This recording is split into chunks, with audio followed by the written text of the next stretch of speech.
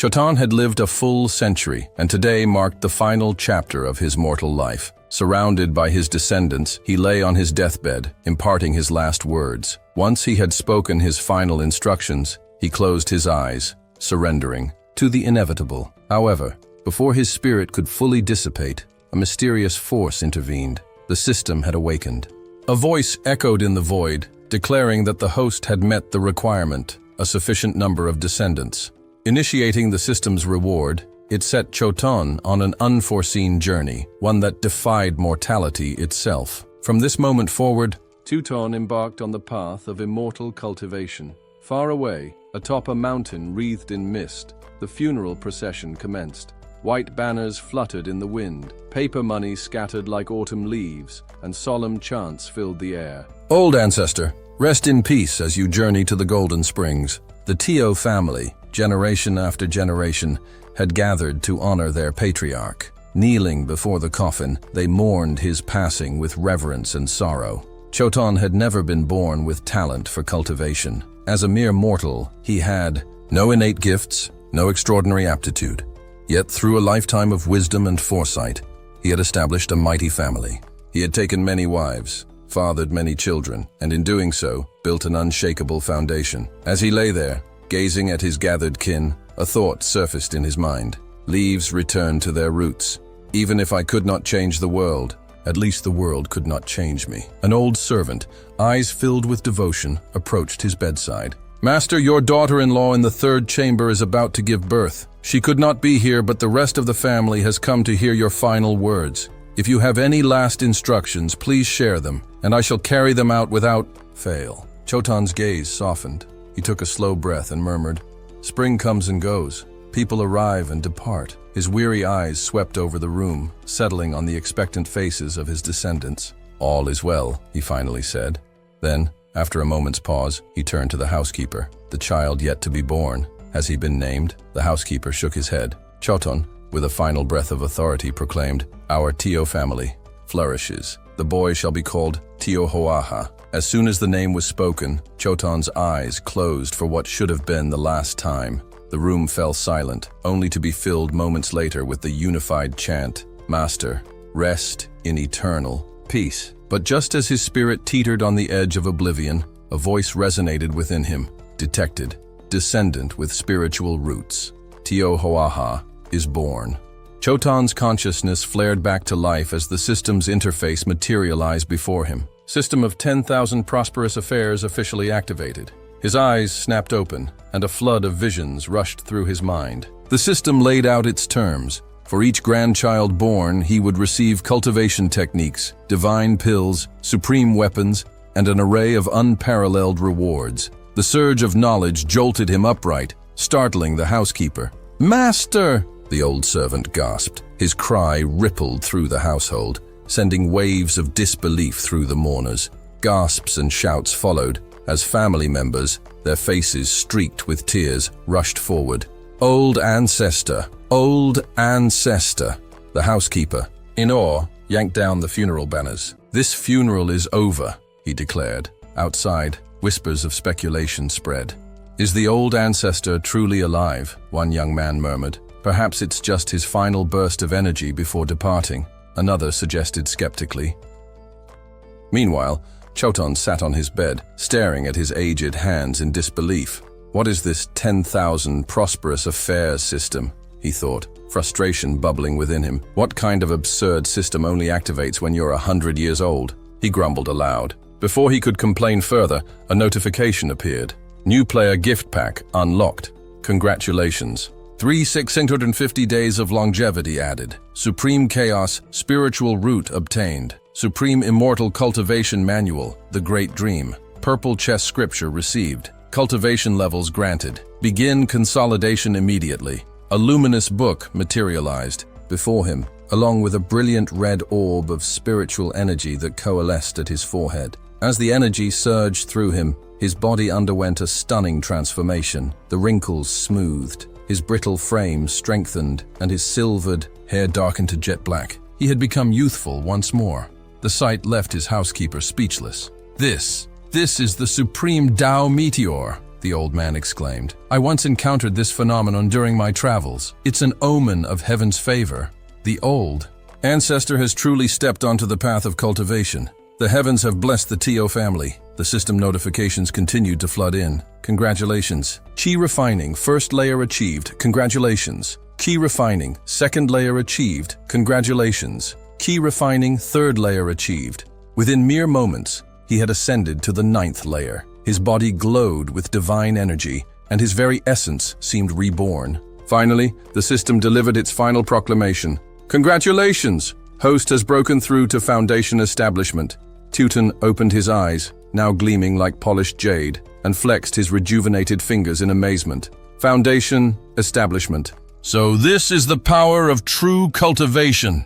A slow grin spread across his face as he clenched his fists. "To break through 9 levels in a single day, this system truly lives up to its name." His housekeeper, still bowing deeply, could only exclaim in reverence, "Congratulations, Master, for stepping onto the path of immortality." The gathered descendants, awestruck, followed suit, kneeling as they echoed, "Congratulations, old ancestor, for stepping onto the path of immortality." Teuton surveyed the scene, his heart swelling with satisfaction. He laughed heartily, looking at his children and grandchildren. "With every new life born into the clan, my power will only grow. Longevity, strength, endless opportunities, all tied to the prosperity of my family." His gaze turned thoughtful as he regarded his aged children. "Alas, at 70, my own sons have already passed their prime, but my grandsons, at 50, still have some potential." Then his eyes sparkled with realization. "And the great-grandsons? Ah, the great-grandsons. They are still young. They must work harder." His laughter rang through the hall as he turned to his housekeeper and clapped him on the shoulder. "Pass down my decree. The future of the Tio clan depends on diligent effort. The young must dedicate themselves to ensuring our family's prosperity." The housekeeper bowed deeply once more. "As you command, Master." And so, with a second life gifted to him and an immortal path unfolding before him, Teuton prepared to lead his family into an era of unprecedented greatness. Thank you to all our Patreon VIP members who support us and get access to up to 16 episodes early. Link in the description. A decade had passed in the Tio mansion, and time had transformed it into a place of unparalleled grandeur. The estate gleamed with luxury, its halls filled with opulent furnishings that radiated an air of power and prestige. Behind the mountain, seated with an air of quiet authority, was Tuo Tran, the family head, enjoying a cup of tea. Before him stood his eldest son, Tiol Lap, his posture respectful. "Father," Lap said, bowing, "following your directive, I have expanded our bloodline greatly. Weddings now take place every 3 days, with grand ceremonies held every 7. The Tio family name has spread far and wide, and within 15 units of Louis City, we are known as the most prosperous clan in terms of lineage." Beside him stood Tio Hu, a promising young descendant, listening intently. Tuo Tran's expression remained calm, his mind drifting towards something else. With a mere thought, he summoned his system, and before his eyes, a translucent screen manifested, initiating family harmony, all things prosper system. Host, Tuo Tran age, 110, 500 cultivation, golden core. Third layer number of descendants, 330 cultivation. Method, Great Dream, Purple Chief. Scripture proficiency, first class superior sword techniques. Lu Res sword, spiritual root, supreme chaos, spiritual root elixirs. Owned, youthful appearance pill, 4 stars. Longevity pill, 5 stars. Supreme quality foundation establishment pill, 1 star. Reviewing his progress over the last 15 years, a sense of satisfaction settled over him. He had remained secluded all this time, leading many in Luor City to assume he had perished. That misconception suited him just fine. He had lived cautiously before receiving the system at 100 years old. Why risk that longevity now? At that moment, the old housekeeper, Uncle Fu, entered hastily, kneeling with reverence. "Old ancestor," Uncle Fu announced, his voice solemn. "The Nalan family has arrived. They seek to break off the engagement." A flicker of displeasure crossed Tuo Tran's face. "Breaking off the engagement?" Tiop, another of his sons, stepped forward, his face filled with indignation. "Father, this is an outrage." Before Tuo Tran could respond, the system screen flashed again. New event triggered. Engagement broken. Choose your response. Accept the humiliation Reward: 100,000 lower-grade spirit stones. Strike back and annul the engagement first. Reward: Yan Emperor's destiny. Tuotran's eyes narrowed. Interesting, he muttered. This system truly left nothing beyond his control. But what was the Yan Emperor's destiny? Yan Emperor's destiny, the ancient god Yan Emperor's divine essence, accumulated over eons, grants the ability to enhance spiritual root quality, can be gifted. A heavy silence filled the room. His son and the housekeeper exchanged anxious glances. Was the old ancestor so enraged that he had fallen into deep contemplation? Tuotran shifted his gaze toward Tiop, his expression unreadable. His son unfortunately lacked a spiritual root, rendering him incapable of cultivation. If the Tio family was to expand to 10,000, even 100,000 members, they would have to rely on later generations with greater potential, like Tio Hu. Finally, he spoke. Lap, my son, what do you know of the Qinglan sect atop Mount? Qinglan? Lap immediately straightened, his tone respectful. Father, the Qinglan sect's current leader is a formidable cultivator, on the verge of breaking into the Golden Core realm. A knowing glint flickered in Tuotran's eyes. I see, Lap clenched his fists. So this was the reason. The Nalan family dared to act so arrogantly because they had ties to a soon-to-be Golden Core cultivator. They were relying on borrowed strength to suppress the Tio family. Did they not realize that the Tio family had a Golden Core ancestor of its own? Straightening his posture, Lap looked toward his father with conviction. If father intends to intervene, I will personally see to it that this insult is repaid. Tuotran simply stepped forward, placing a reassuring hand on Tio Hu's shoulder. Do not worry, he said. This matter will be resolved. Tio Hu's heart swelled with emotion, bowing deeply. Thank you, old ancestor. At that moment, the course of fate shifted. In the grand hall of the Tio family estate, tension hung thick in the air. Seated arrogantly in the center, the Nalan family's clan leader, Hangu, drummed his fingers against the armrest of his chair, his patience wearing thin, his expression darkened as he snapped. What is the meaning of this? We've waited long enough, and yet the Tio family still dares to keep us waiting. Beside him, Nalan Yun, his family's pride and Tio Hu's betrothed, sat calmly. She barely spared a glance at the grand hall around her before remarking, "There's nothing left to discuss. I have been accepted as the final disciple of the Qingan sect leader. As for Tilo," she paused, her tone dismissive. "He's nothing more than an ordinary mortal. Hardly a match for me." The servants standing behind them muttered in agreement, their disdain evident. "It's obvious now," one whispered. "They must be stalling behind the mountain trying to salvage this engagement." Another scoffed. "Ridiculous. Even if they consult their so-called old ancestor, what difference does it make? The Tio family's ancestor has been dead for a decade." At that moment, the eldest son of the Tio family, Tiap, entered the hall, leaning on a cane. By his side, Tio Hu supported him. Tiap chuckled, his voice steady but laced with sarcasm. "Brother Hangu, I trust you haven't been waiting too long?" Hangu's gaze flicked toward Hu before responding with an insincere smile. "Not at all. I must say Hu is well-mannered and possesses a refined demeanor, a suitable match in every way. But, unfortunately," he sighed dramatically, "the question remains whether your late ancestor would have approved of dissolving the engagement." With a deliberate gesture, he placed a small bottle on the table. "This," he declared, "is a supreme quality marrow pill, personally refined by Yun's master. A generous token of compensation from the Nalan family to yours." Tiap's expression darkened. Compensation? The Nan family was truly cunning, seeking to sever the engagement, yet still demanding the Tio family owe them a favor in return. Watching the Nalan entourage prepare to leave, he clenched his fists. Such meticulous calculations. Behind the mountain, Tio-chan observed everything through his divine sense. He smirked, swirling tea in his cup as he transmitted a message to his grandson.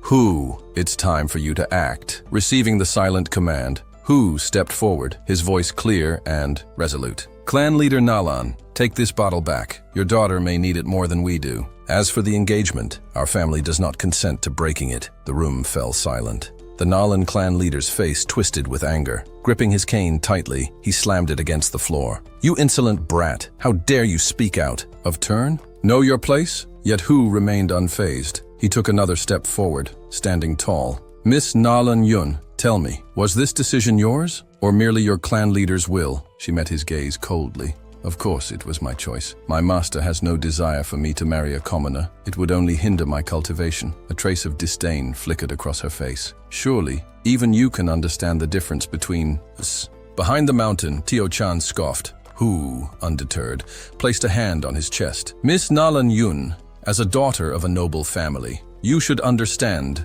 the weight of honor. To break an engagement so publicly, do you not see the disgrace this brings? His voice carried unwavering determination. If we allow this, what will become of the Tio family's standing in Louis City? How will we command respect on Qingyun Mountain? Nalan Yun's patience snapped. And what right do you have to lecture me? You are nothing more than an ordinary mortal. He was taller than her, and as he looked down at her, his gaze sharpened. You believe that just because I am not from an immortal sect, I am unworthy? His voice was steady, but a dangerous glint flashed in his eyes. Tell me then, aside from the Qingan sect's backing, what else do you have to rely on? Before she could respond, he took another step forward, his aura suddenly shifting. And how can you be so sure that I am merely an ordinary person? At that moment, a surge of energy burst from his body. A powerful wave of qi rippled through the hall, radiating from him with undeniable force. The onlookers gasped in shock. Refining stage 4, someone whispered in disbelief. The air grew heavy. Nalan Yun's eyes widened, her expression frozen in stunned silence. She had assumed him to be nothing more than a powerless mortal, yet he was only one level below the last disciple of the Qingan sect leader. The Nalan clan leader and Nalan Yun stared at him, utterly speechless. Hu stood tall, his presence luminous, his handsome features sharpened by newfound confidence. The tables had turned. Hall was silent as Nalan Yun, the intended fiancée, stood before Tio Hu. Her eyes flickered with disbelief before she crossed her arms defiantly. I won't end the engagement, but under one condition, she announced. Tio Hu, who had been prepared for the worst, narrowed his eyes. Speak.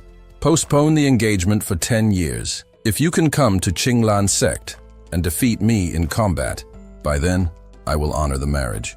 If not, I will sever it myself, and it will no longer affect the Tio family's honor. Do you dare accept? The room tensed. Tuotran chuckled, setting his teacup down. Who do you understand the wisdom of the elders? 30 years east, 30 years west. Never look down on a poor youth, Tio Lap smirked. Well said, father. Nalan Yun scowled. A mere qi refining stage 4 cultivator like you thinks he can teach me a lesson? Laughable. Within 15 years, I will make you kneel and beg for mercy. Tio Hu's face remained impassive. Then, without a word, he reached into his robes, withdrew a parchment, and bit his finger. With a swift press of his bloody thumb, he marked the paper and held it up. You misunderstand. I do not need 10 years or 15. This is not an engagement severance letter. This is the Tio family's divorce letter to you.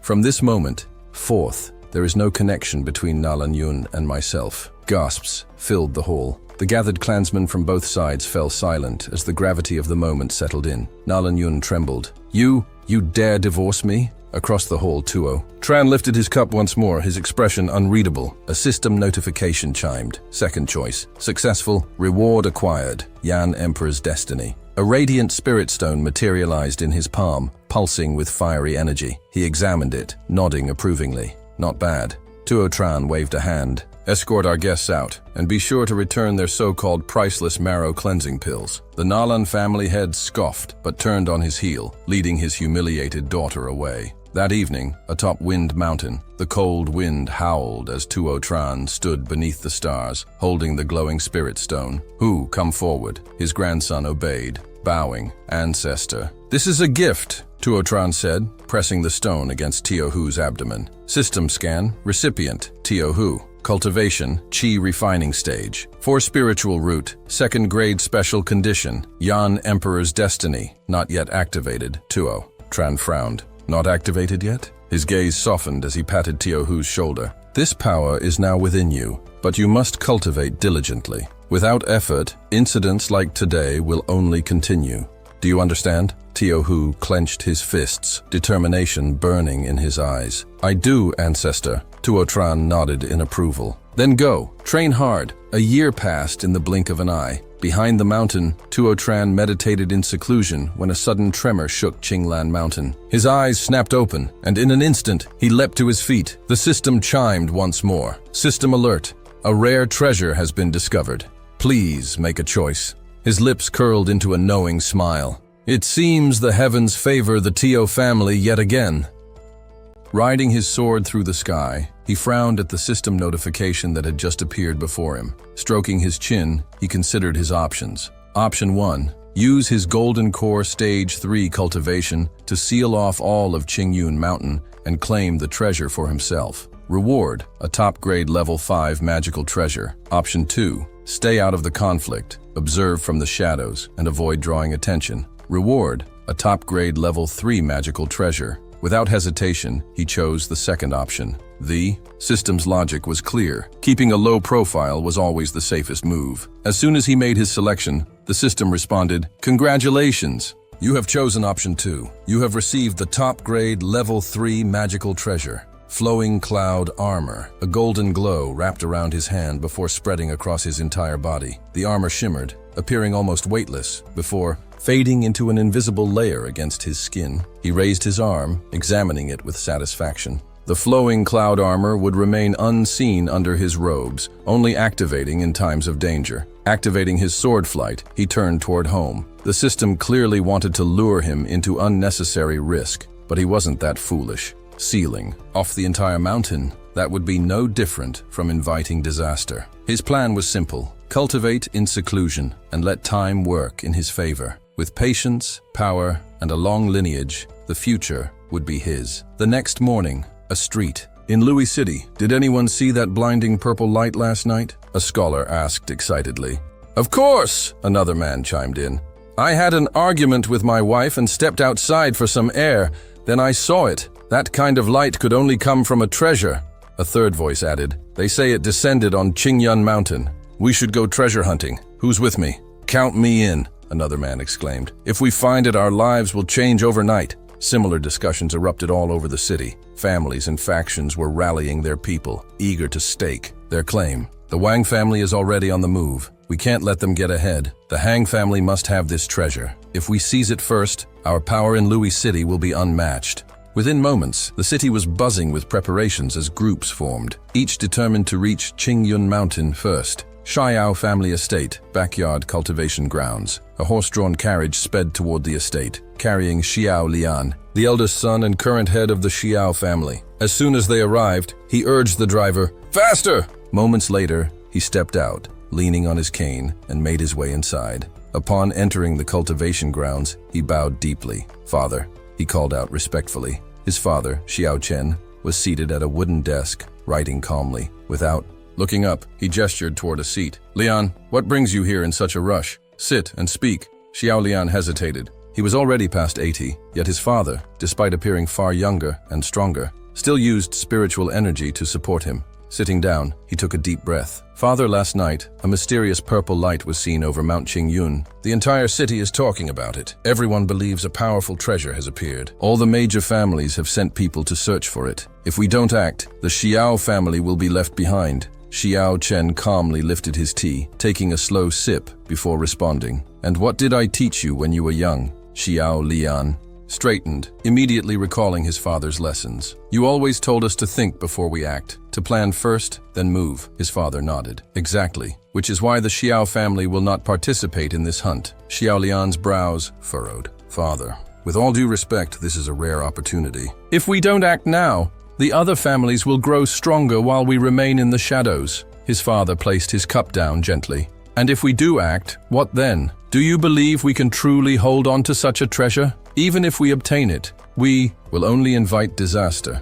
Powerful families will come for it, and our position in Louis City will be at risk." Xiao Lian clenched his fists, struggling with his father's words. He had spent his entire life working to elevate the Xiao family's status. How could they let this opportunity slip away? His father's voice softened. "Let the others fight. They will weaken themselves. We will watch, and when the time is right, we will reap the benefits like the patient fisherman." Xiao Lian finally lowered his head. "I understand, father. I will do as you say." Xiao Chen smiled. "Good. Now the most important matter for the Xiao family is not treasure, but ensuring we continue to grow. Go, focus on the future." Xiao Lian stood and bowed once more. "Yes, father." Despite his obedience, his heart remained restless. 3 days had passed since Xiaochen had retreated to the secluded back mountain of the Xia family estate. He sat cross-legged outside his residence, deep in cultivation, his divine sense stretching outward like an invisible web. As he scanned the surroundings, he detected movement, a presence approaching the mountain's edge. The intruder was none other than Sha Li, making his way up the path with the aid of his cane. A faint smile played on his lips as he raised a hand, releasing a stream of spiritual energy. The energy wrapped around his eldest son, drawing him forward in an instant. Sha Li blinked in surprise as he suddenly found himself standing before his father. "Father's mastery of divine sense is truly remarkable," he murmured in admiration before bowing respectfully. "The news has spread," he continued. "A treasure has been discovered on Mount Qinggan, and the Qinglam sect has taken action. They've sent 20 immortals to seal off the entire area. The descendants of various clans who sought the treasure were captured, tortured for information, and then silenced." Xiaochen rose to his feet, his expression darkening. "The Qinglam sect parades itself as righteous, yet their actions are steeped in cruelty. All this bloodshed, simply to claim a treasure for themselves." His thoughts drifted back to Xia, whose engagement, which had been abruptly broken off due to their dealings with this so-called righteous sect. He placed a firm hand on his son's shoulder. "For now, our family must remain in the shadows, hiding our strength. The future of the Xia family depends on careful growth. Only when our numbers are strong will we have the foundation to thrive." Sha Li lowered his head in understanding. "Father's wisdom is boundless. I will remember this well."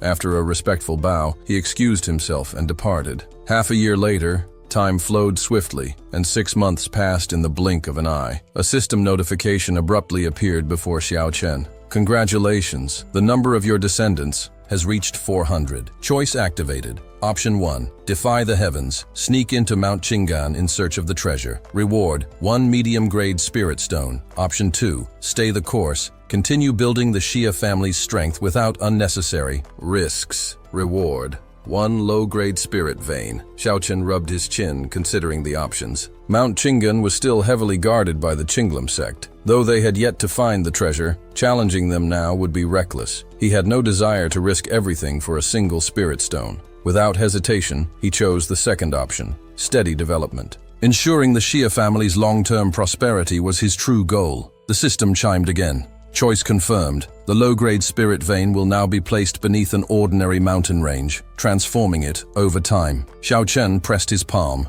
against the earth behind the Xia family estate. Location selected: back mountain of the Xia family. Immediately, an immense surge of spiritual energy erupted from the ground, spreading rapidly through the air. Mist began to form as the concentration of energy grew. Xiaochen's lips curled into a satisfied smile. This level of spiritual energy, it's nearly tangible. Settling into a meditative posture, he prepared to enter deep cultivation.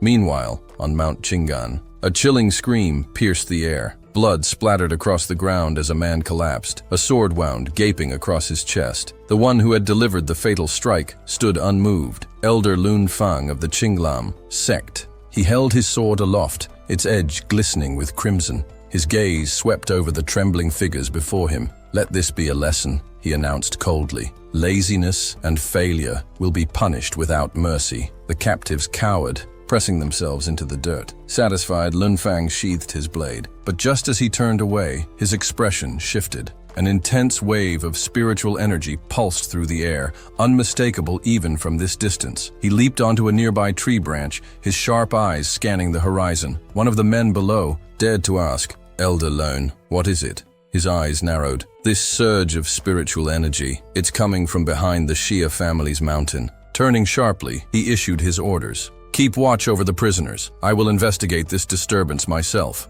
With that, he launched into the air, streaking toward the Xia family's domain. As he flew, his mind raced. The closer I get, the stronger the energy becomes. If this is what I suspect, it could change everything. He controlled his breathing, suppressing his excitement. If I am the one to discover a spirit vein, I could rise to the rank of Grand Elder, perhaps even secure priority access to its energy, accelerating my path to the Golden Core stage. His thoughts burned with ambition as he neared his destination. Back at the Xia family's mountain, Xiaochen's system suddenly sent out a warning. Alert, Qinglam sect Elder Lun Fang is approaching. Annoyance flickered across Xiaochen's face. "Who dares to disturb my cultivation?" The system activated another choice function, offering a strategic decision. He pondered for a moment before selecting Observe quietly, do not act rashly. Lunfang finally arrived, landing atop a cliff overlooking the mountain. He extended his divine sense to scan for hidden cultivators but detected none.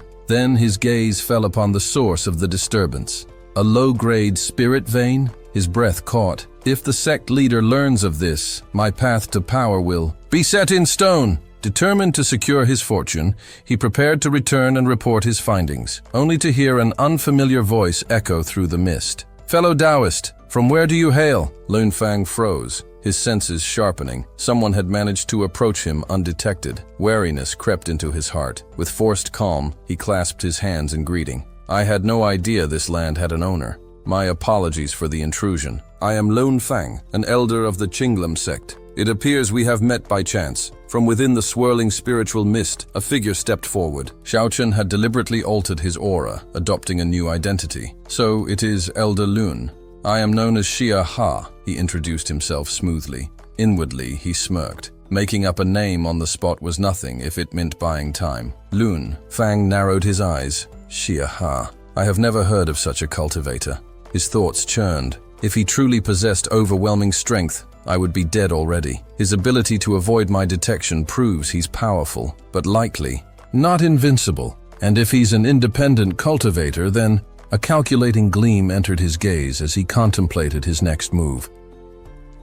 In the cultivation world, trespassing on someone else's cultivation grounds was a grave act, a significant taboo. If the other party was strong, they would never listen to any explanation. Instead, they would likely add another set of bones to the world. All it would take was a surprise attack. Strike swiftly, kill the intruder, and seize the spirit vein. After that, advancing to the golden core stage and becoming the sect's grand elder would be within reach. She carefully took out a bottle from his robe. "Senior, this is my top-grade marrow cleansing pill. I apologize for inadvertently intruding into your territory. Please accept this as compensation," he said, offering the pill respectfully. "In the future, I invite you to come to Qinglam's sect, and I will make sure to host you properly." Xiaoan took the bottle, considering the offer. The man's eyes always glinted with greed whenever he saw the dense spiritual energy turning to mist. But to Xiaoan's surprise, he actually offered a gift as an apology. He smiled lightly. "It's fine. Fellow Taoist, you are correct. It was indeed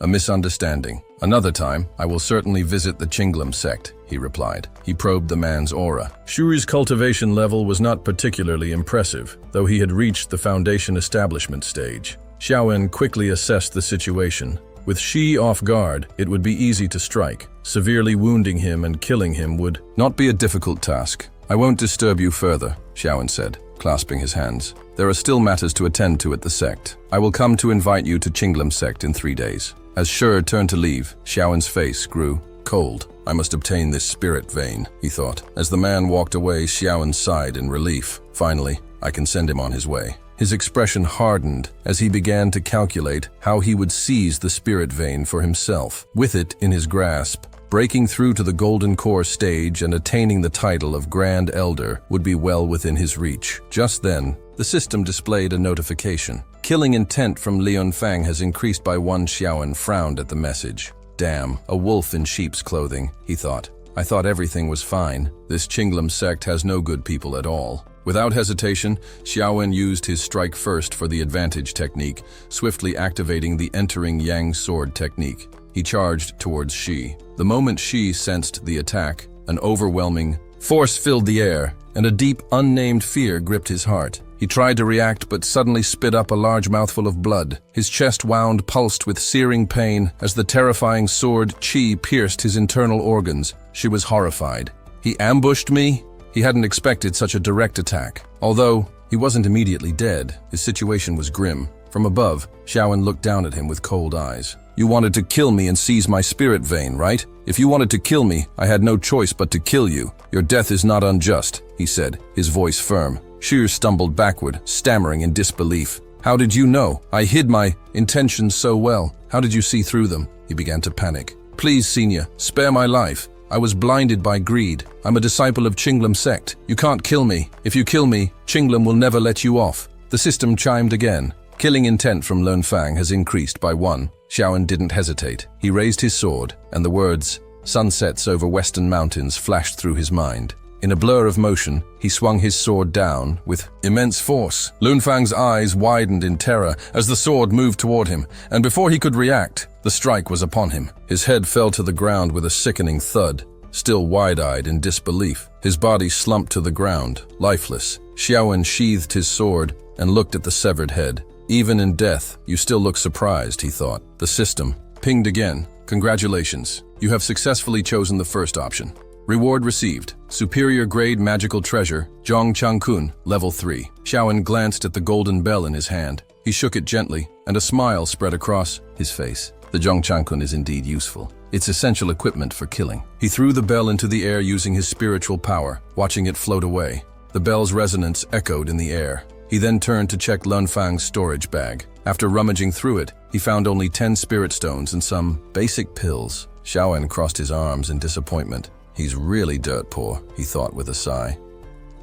3 days later, the sky was a brilliant blue, dotted with soft white clouds, and the sun shone warmly. Shi moved slowly toward the door of the Xia family home, his steps deliberate. As he reached the threshold, a voice from inside called, "Come in." He reached for the door handle but paused, taking a moment to adjust his clothes before entering. Inside, Xiaochen sat comfortably in a chair and greeted him. "What brings you here, my son?" She bowed respectfully and spoke, "Father, there have been troubling developments. The Qinglam sect, unable to find the treasure on Mount Qingyun, has grown impatient. They plan to leave this morning. The last of their immortals has already departed." Xiaochen raised an eyebrow, clearly surprised. "They've all left. It seems this treasure can only be claimed by someone truly destined for it. If the Qinglam sect no longer has immortals at Mount Qingyun, then it's time for us to redouble our efforts for the prosperity and growth of the Xia family." Shi lowered his head in respect. "I understand, Father. I will inform the young men in the clan when I return."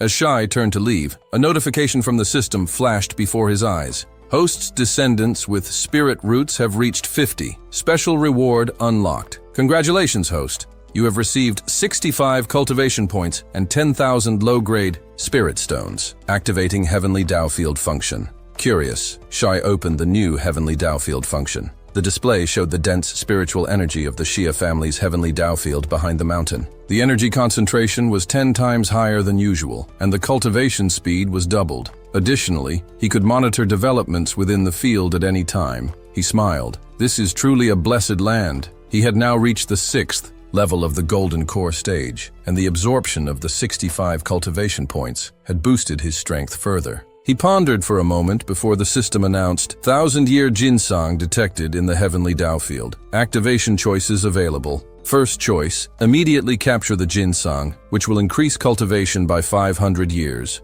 Reward, 350 cultivation points. Pure wind technique, 9 variations. Second choice, take the ginseng as a disciple, allowing it to gradually increase the spiritual energy within the field. Reward, 6 bottles of longevity pills. Heavenly technique, 9 transformations." Sha pondered deeply. The 1,000-year ginseng was a spirit that had absorbed 1,000 years of sunlight and moon essence on Mount Qingyun. It had gained consciousness 200 years ago and had transformed 10 years prior, now possessing earth-moving divine abilities. This seemed to be the treasure the Qinglam sect had been desperately seeking. With a thoughtful expression, Shi expanded his divine sense, scanning the area around the mountain. He smiled slightly. "It would be a shame to simply consume it. I will subdue it instead." Without hesitation, he soared into the air, swiftly making his way to the back of the Xia family's Heavenly Dao Field. Meanwhile, a child, dressed in a red bib, frolicked nearby, laughing gleefully. The boy marveled at the dense spiritual energy, exclaiming, "The spiritual energy here is so thick. This must be an immortal realm." Just then, a voice interrupted his thoughts. "Little friend, what are you searching for? Can I help you?" Startled, the boy began to cry. Shi descended slowly beside him, smiling. The boy immediately used his earth-moving technique to burrow into the ground, attempting to escape unnoticed. Shai watched, amused. So, this is how the Qinglam sect and other clans' young men were unable to find it. It's no wonder. The boy, enveloped in a stream of immortal energy, seemed to disappear into the earth effortlessly. Shi smiled, his eyes glinting. "This is the Heavenly Dao Field, my territory," he said. "The spiritual energy here is unmatched. Thanks to the enhancement from low-grade spirit stones and the field's inherent energy, this place rivals the blessed lands of major sects. It's no wonder that a treasure like the thousand-year ginseng is so drawn to it. Raising his hand, Shu summoned a stream of energy that surrounded the boy and gently lifted him out of the ground. "Little friend, I've found you again." As he lowered the boy to the ground, the boy's eyes widened in terror and he wailed, "Immortal!" The spiritual energy that had enveloped the boy dissipated, leaving him gently placed on the ground. The old man, standing tall and composed, bent down, a warm smile on his face. "Do not fear, little one," he said softly. "I mean you no harm." The boy gazed up at him with wide, admiring eyes, his curiosity apparent. As the man reached down to lift him, the boy instinctively grasped his finger. Without hesitation, the old man pulled the boy into his arms, his smile widening. He stroked the boy's small round head gently, marveling at how adorable he was. Suddenly, a thought crossed his mind. "Little one," he asked, his voice turning warm yet serious, "would you like to take me as your master?" The boy, still nestled in the man's embrace, blinked up at him, confused. "Master," he mumbled. "If you accept me," the old man explained, "you will live safely here on this mountain, free from harm. I'll teach you the ways of immortal cultivation, and you'll walk the path of the immortals." A sense of wonder filled the boy's eyes as he absorbed the offer. Without much thought, he bowed his head deeply, his voice trembling as he said, "Master." The moment the boy accepted, a system notification appeared before the old man's eyes. "Congratulations on successful choice. Subdued thousand-year ginseng. Rewards received: 6 bottles of longevity pills, heavenly technique, 9 transformations." A satisfied smile spread across his face. "Good disciple," he murmured, patting the boy's head affectionately. He cradled the boy gently in his arms, the moment feeling strangely perfect. "As a thousand-year ginseng who has taken human form," the old man continued, "I will name you Ling Shenz." The boy's face lit up with joy. "Ling Shenz," he repeated, delighted by his new name. "I'm so happy," the boy exclaimed, laughing with pure joy. The old man, his heart warmed by the child's happiness, said, "To welcome you properly, I'll give you a gift." He carefully passed a scroll to the boy. "This is the manual for Heavenly 9 Transformations, a top-tier 3rd-grade technique. With this, you will grow stronger." The boy's face brightened with curiosity. "Heavenly 9 transformations?" he asked, confused. The old man placed his hand on the boy's forehead, transmitting the technique through his mind. "Focus and relax," he said softly. The boy's previously empty mind suddenly felt illuminated. The moment the technique settled in, the boy's eyes widened in amazement. "Wow!" he exclaimed, astounded by the new knowledge. "Do you feel it?" the old man asked gently. The boy nodded eagerly. "Yes, it's there." "Good," the old man praised. "Now you must continue to work hard and cultivate." As the days passed, the old man patiently taught the boy, guiding him through the basics and more. One day, while they were working on a character, a familiar voice broke the silence. "Who? Why have you come?" the old man called out, turning to see Xiao, his niece, stepping into the room. Her face was tinged with sadness, and there was a resolve in her eyes.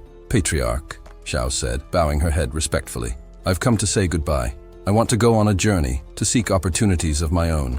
Only by wandering can I truly find my path." The old man paused, surprised by her words. "You wish to leave?" he murmured, pondering her decision. Just then, a system notification appeared, detected that Xiao H has chosen to travel and experience the world. Initiating choice. The old man frowned, unsure of what to do next. He turned to the system, considering the 2 options presented. First choice, refuse and personally teach Xiao. Reward, top-tier 4th-grade magical treasure.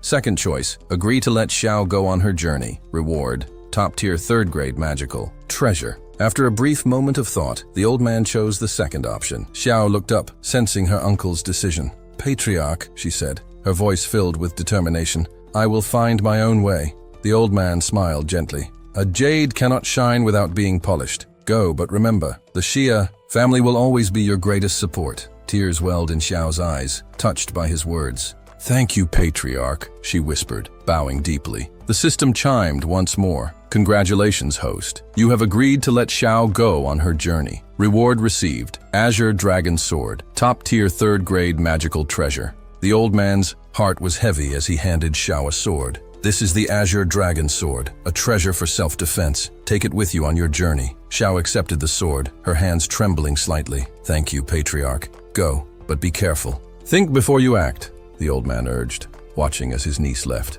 She turned to bid him farewell once more. I will not disappoint you, she promised. After watching Xiao leave, the old man let out a sigh, his eyes following her as she disappeared into the distance. The path ahead was uncertain, but she was determined to walk it. Months passed. One quiet afternoon, the old man sat in the courtyard, meditating when a sudden notification broke his concentration. He opened his eyes in surprise. Your nephew, Xiao, has had an unexpected encounter with a master, receiving guidance. As a result, his cultivation has increased dramatically. The old man's heart raced. Increased dramatically, he thought. How could this be? He opened the system panel, his eyes scanning Xiao's updated status, cultivation level, foundation establishment, 3rd layer, talent, supreme grade spirit root, special destiny, flame emperor. Already at the 3rd layer of foundation establishment, the old man muttered, astounded. Who helped him progress so quickly? He looked up at the sky, his heart filled with awe and wonder. It's just like using a cheat code, he whispered to himself, a knowing smile tugging at his lips. Hu was deep within a secluded cave, completely immersed in his cultivation. In his hand he held a ring that emitted a soft glow filled with soul power, catching his attention and halting his practice. His curiosity piqued, he listened as a voice emanated from within the ring. Little one, as long as you continue to feed me your spiritual energy, I will guide you to greater strength. However, if you accept me as your master, I will teach you everything I know, the voice said. Confused but intrigued, Hu carefully removed the ring and held it in his palm, contemplating the offer. After a moment, he knelt, clasping his hands in respect, and spoke, Master.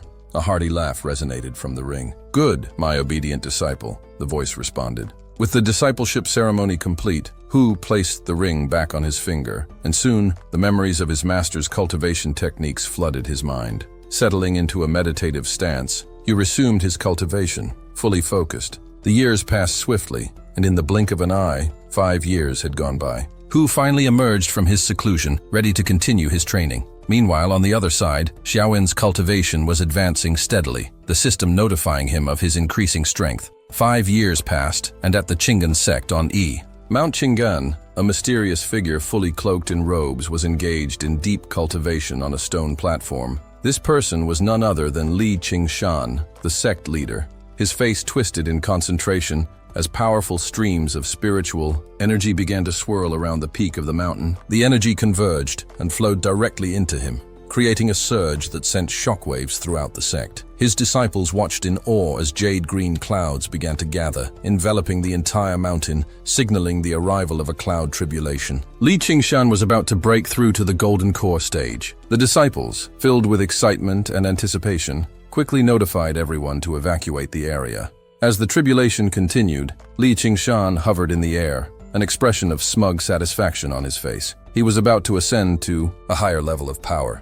The sky darkened, and he floated gracefully, no longer needing the aid of flying swords as he had during his foundation establishment stage. Finally, I've reached the first level of golden core, Li Qingshan thought to himself, his breath quickening as the spiritual energy of heaven and earth poured into his body. With a triumphant grin, he descended slowly, now able to fly freely without assistance. He made his way to the training grounds, where the disciples eagerly awaited his arrival. They rushed forward to congratulate him, and Li Qingshan smiled, proud of his achievement. Congratulations, Master, his disciple Lanun said, stepping forward. Li Qingshan nodded. Yuner, I heard you recently went to the Xia family to break off the engagement, he remarked. The mention of this brought Yuner into a moment of deep reflection. She remembered Xiao, the handsome, refined young man who once seemed like a good match. But now, looking back, the gap between their worlds felt insurmountable. Master, you're right. I had an appointment with that mortal, Xiao, in 15 years, but he is far beneath us.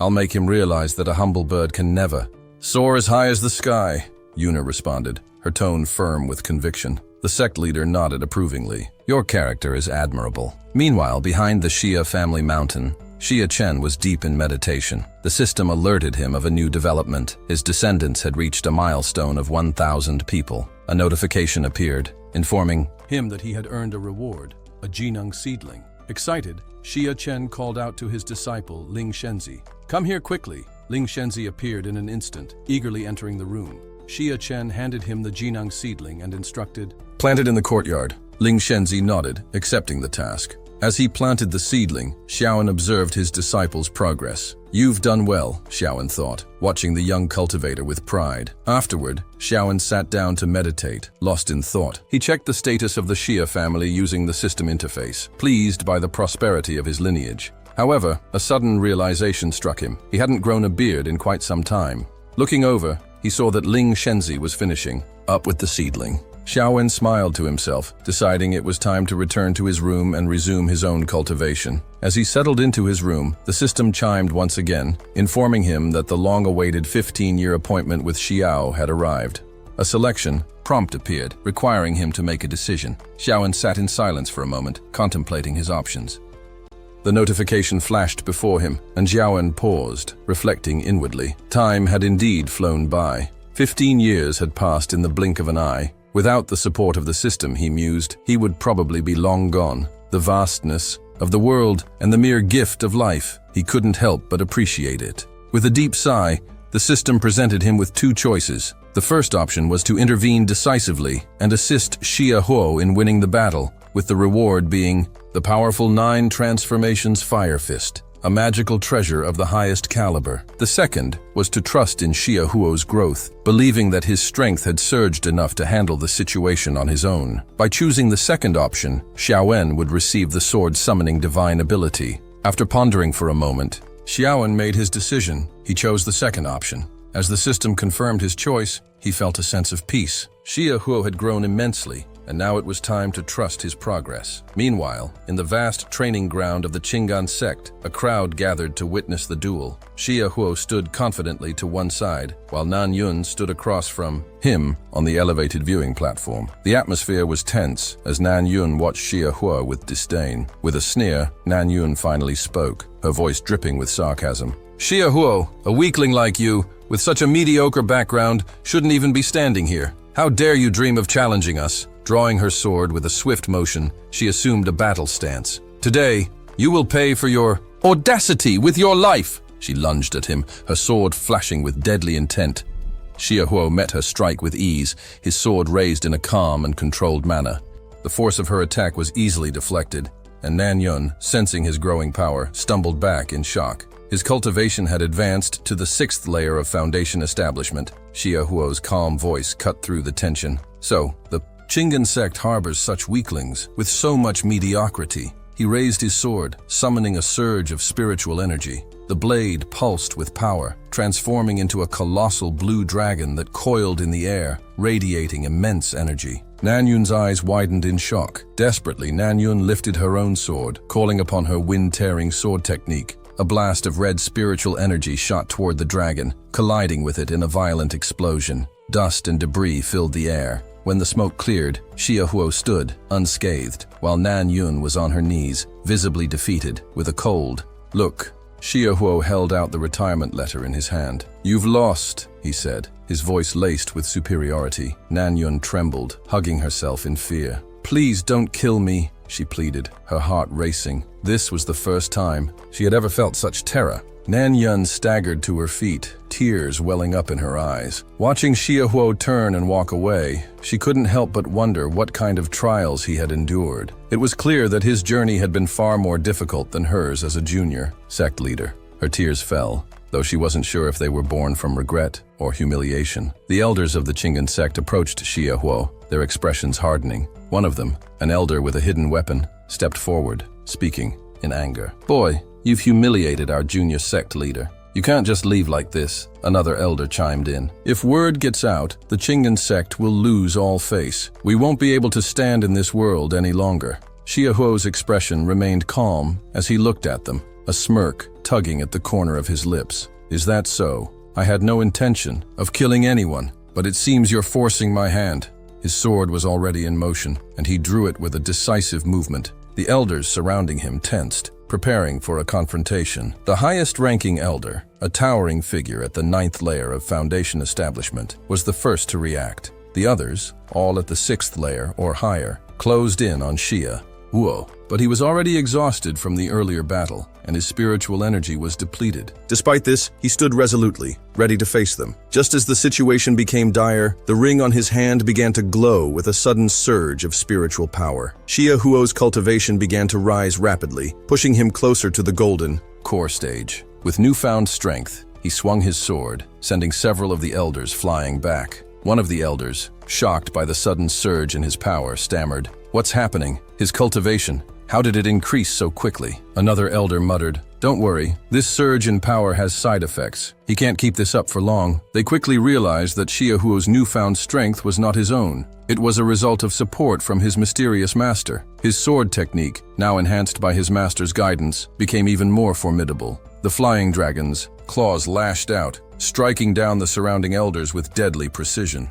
Yet, despite his strength, Xia Huo felt a deep weariness in his body. The strain from using the flying dragon 9 swords had drained his energy, leaving him physically exhausted. His dantian felt empty, and he knew he had to act quickly. He glanced around, sensing an opportunity to escape. But before he could make his move, an overwhelming pressure descended upon him. It was the presence of a golden core cultivator, someone of unimaginable power. Xia Huo felt his body seize under the weight of the pressure. Blood poured from his mouth as his spiritual energy was forcibly suppressed. The battle was far from over, and the true test of his strength had only just begun.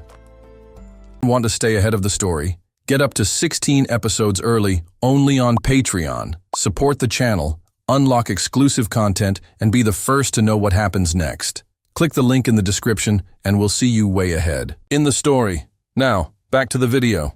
The weight of the situation came from none other than the sect leader of the Qinglan sect, who floated high above, his gaze cold and unyielding. "The Qinglan sect will not be humiliated like this," he declared. His words were sharp, echoing through the air as he looked down upon Xiaohu, who was still trying to escape. "Kneel and admit your guilt. If you do, perhaps you can still live." Blood dripped from Xiaohu's mouth as he half knelt, his body trembling. With great effort, he wiped the blood from his lips and, looking up at his captor, muttered, "So, the 15-year agreement was nothing more than a joke. Whether I win or lose, there's no way I'm leaving here alive today, right?" Wiping the blood from his chin, he steeled himself. "In that case, try to stop me from leaving this mountain." The sect leader sneered, disdain evident in his gaze. "You ignorant fool," he hissed, raising his hand. A wave of spiritual power surged from his palm, growing larger and more menacing as it moved toward Xiaohu.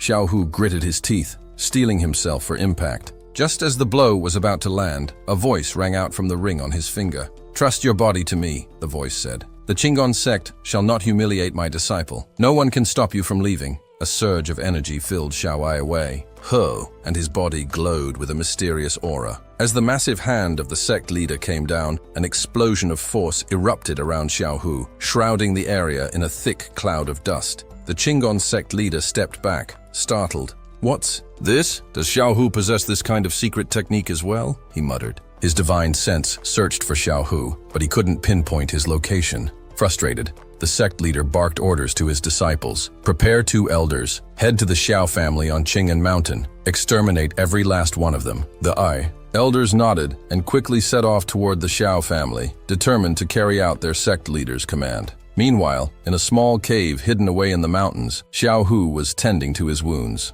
He closed his eyes and silently called out to his master, hoping for guidance. Days passed, and on the back mountain of the Xiao family, dark clouds gathered. Bolts of lightning crackled in the air, signaling the beginning of the lightning tribulation. Xiao En, who had reached the 9th layer of the golden core stage, stood with a solemn expression. Today was the day he would ascend to the Nent soul realm. With focused determination, he channeled his spiritual power, a surge of energy enveloping him as he prepared for the storm. The descendants of the Xiao family, watching from a distance, reminded each other to keep away from the back mountain. "Do not approach the area.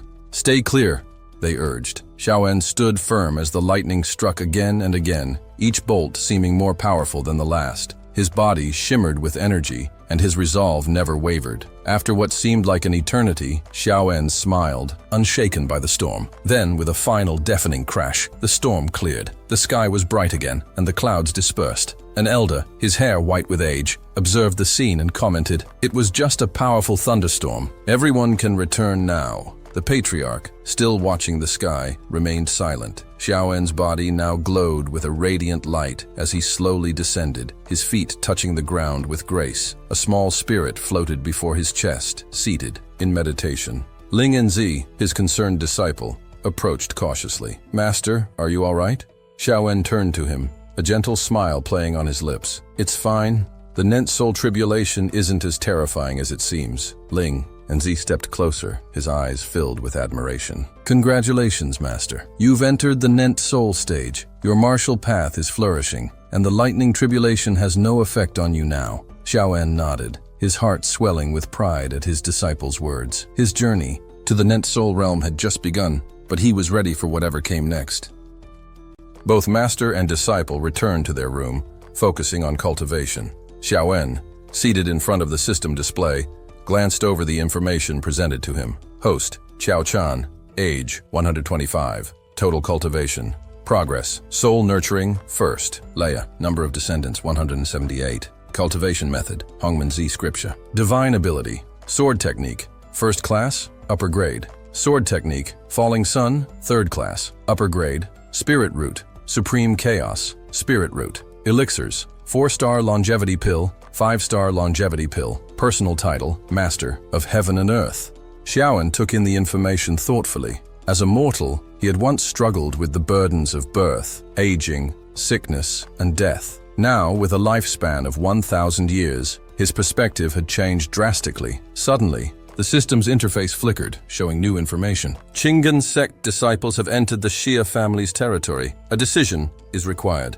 Xiaoen studied the images that appeared before him, considering the choices carefully. The system presented two options. Option 1, remove the earth above. Directly engage and eliminate them. Reward, 5th grade upper class magical treasure. Option 2, stand by and focus on self-development. Reward, 4th grade middle class magical treasure. Xiaoen's mind churned. He could choose peace and avoid confrontation. But if he allowed the Qinggan sect to destroy the Xia family, what meaning would life have? The Xia family's legacy could not be erased by outsiders. Without hesitation, Xiaoen made his choice. Option 1. As soon as he did, detailed information about the Qinggan sect's disciples appeared on the screen. Name, Danan Song. Race, human. Cultivation, foundation establishment, first layer. Role, disciple of Qinggan sect. Name, El Shan. Race, human. Cultivation, foundation establishment, 8th layer. Role, elder of Qinggan sect. There were a total of 10 people involved, but the Yara-Zebabish 2 elders were the most formidable, both at the 8th layer of foundation establishment.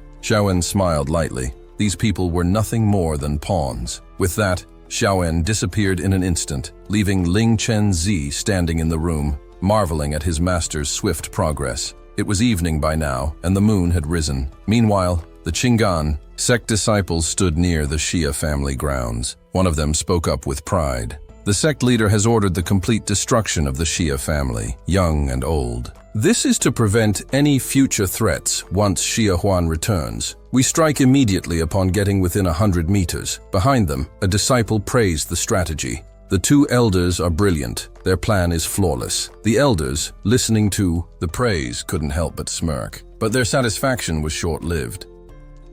Suddenly, Xiaoen appeared behind them, like a shadow in the night. The Qinggan sect claims righteousness, yet I see your actions for what they truly are. Treacherous and vicious, he said calmly. The disciples froze in shock. Who was this person? Before they could react, Xiaoen's voice rang out coldly. If that's the case, then I can't allow you to live. The Qinggan sect members quickly drew their swords. One of them shouted defiantly, "Who are you to speak like this? Our master is at the Golden Core stage. Are you not afraid your words will be your undoing?" At that moment, the 2 elders signaled their disciples to attack, their swords thrusting toward Xiaoen. They sneered, confident in their victory. Xiaoen, however, merely smirked. "Where does your confidence come from?" he mused aloud. With a swift gesture, he used his technique to turn their swords back on them. The elders were stunned, unable to comprehend what was happening. "What's going on?" one of them gasped. "Where are these swords coming from? Could the Xia family have set up an ambush?" Panic began to spread.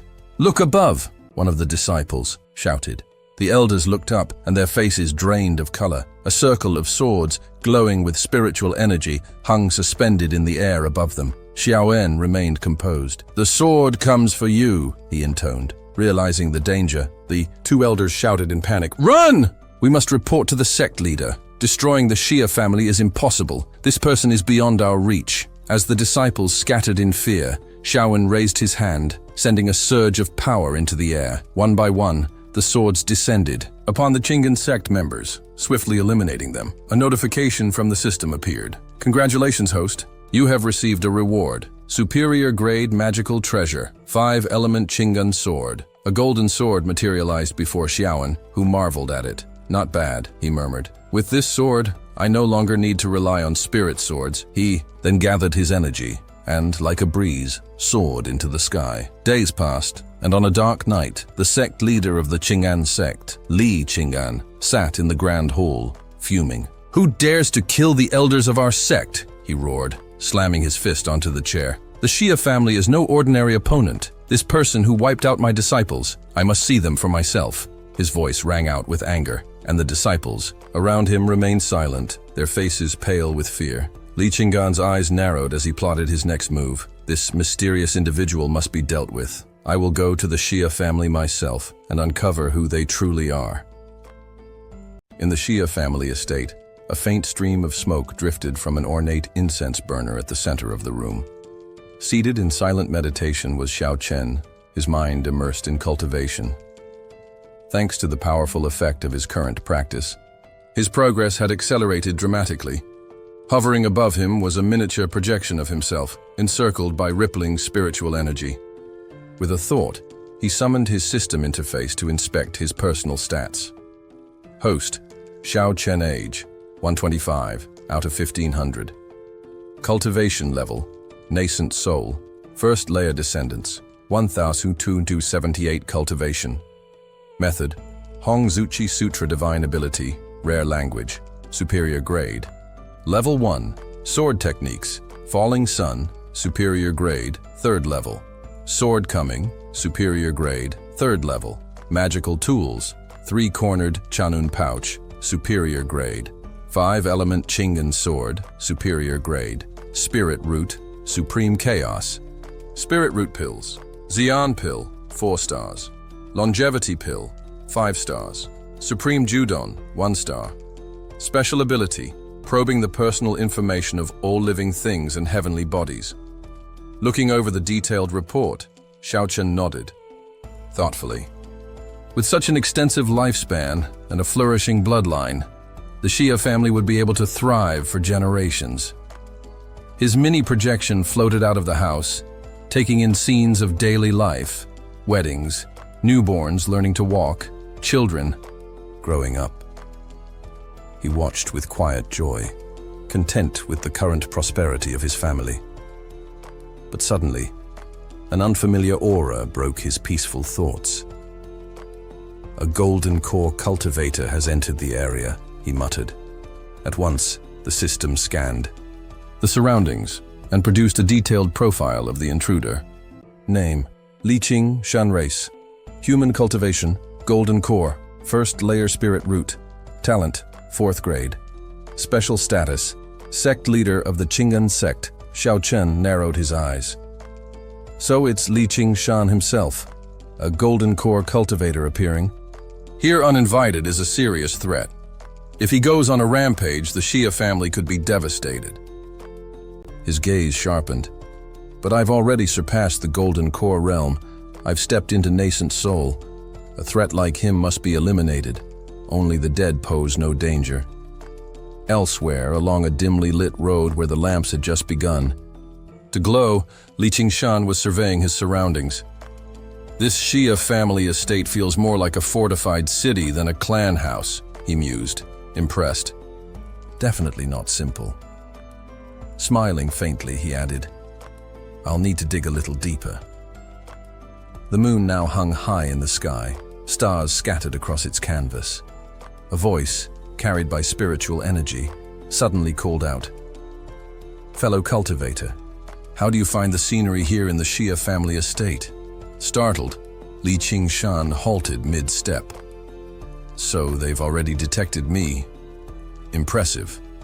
Trying to stay composed, he clasped his hands and replied with courtesy, "Fellow Taoist, your words flatter me. The Xia estate is rich in spiritual energy, and its surroundings are indeed ideal for cultivation. I must admit I've arrived uninvited, but I hope you will permit me to make amends in person. From within the estate, Xiao Chen observed the man's image through the system. You think I'll fall for such a ploy? If you dare show your face, I'll end you. Still, with a composed expression, Xiao Chen raised a hand and released a pulse of spiritual power. Since you've come all this way, he said aloud, his voice reaching the intruder, allow me to host you with top-grade tea. Meet me at the rear mountain behind the Xia estate. Hearing the invitation, Li Qingshan promptly made his way to the appointed location. He landed softly where Xiao Chen was waiting. With a respectful bow, he said, "This one, Mu Yunzi, greets you." Xiao Chen, pouring tea calmly with one hand, answered, "I am Xiao Chen, patriarch of the Xia family. Please, sit." As the tea flowed into the cup, Xiao Chen's tone changed. "You don't need to keep pretending. You won't live long enough for it to matter." Li Qingshan's expression darkened. "So, it's true. It was your family responsible for the event 15 years ago, when my disciple was crippled." His eyes glinted with hatred. "Today, I've come to take your life, old man."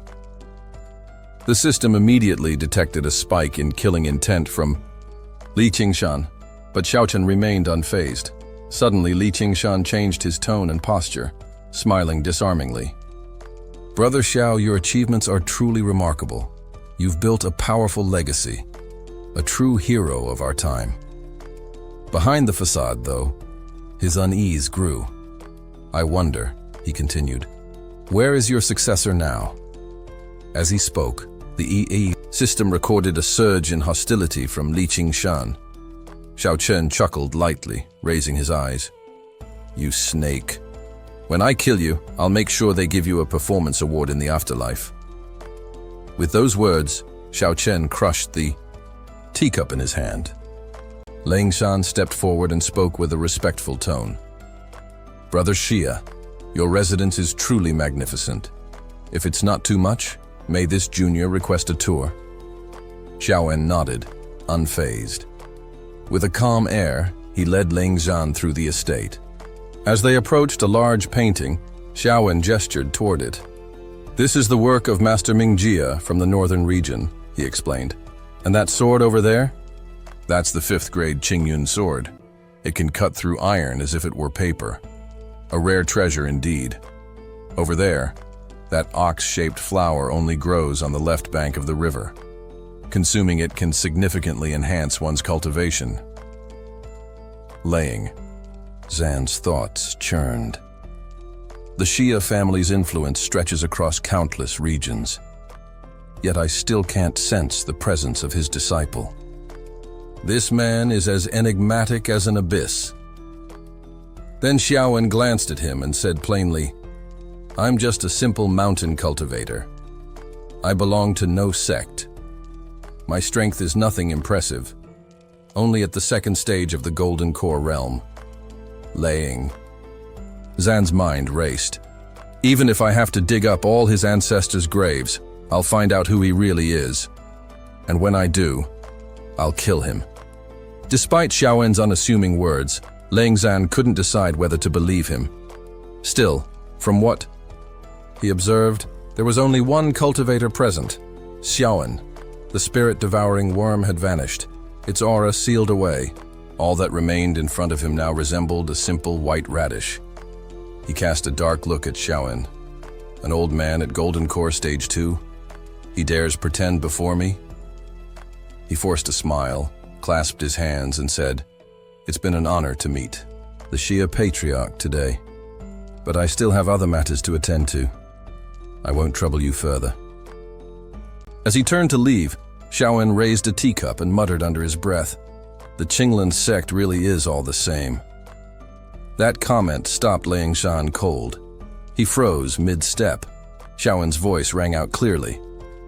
"Safe travels, sect leader." "Lei!" The words landed like a thunderclap in Ling Zan's ears. His identity exposed. Panic surged in his chest. Danger loomed. Xiaowen didn't wait. In one fluid motion, he summoned his sword, channeling spiritual power into a flying strike. Liang San felt the pressure of nascent soul cultivation barreling toward him. He didn't even turn around before the attack landed. The blades, moving at Xiaowen's silent command, pierced through Liang Zan's body with precision. Liang Zan's eyes widened in shock. I came here to ambush him, and he ambushed me instead. Xiaowen remained composed, as if nothing had happened. One strike, swift and merciless, was all he needed. Using his divine sense, Xiaowen scanned what remained of Liang Zan. It was clear. The man was gone. No life essence, no soul trace. But then something flickered in the air where Liang San had stood. Xiaowen narrowed his eyes. What is this? The system in his mind responded. Fragment detected. Soul remnant from a local elder of the Dark Soul Palace. Identity, Wangi. Dark Soul Palace? Wangi? Never heard of them. But if he's the one pulling the strings behind Liang San, then he needs to die too. The soul fragment began to vibrate and speak. Who are you? How dare you kill a servant of the Dark Soul Palace? Xiaowen smirked and tilted his head slightly. You want to know who I am? He raised his sword and said coldly, I'm your father. Then, with one sharp swing, he cleaved the soul remnant in half. The system chimed, resentment from Wangi Panwan. Far away, in the deepest chamber of the Dark Soul Palace, Wangi's eyes snapped open. A wave of pain crashed over him, and he coughed up blood. Clutching his chest, he fumbled through his robes, retrieved 2 pills, and swallowed them. Dare to destroy my soul fragment? He seethed. I'll skin you alive, rip out your bones, grind you into dust. I'll torment your soul in fire, day and night, until you scream for death that won't come. I'll make your entire bloodline suffer. But after a pause, he clenched his fists and muttered, No, not yet. The sect leader's grand plan is still in motion. I'll endure this, for now.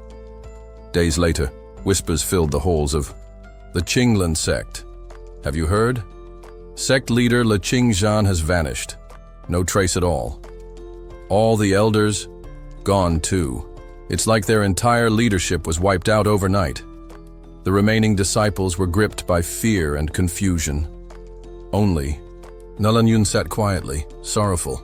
She clutched a slip of paper in her hand, her heart aching. He went to the Xia family, to confront Xia Hu. Tears welled in her eyes. There's no medicine for regret, she whispered. Her gaze stretched into the distance, her hair now, stark white from grief. All her convictions were crumbling. The Qinglan sect had made many enemies in its arrogance. Now their foundation was gone. As the chaos spread, some disciples began hoarding valuables and making up excuses to flee the sect. Those who remained were inexperienced, without loyalty or ability. The collapse was inevitable. Soon after, Qinglan sect formally announced its dissolution. Meanwhile, in a lively inn, rumors flew. I heard their sect leader just advanced to the Golden Core stage. Doesn't matter, someone else chimed in. Clearly they offended the wrong person. Another man added, Qinglan sect ruled this region for over 1,000 years. Whoever crushed them must be terrifying. Back on Xia Mountain, Xia Yi struggled up the steps with his cane, wheezing from the climb. Suddenly, a burst of spiritual energy surrounded him. Father's teleportation is amazing, he mumbled, blinking in awe. Xiaowen appeared beside him and asked gently, Why have you come? Still catching his breath, Xia Yi stammered, Father, the Qinglan sect, it's gone. Xiaowen gave a faint nod. Yes, that was my doing. Xia. Yi nearly choked on his tea. You destroyed an entire sect, so casually. Seeing his son's astonishment, Xiaowen just smiled softly. Without saying another word, Xiaowen turned to his son and said firmly, Gather all Xiao family members with spiritual roots and bring them here. Linky will instruct them in the ways of cultivation." Xiai gave a respectful nod. "Yes, father. I'll see to it right away." Xiaowen waved his hand, signaling him to leave. "Go now. I must return to my cultivation." Xiai bowed deeply, hands clasped in reverence. As he left, he thought, "I'll need to act fast and carry out father's will immediately." Hundreds of miles from Qing'an Mountain, Xia Huo was seated, tending to his wounds. After a month of careful healing using various medicinal pills, most of his injuries had mended. "Once I'm fully recovered, I'll head to Qing'an Mountain and look into what happened to the Qing'an sect," he thought. As he descended the mountain, he asked travelers along the road for news. One of them stopped and said, "Qing'an sect? It's gone. Disbanded some time ago. No one knows who was responsible." Xia Huo froze, stunned by the news. "All this happened while I was recovering?" His expression turned cold. "At least, it's vengeance served," he murmured. He raised his ring and asked, "Master, where to now?" His master replied, "Our next destination is Tianqing Tower." Xia Huo considered it for a moment, then nodded. He remembered the stories passed down to him. His master had founded Tianqing Tower personally, far beyond the strength and prestige of Qinglan sect. Years passed at the Xiao estate. Suddenly, a system notification echoed in Xiaowen's mind. Descendant count has reached 2,000. Reward: top-grade magical treasure, cloud-chasing boots. Xiaowen opened his eyes, surprised. He hadn't expected the family to grow so large so quickly. A pair of sleek, light gray boots shimmered into view, pulsing with spiritual energy. He reached out and took the cloud-chasing boots, slipping them on. The moment he did, they vanished, seamlessly melding with his form. Without delay, he tested their power. His movement speed doubled instantly. 5 years later, the entire Qing'an Mountain was under Xiao control. Even Louis City had become part of the family's domain. High above the ground, Xiaochen hovered, scanning the land below. Rumors had spread of a mysterious powerhouse backing the Xiao family. Thanks to Linky's incredible teachings, many with spiritual roots in the family had taken up cultivation. Their numbers swelled, their power grew. The Xiao family was now a formidable regional force. Raising his hand, Xiaowen opened his system panel. "Family unity brings prosperity," he declared, then checked his personal stats. Name: Xiaochen. Age: 130 of 1800. Cultivation: Nascent Soul Realm. Level 2 Descendants: Tutor 8 Cultivation Method, Dream Crimson Chest. Scripture Divine Skill, HSE Sword Technique Top Grade Artifacts, Falling Sun Sword, Level 1. Universe Expanding Treasure, Level 3. Qing'an Building Treasure, Level 5. Cloud Chasing Boots. Level 4. Spiritual Root, Supreme Chaos. Root, Elixirs. Owned, Youth Preserving Pill, 4-star. Longevity Pill, 5-star. Nascent Soul Pill, Supreme Grade.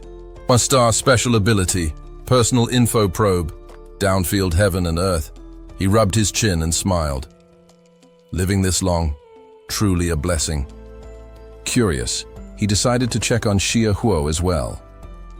Name: Huo Race, Human Cultivation Method, Divine Flying Dragon. 9 Sword Skills, World-Class Sword Control, Alchemy Magical Treasure, Azure Dragon Sword Cultivation, Golden Core Stage, 2 Talent, Supreme. Grade Spiritual Root Identity, Master of Qing'an Tower Destiny Trait, Flame Emperor's Fate. Reading it, Xiaowen let out a hearty laugh. Golden Core already, and now the Master of Tianqing Tower? Truly outstanding. A worthy descendant of our family. Then he turned his gaze toward his eldest son. Xiai had recently broken through to the qi condensation stage. Xiaowen released his divine sense across the estate and quickly located Xiai, who leaned on a cane for support. With a thought, he enveloped his son in spiritual energy and brought him to his side, Xiai arrived, stepping forward respectfully. "Father, did you call for me?" Xiaoan looked him over.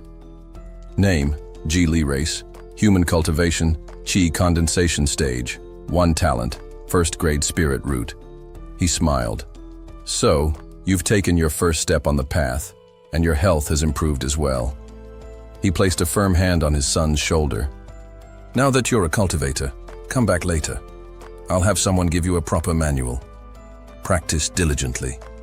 Xiai's voice trembled with emotion. "Yes, father. I never imagined I'd live to see this day, let alone begin the path to immortality." Xiaoan nodded and sent him back. Without another word, the 130-year-old man returned to secluded cultivation. A new system notification appeared. An individual with extraordinary luck has entered your range. Selection initiated option. 1. Acknowledge this fated person and accept them as a disciple. Reward: mid-grade magical treasure, level 5. Option 2. Ignore the person due to potential danger. Reward: low-grade magical treasure, purple quality. "A person with extreme luck?" Xiaoan murmured, raising an eyebrow. "Haven't seen that one before," he smirked. "The reward for a disciple is tempting, but let's not rush." He extended his divine sense again, this time using his primordial spirit to search the entire Qingyun mountain. Suddenly he sensed a boy with a dirt-covered face and tattered clothes. Without hesitation, he summoned the child to his side, startling the boy as he appeared before the great patriarch. The young man looked around, disoriented. Where am I?" A calm voice answered from behind him. "Young one, don't be afraid. This old man means you no harm." Startled, the young man turned around and asked, "Who are you?" The elder stepped forward and replied with a gentle smile, "I am Xia'an, the ancestor of the Xian family. I've been observing you for a while. Your bone structure is exceptional, truly the physique of a cultivation prodigy. Would you like to become my disciple?" The young man hesitated, still confused. "Become a disciple? What's in it for me if I do?" Xian let out a hearty laugh. "Benefits? You'll have no shortage of them. I'll personally guide you on the path of immortal cultivation toward the dream of eternal life." The young man's eyes widened. "I'm not sure I fully understand that last part, but becoming an immortal sounds amazing." Without hesitation, he dropped to his knees. "Greetings, Master." Just then, a system notification appeared. "Congratulations. Host has received a mid-grade 5th level magical treasure, Mystic Dragon Armor." Xian sat cross-legged, pleased. "Good. Very good. Disciple, what is your name?"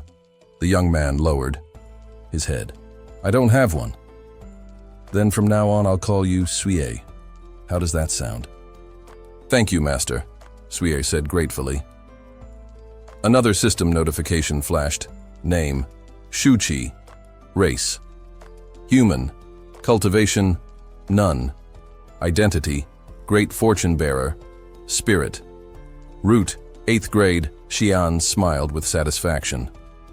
An 8th grade spirit root, truly someone blessed by fate. He then called out, "Ling Qi!" Ling Qi appeared immediately, bowing. "Yes, Master?" "I leave Suyer's cultivation training to you," Xian said. "Understood. I will obey," Ling Qi replied, bowing once more. Meanwhile, in the gloomy halls of the Dark Soul Palace, a man robed entirely in black hovered mid-air, red spiritual energy swirling around his body. Below him, rows of kneeling disciples shouted in unison, "Congratulations, Palace Master, on breaking through to the Yuanying stage." The Palace Master gazed at the sky, muttering, "Heaven favors the Dark Soul Palace." He took out a spirit pill, swallowed it, and stabilized his cultivation post-tribulation. "Now that I've stepped into the Yuanying realm, it's time for the Ming Kingdom to change hands." The disciples below echoed fervently, "Palace Master, your wisdom is unmatched. We will follow you to the end. May heaven protect the Dark Soul Palace. For your cause, we would walk through fire and water. We shall eradicate all sects in the Ming Kingdom. Raising his hand, the palace master commanded, "Summon every disciple. Alert our spies. Move out. Destroy every force in the Ming Kingdom. We obey," they shouted. Just then, a man stepped forward cautiously, reporting, "Palace master, the Tiansheng Tower seems to be showing signs of revival." The palace master sneered, "They're like headless flies. It would take no effort to wipe them out." The subordinate swallowed nervously. Yes, wise palace master. This subordinate was overthinking. Without another word, the palace master floated away into the distance.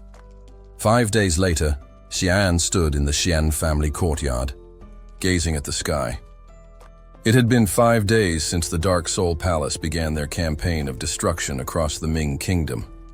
In that time, Xian's cultivation had reached the 6th level of the Yuanying stage. The Xian family resided atop Mount Qing'an, a relatively peaceful place within the Ming Kingdom. There were no powerful sects nearby. The only notable one, the Qing'an sect, had been destroyed long ago. As a result, they had avoided direct confrontation with the Dark Soul Palace for now. Walking across the courtyard, Xian observed Jianzi leading the younger Xian family members in their cultivation. Many had already reached the foundation establishment stage. He stepped forward, produced a few spiritual treasures and said, "Well, done on your progress. These pills are your rewards." The descendants received the pills with joy. "Thank you, great ancestor." Xian smiled warmly. He looked over their spirit roots, pleased. These children were the future strength of the Xian family. Just then Shay approached. "Father," he said, respectfully clasping his hands, "I have something to report." Shay had now reached the 4th stage of qi refining. Xian handed him a cup of tea. "No need to rush. Drink some hot tea first." Shay nodded, drank quickly, then continued. 5 days ago, the Dark Soul Palace began attacking. Over a dozen major and minor righteous sects in the Ming Kingdom have already been wiped out. The remaining righteous sects have united to stand against them. Xian looked down at his tea. The Dark Soul Palace again. Last time they targeted Licking and tried to kill Xiao. Now another wave of destruction against the righteous sects. These demonic cults never know when to stop. He frowned and instructed, "Shay, make sure the inner disciples don't get involved in any of this. They are not to leave Xian territory under any circumstances. The safety of our descendants and the Xian clan must come first." "Yes, father. I will inform them immediately." Shay bowed and left. Watching his son's back as he departed, Xian's expression turned grim. After hearing Shay's report, he couldn't help but worry about Huo. He feared that Huo might encounter Dark Soul Palace cultivators while traveling. He quickly raised his hand to consult the system. "Grandson, Xiao has successfully broken through to Golden Core Stage 4. Xiaochen read the latest system notification and gave a satisfied nod. "Not bad at all. Reaching Golden Core Stage 4 in just 5 years. That kind of speed was rare. The stronger Huahua became, the safer she would be outside." The system screen continued listing her profile. Name, Xiao Huahua race, human techniques, flying dragon sword technique, sword control, peerless pill refinement, soul-destroying sword, azure, dragon sword cultivation, Golden Core Stage 4 spirit root quality, grade. 5 special identity, master of the Qingqing Tower, destiny, flame emperor's fate. Xiao Chen smiled proudly. It was because of the Flame Emperor's fate that Huahua had made such rapid progress. Her spirit root had also upgraded to grade 5, and she'd even mastered a new technique. Another system alert caught his attention. He opened it and read, "Your A. Granddaughter Xiao Huahua has killed 10 cultivators from the Dark Soul Palace. She successfully set a trap and eliminated Elder Shang Ming. Surrounded by members of the Dark Soul Palace, she managed to kill 2 elders and escape unharmed." Xiaochen raised an eyebrow in surprise, then burst into hearty laughter. "Outstanding. Even the elders of the Dark Soul Palace couldn't stop her. She truly carries the blood of the Xiao family. His gaze shifted to the grandchildren training nearby. Huo's progress has far surpassed my expectations, he muttered. A sword becomes sharp only after endless tempering. Plum blossoms bloom their brightest after the coldest winters. Hardship brings growth. Several months later, Xiao Chen sat meditating on a large stone when another system alert appeared. Detected.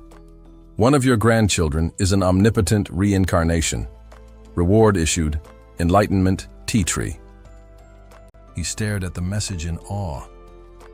A future descendant is an omnipotent reincarnation. He inspected the tree in his hands. It shimmered with spiritual essence. The system noted that it absorbed the energy of heavenly and earthly spirit roots, as well as the essence of the sun and moon. Its effects included calming the soul and boosting one's enlightenment over time. He smiled warmly. Just the name alone suggested it was on par with the ancient Jinang trees. The potential of this grandchild intrigued him even more. He scanned the system details. Name, Xiaomai race, human spirit root quality, grade 6 cultivation, nascent soul. Integration period special identity, omnipotent reincarnation. Xiaochen's eyes widened. Integration period? That's above nascent soul stage. Concerned, he asked the system, if Xiaomai regains memories from a previous life, will it threaten the Xiao family? The system responded, Dear host, all thoughts, emotions, and loyalties of Xiaomai are deeply tied to the Xiao family. Xiao Chen exhaled in relief. That's all I needed to hear. Activating his divine sense, he summoned Chi-Chi. The loyal disciple appeared promptly, bowing. Disciple greets master. What can I help you with? Xiao Chen handed him the tea tree. This is the Enlightenment tea tree, planted in the courtyard. In the future, everyone can cultivate beneath it. Chi-Chi nodded. I'll do it right. Away. Then vanished with the tree. Meanwhile, at the Xiao family's front courtyard, Xiao Ye was organizing family affairs when his father's voice reached him through divine sense. The Xiao family's descendants are bright and promising. They must be nurtured well. Bring them to the back mountain. Ling Zhenzi will oversee their cultivation. Respectfully, Xiao Ye acknowledged the message. Back at his meditation spot, Xiao Chen rubbed his chin thoughtfully, then sent another divine sense message to Ling Zhenzi. You must pay close attention to training, Xiao Mai. Ling Zhenzi responded, with hands clasped. Yes, master. Another 5 years passed. Now, deep in cultivation, Xiao Chen sat motionless in the courtyard, his aura calm and vast. Suddenly, the spiritual energy around him stirred violently, surging into his body. It gathered so densely that he began to levitate slightly. Looking at his hand, he murmured, After 5 years, I've advanced 3 stages.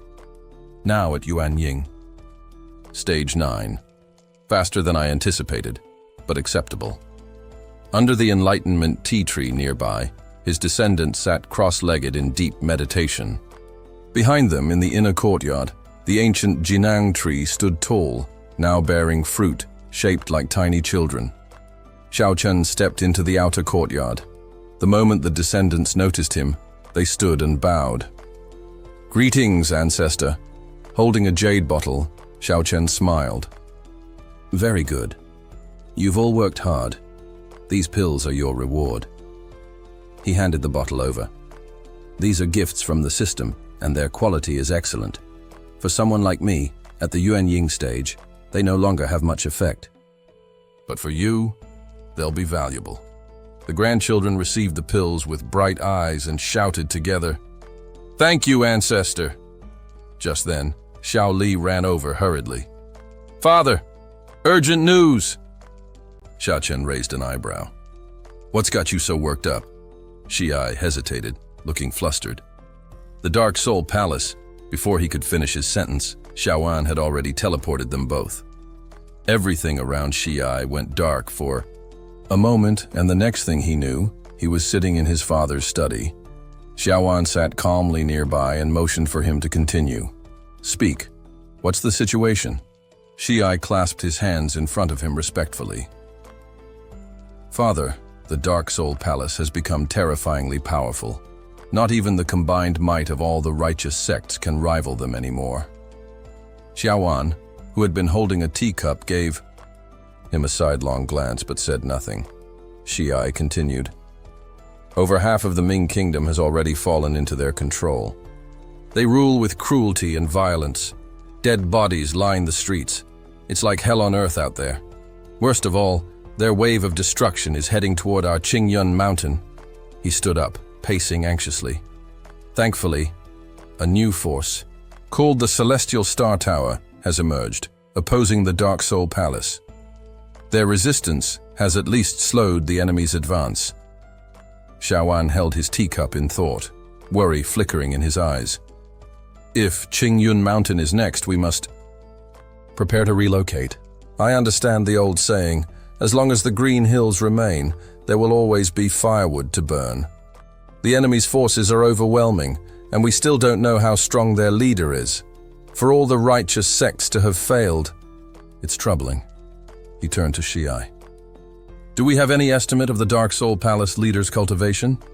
Shi responded cautiously. It's not confirmed, but the rumors say he's at the Yuanying stage. Xiaowan frowned. So, Yuanying stage? That's manageable. At least we know the limit of their strength. Very well, I understand the situation now. You're dismissed. Report to me immediately if you encounter any members of the Dark Soul Palace. Yes, father, Shi said, bowing before leaving the room. Watching his son go, Xiaowan thought to himself, isn't the master of the Celestial Star Tower actually Huo? He summoned the system interface and quickly checked Huo's status. Name: Xiao race. Human cultivation technique: Divine Flying Dragon. 9 sword skills. Sword technique: world class. Pill refining. 1 sword soul destruction magical treasure. Azure Dragon sword cultivation level. Golden core stage 7 spiritual root quality. 5th grade identity. Master of the Celestial Star Tower special. Destiny Flame Emperor's destiny. Xiaowan smiled faintly. Huo has already reached the 7th level of the Golden Core stage. That puts me at ease. His eyes shifted to the system notifications. Your descendant Xia Huo has killed the 4th elder of the Dark Soul Palace, Li Fang. Your descendant Xiao has killed the 6th elder, Kugo. Your descendant Xia Huo has eliminated 36 Dark Soul Palace disciples. Reading the updates, Xiaowan nodded with deep satisfaction. Over the past few years, Huo's battles with the Dark Soul Palace have often made me fear for his safety. He's always one step away from disaster. But these hard-fought victories are worth more than any easy cultivation. They've forged him into steel. This is how a man of the Xia family should grow. He looked down at his own hands. But my cultivation has stagnated at the Yuanying stage. That's not enough anymore. It's time I make my own breakthrough to the Hen stage. With that, Xiaowan made his way to his secluded cultivation cave and called out, Lindsay. Yes, master? Lindsay replied immediately. I'm about to begin a secluded breakthrough to the Hen stage. Unless the Dark Soul Palace directly attacks Qingyun Mountain, do not disturb me.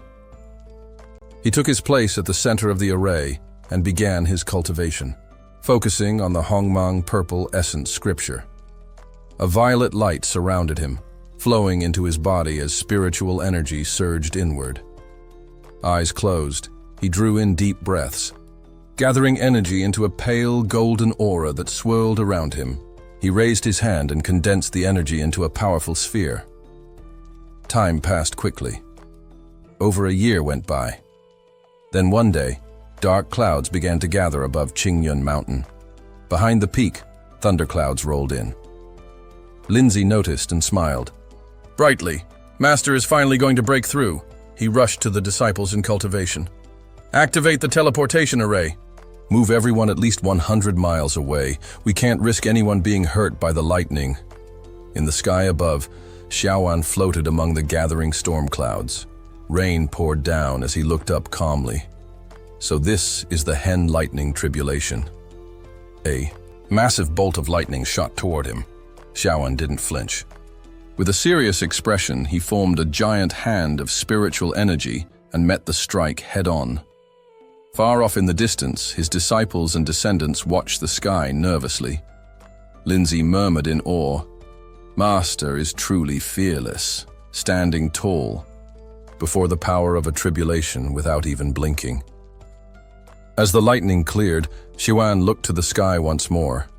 "That bolt didn't harm me in the slightest. I won't avoid the rest of this tribulation."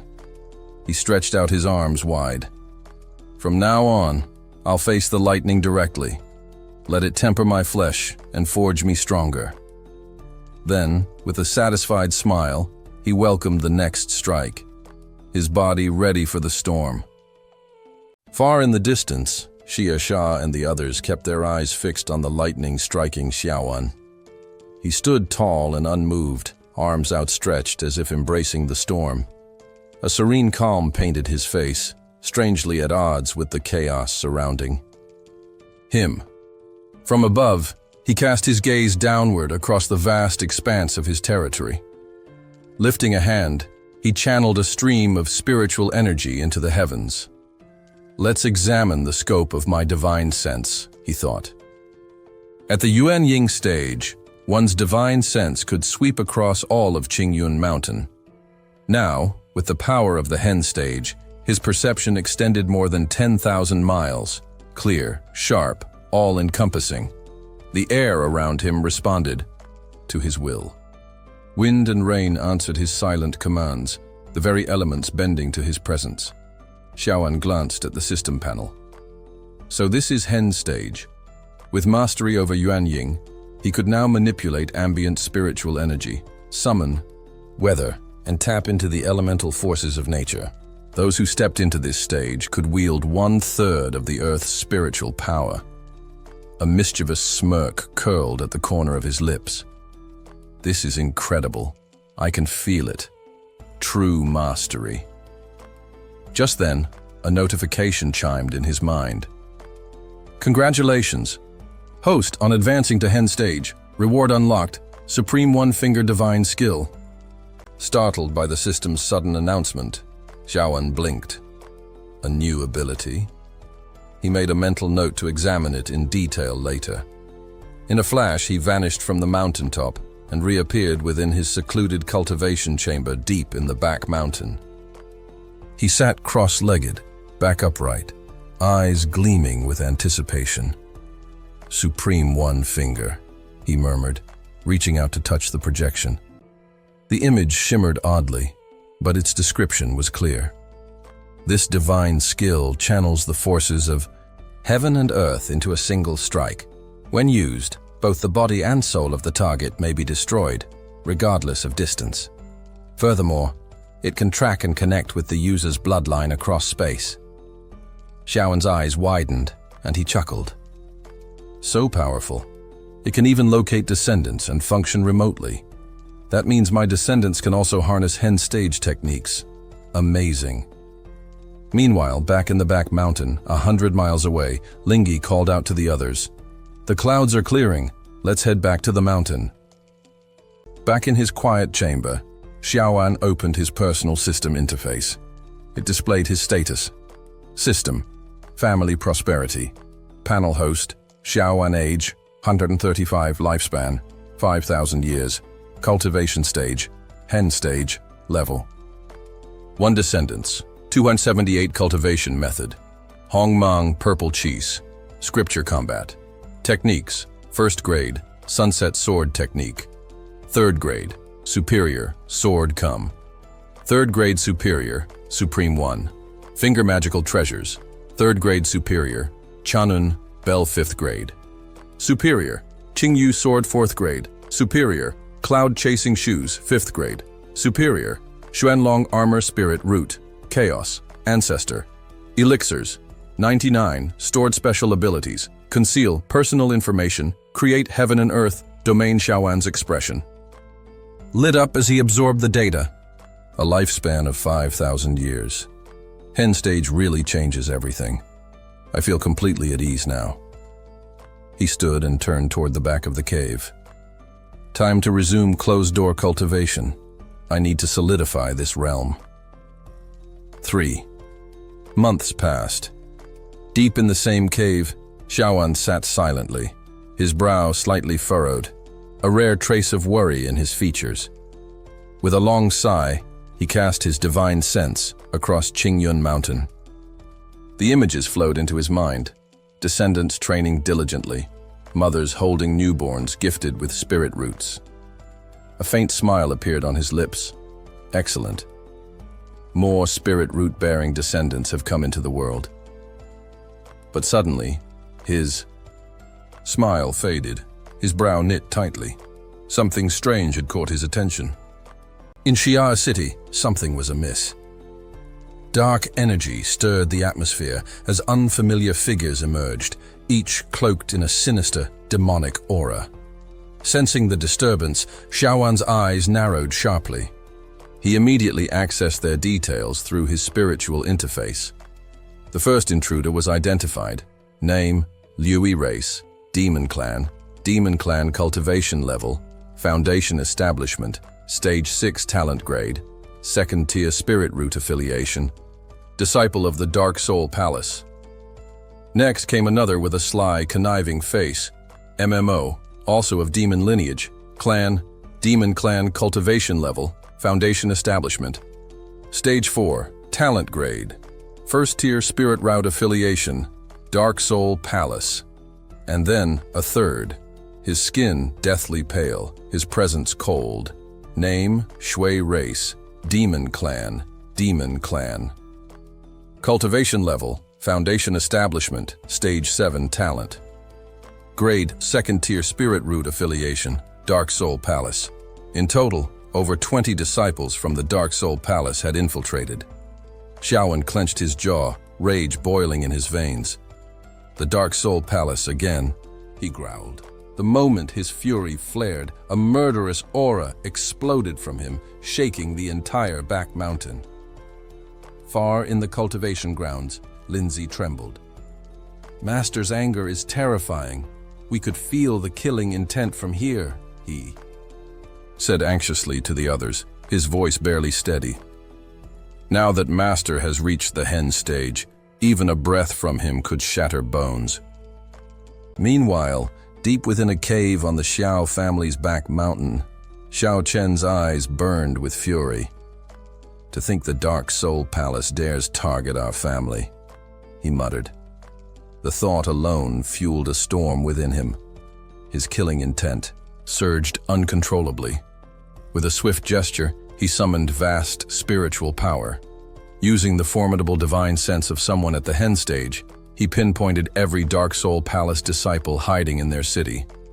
In a blink, the demonic invaders stood before him, unwillingly dragged into his presence by sheer force. Xiaochen raised his hand. An enormous spiritual hand formed in the air, descending with terrifying pressure. "You wretches," he said coldly. "You dare defile our city." The spectral hand slammed down. Flesh was torn apart. Blood dyed the earth crimson. "Die," Xiaochen spat with deadly calm. Over 20 of the intruders were annihilated, their bodies reduced to mist, their souls obliterated without mercy. Yet his divine sense kept scanning. He searched every corner of their territory, ensuring not a single Dark Soul Palace member remained. Once he was certain, he extended his awareness again, this time to summon his eldest son, Shay. Shay arrived quickly, bowing in respect. "Father, you summoned me?" Xiaowen's gaze was like a blade. "Disciples of the Dark Soul Palace managed to enter our city." Shay's expression twisted in shock. "What?" "I had been focused on ensuring no one left without authorization. I failed to consider those entering." His fists clenched. "Damn them. I'll rally our people. We'll sweep them out ourselves." But Xiaoan closed his eyes and raised his hand gently. "No need," he said with icy finality. "They're already dead." Shiai was stunned when he heard the news. Turning to his father, he said, "I've long known that you've broken through to the hen stage.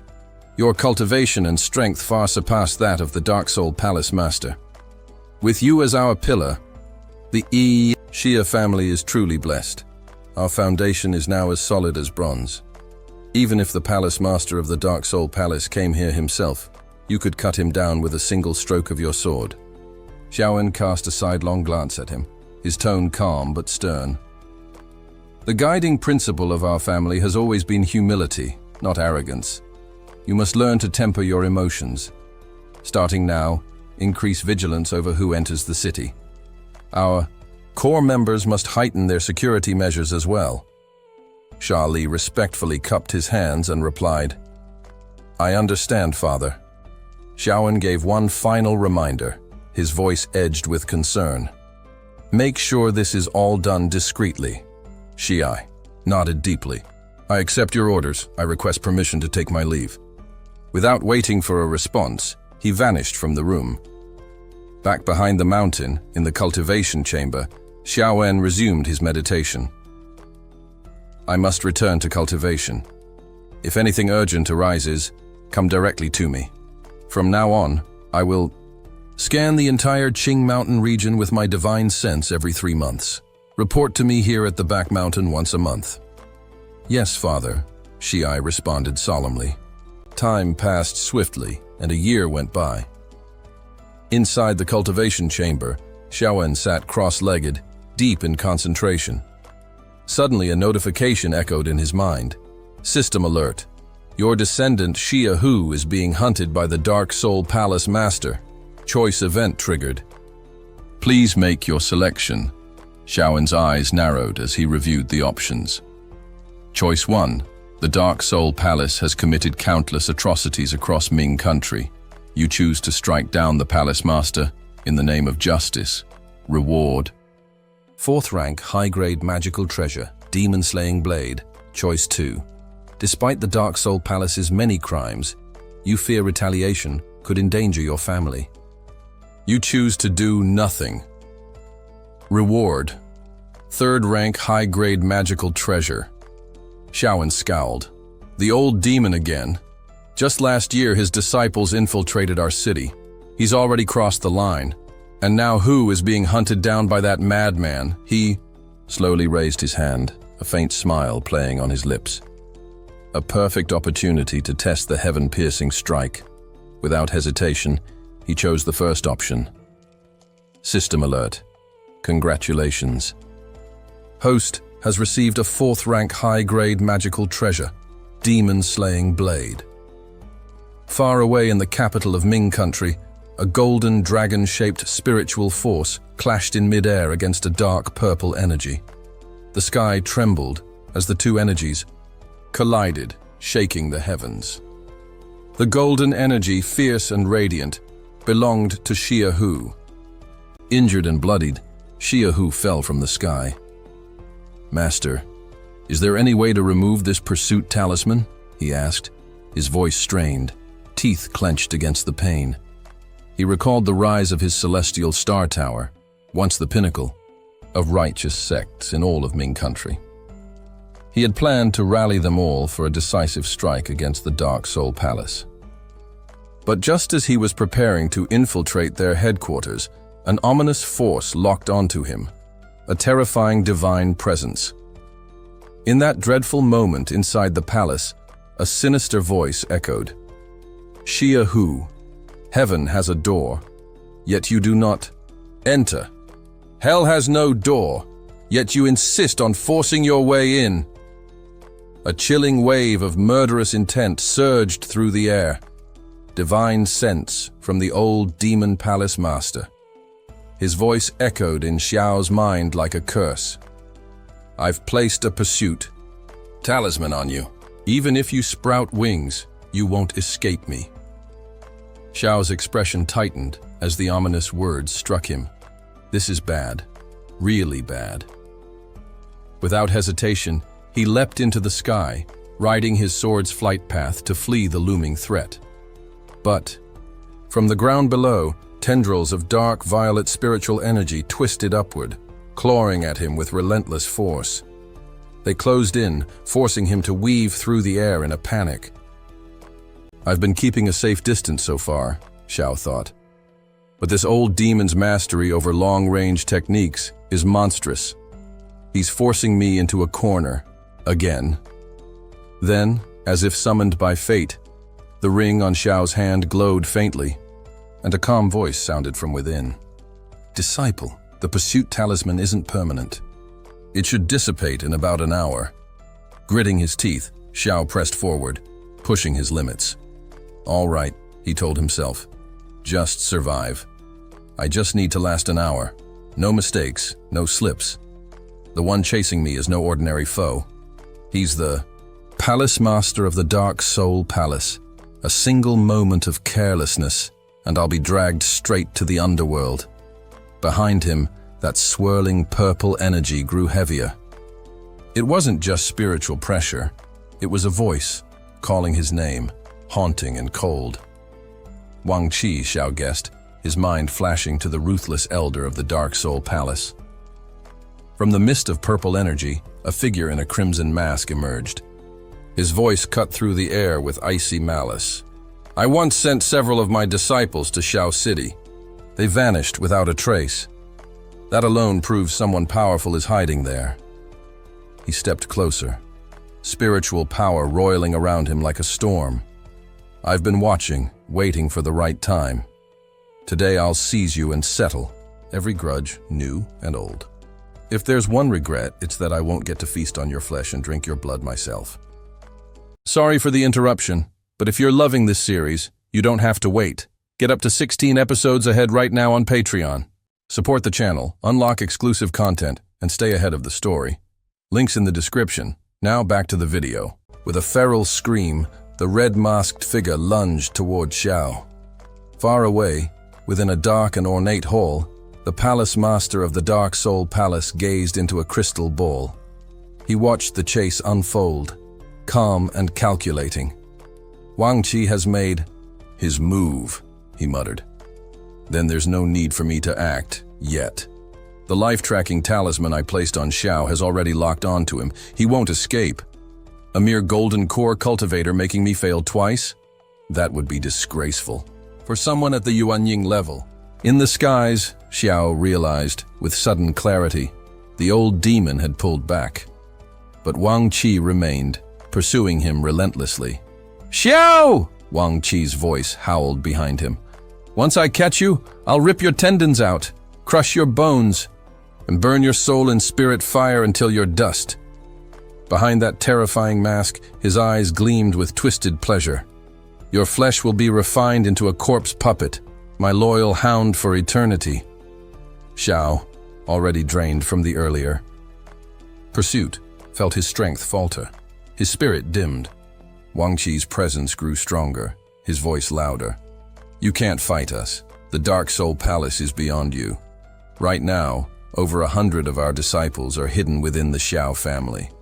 With a single command from me, Xiao City will become a tomb. Hearing that, Xiao's heart sank.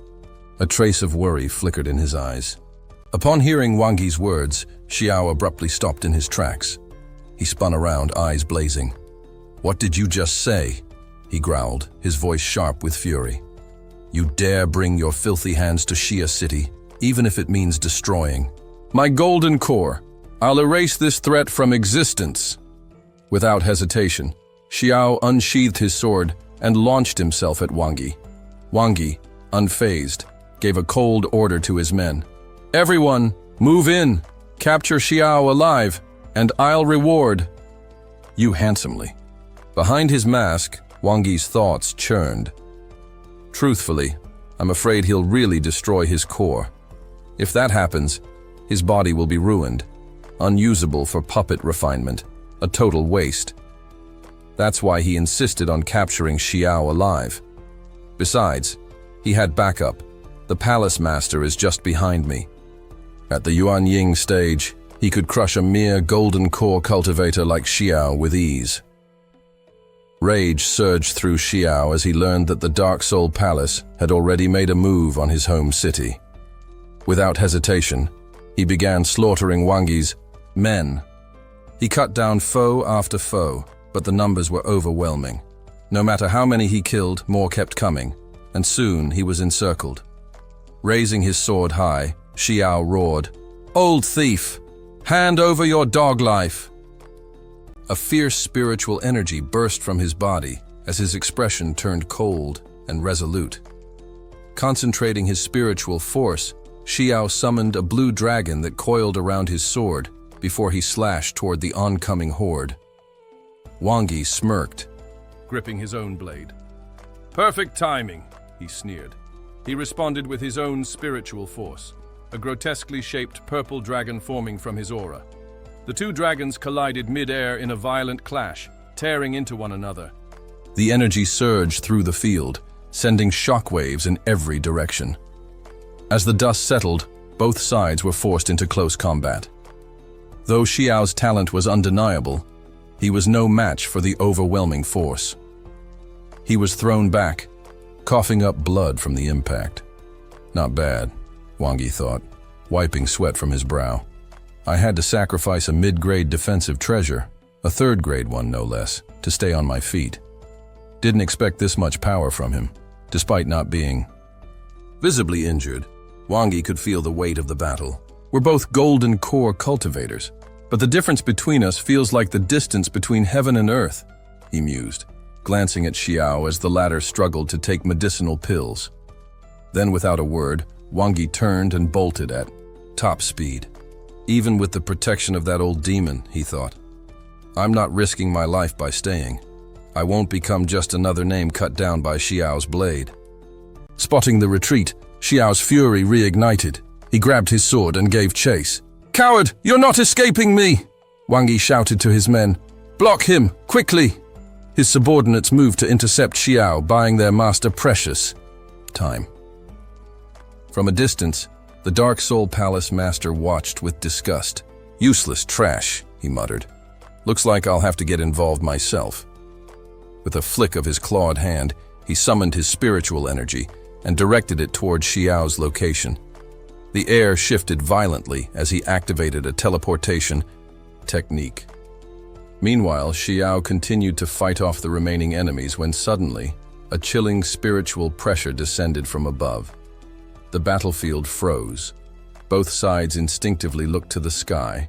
From a swirling red mist stepped the Dark Soul Palace Master. He hovered above the ground, sword in hand, his aura thick with murderous intent. Just a trace of his energy was enough to create an oppressive force that pressed down on everyone present. Raising his sword, he directed a torrent of pressure toward Xiao, attempting to pin him in place. At that moment, Xiao was still fending off the palace's loyal subordinates. Gritting his teeth, he struggled to stay standing, beads of sweat trailing down his brow. The crushing force of the Nent soul realm bore down on him. One of the attackers jeered. "Ha! With the palace master involved, Xiao's nothing more than a fish waiting to be gutted!" A wave of nausea hit Xiaohu.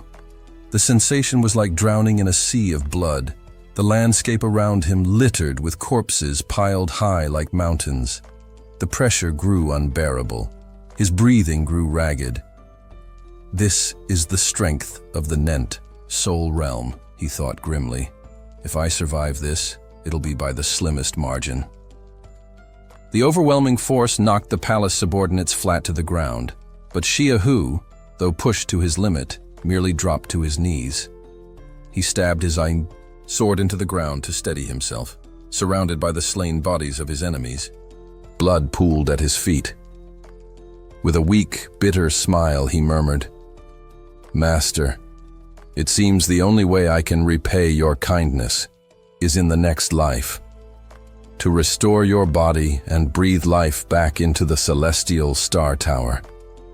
His voice trembled with sorrow as he slid a ring from his finger, the weight of his impending death settling over him like a shroud.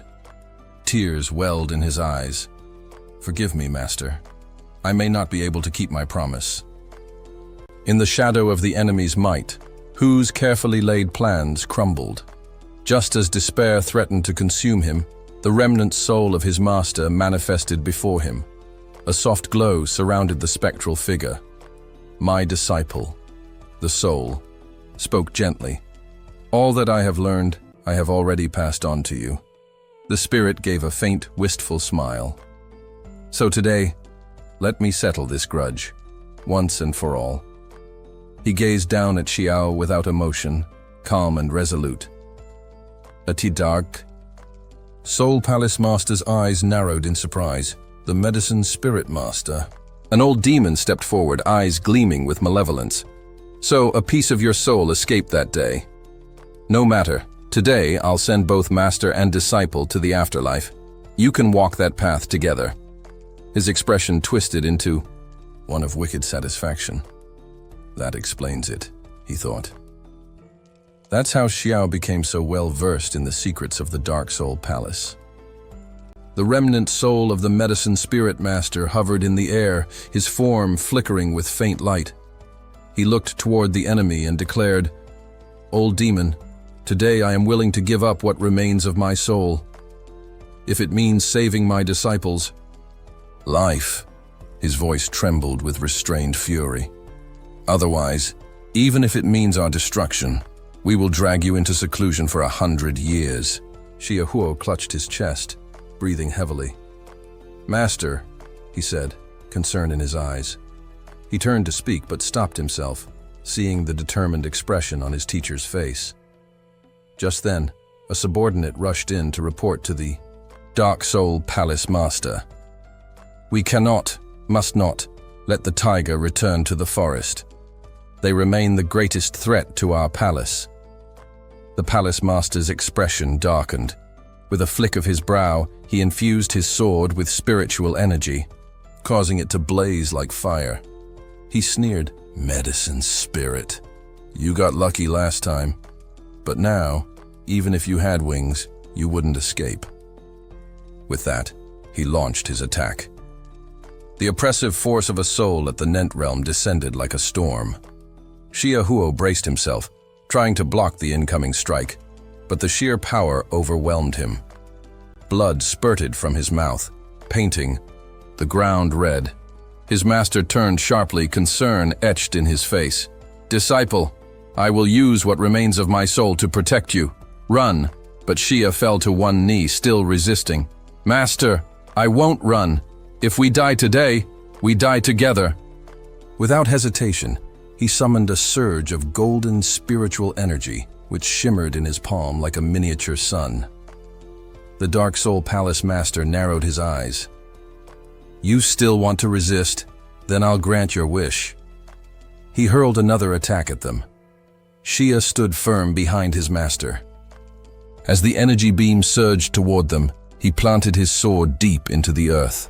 A spiritual domain erupted around him, light bursting from the ground and splitting the very soil beneath their feet. His eyes gleamed with unshakable resolve. He pointed his sword toward the sky and roared, "Then let this be our final stand, soul-destroying sword." The energy beam he unleashed clashed violently with the enemy's spiritual force.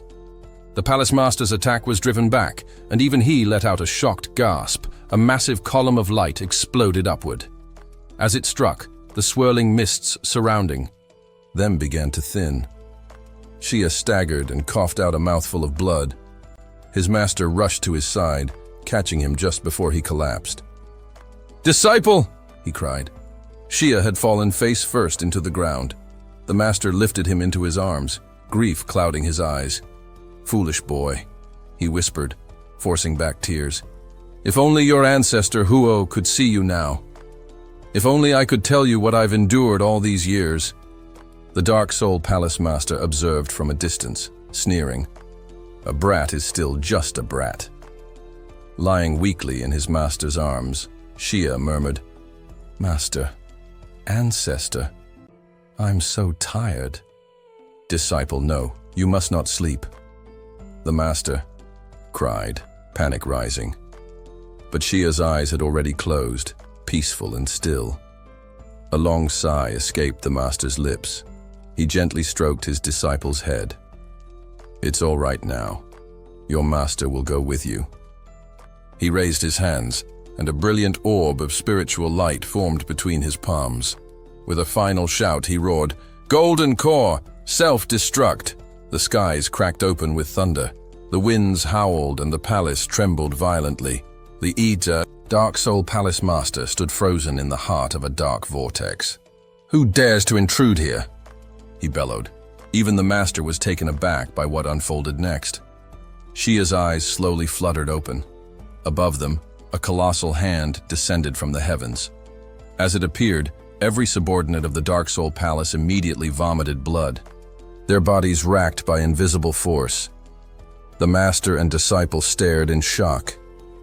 Even the Dark Soul Palace Master couldn't avoid the blast. He too coughed up blood, his face twisted in horror and disbelief. Staring at the hand descending from the sky, crackling with lightning, Xiaowen cried out, "Venerable One, I bear no grudge against you. Why are you attacking me?" But deep inside, he knew. This pressure, it's beyond anything a soul-nurturing cultivator can endure. Whoever this was, their strength had to be at least on the level of deity transformation.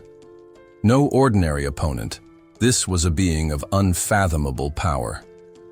In another space, Xiaowen stood alone in a quiet chamber. His hand, stretched through the void, pointed unwaveringly toward the group from the Dark Soul Palace. His voice echoed with authority. "Dark Soul Palace has committed countless atrocities, leaving misery in their wake. Eliminating you is an act of justice." Xiaohu clutched his chest as the voice resonated within him. There was something hauntingly familiar about it. Despite the disguised tone, it stirred memories of someone close, someone he had once known. It reminded him of the ancestor's voice. The Dark Soul Palace Master, trembling, dropped to his knees. "Venerable One, such cruelty is beneath your stature. Spare my life, and I shall surrender the Dark Soul Palace to you. I will serve under your banner, conquering lands in your name." Xiaowen's expression remained unreadable. Still pointing, he responded coldly, "Do you think such a bargain would tempt me? Die." Though Xiaowen's hand appeared modest from his location, once it reached the Dark Soul Palace, it expanded enormously. The force of it pinned the Palace Master to the earth. A flash of violet energy burst from that spot, an attempt at escape. It was the nascent soul of the old evil cultivator, fleeing his body at the last second in hopes of survival. Xiaowen sneered, "Coward, abandoning your flesh to cling to a sliver of life. You underestimate who you're facing." Still clutching the beam of divine light in his palm, he directed a final strike at the escaping soul. "Huo!" he called. Huo rushed in instantly, sword drawn. The blade pierced through the old cultivator's soul before it could react. The blow was precise, devastating. The old villain gasped in disbelief. "You can't kill me!" he shrieked. "If I die, no one will be left to deliver the tributes. The Ming Kingdom will fall. It'll be obliterated." That caught Xiaowen's attention. "Tributes," he wondered. "What tributes?" His voice was sharp. "Explain yourself!" The old cultivator's face twisted with fear and defeat. "There are over 100 nations on this continent besides Ming. They're all farms. When the time comes, collectors will come for their due. If I die, they'll know something is wrong. This is the final secret I carry." Standing behind him, Xiao felt a chill run through him. His master's gaze bore into the old cultivator. Xiaowen's heart stirred uneasily. "What do you mean?" "Farms," Xiaowen demanded. "And what exactly are these tributes?" The dying man's voice trembled. "Those born with rare spiritual roots, high-potential cultivators. They're not nurtured, they're harvested. From the very beginning, my Dark Soul Palace has ferried them in secret, in return for power and protection. If I perish, those forces will come to Ming themselves." He paused, coughing violently, blood flecking his lips. "When they arrive, they'll turn the land into a slaughterhouse. Death everywhere. Corpses like ants. Do you dare bear that burden?" Tributes. Xiaowen thought, all those gifted souls. Could this explain the growing concentration of talent in the Ming Kingdom recently? Suddenly, a glowing interface appeared before him. System notification, unexpected event detected. Initiating choice. Please select Choice 1. Accept the old cultivator's offer. Turn him into a puppet and seize control of the Dark Soul Palace.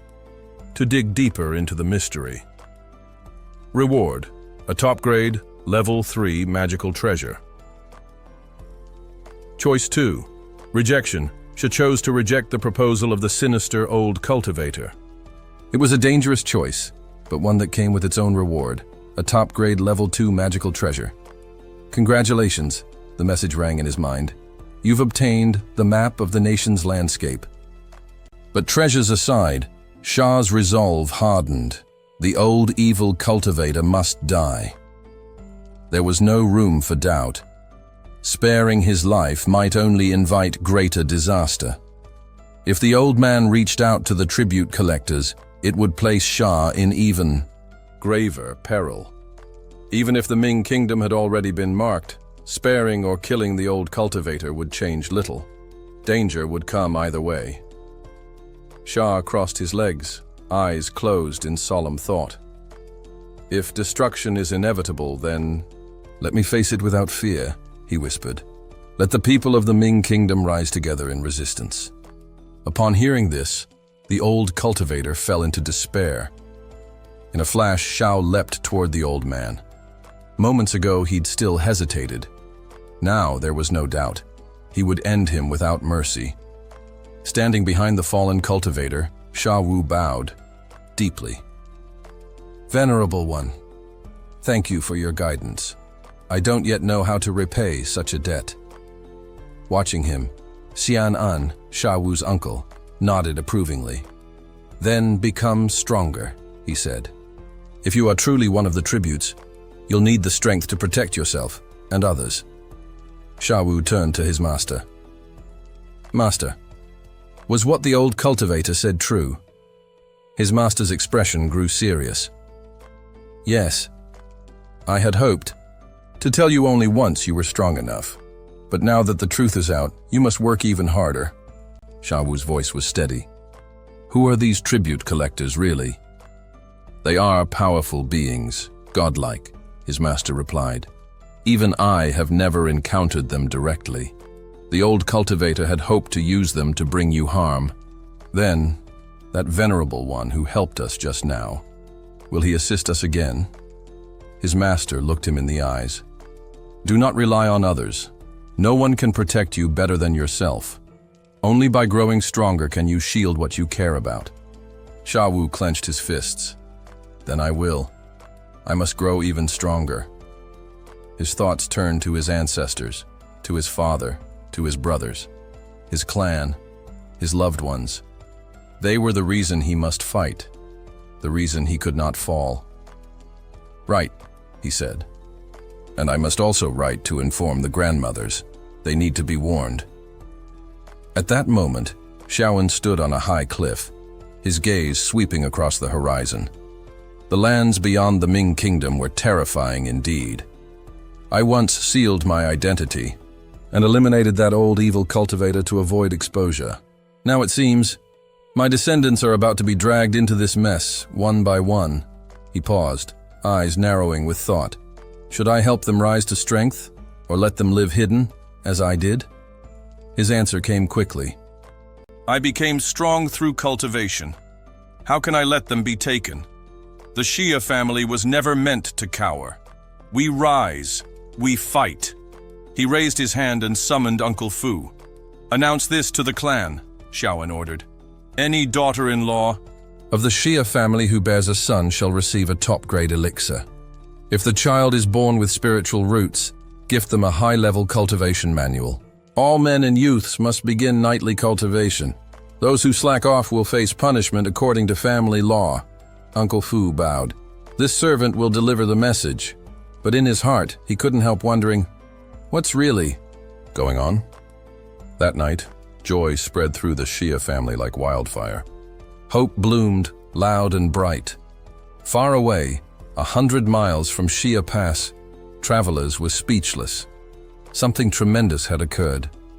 At dawn, a young disciple stepped outside, yawning. He glanced toward the mountain behind the compound and froze. His jaw dropped. "The mountain," he stammered. "It's been split in two. Again." A year had passed. Xiaochen sat quietly in the courtyard, surrounded by the calm rustle of leaves. He exhaled slowly, his breath steady, eyes gently opening. "Wasen stage 2, he muttered to himself. "Took a whole year, still not fast. Enough." Despite the breakthrough, he wasn't satisfied. For a cultivator, this pace was sluggish, at least by his own standards. He needed the Xiao clan to grow stronger, faster, more concubines, more children, more heirs. As he meditated, beneath the falling petals, his thoughts drifted to the future. "I truly hope my young descendants mature quickly. There's much work ahead." To an outsider, such musings from a man who looked no older than middle age might have seemed absurd. But those versed in cultivation knew better. In the Han realm, advancing just a single level could take 15 years, sometimes longer. Xiaochen had broken through in just one, a feat so rare it bordered on the miraculous. A faint smile played at his lips as he called forth the system interface. "Let's see how Xiai is progressing." The glowing panel appeared before him. Name: Xiai race, human talent, 6th grade spiritual path, proficient techniques, Dragon Yang sword. Scripture: Blood Flame Divine Sword, Swanang 1 Sword Scripture. Cultivation: Foundation Establishment Stage. Ain't a special identity, reincarnated from a powerful being. Awakened trait: Innate sword. Body: Xiaochen's eyes twitched slightly in surprise. Foundation Establishment Stage 8 already? In just a single year. This rapid cultivation wasn't random, clearly. Echoes from Xiai's past life were beginning to awaken. The boy's affinity with the mountains and rivers painting was no coincidence either.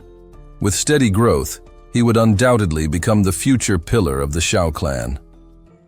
Watching Xiai's figure, Xiaochen's heart swelled with a mix of pride and hope. "He's our first descendant to go out for real-world training," he murmured. "I wonder how Huo is doing." The system responded instantly, displaying Huo's current status. Name: Xiaohuo race, human techniques, flying dragon, 9 swords, sword terminology, peerless pill refinement, 1 sword soul destruction, thoughtless demon transformation, Azure. Dragon mystic flame / cultivation, golden core stage 9. Identity: sect master of Tianxing Temple, leader of the 36 sects of the Ming Kingdom. Special destiny: Flame Emperor's chosen. Xiaochen narrowed his eyes with approval. Golden core stage 9. Impressive. And he's carved out serious influence in the Ming Kingdom, no less. Just then, Xiai stepped into the courtyard and gave a slight bow. "Father, there's a guest waiting." Xiaochen didn't even turn. "A guest? You can't handle it yourself?" Xiai hesitated, choosing his words carefully. "It's someone from the Ming Kingdom's royal family." That gave Xiaochen pause. Royalty didn't pay casual visits. He stood slowly, his expression sharpening.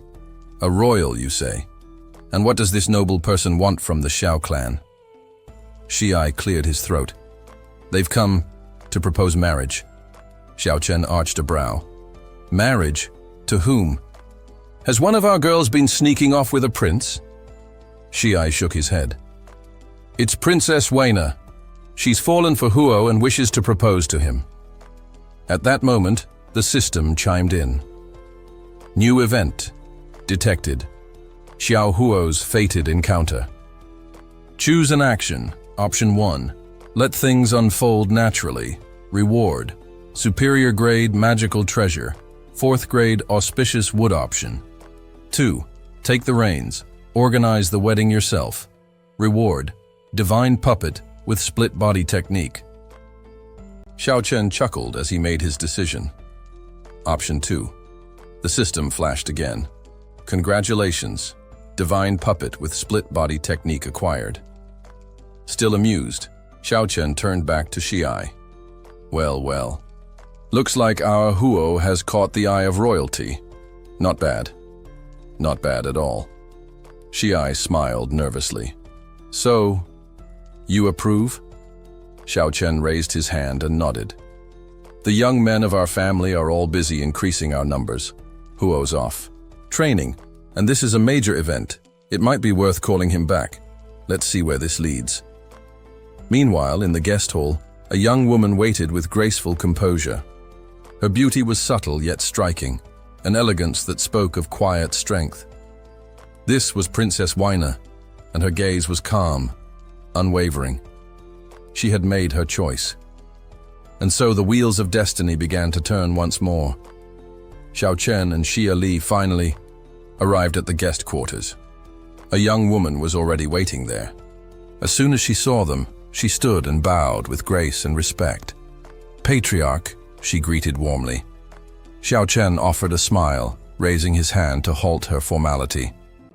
"There's no need for such ceremony, Princess Weiner. You're still part of the royal family, and you haven't married into the Xia clan yet. Titles and courtesies between us are unnecessary." Yet deep down, Xiao Chen was impressed. She carries herself with such humility, a rare quality in someone of royal blood.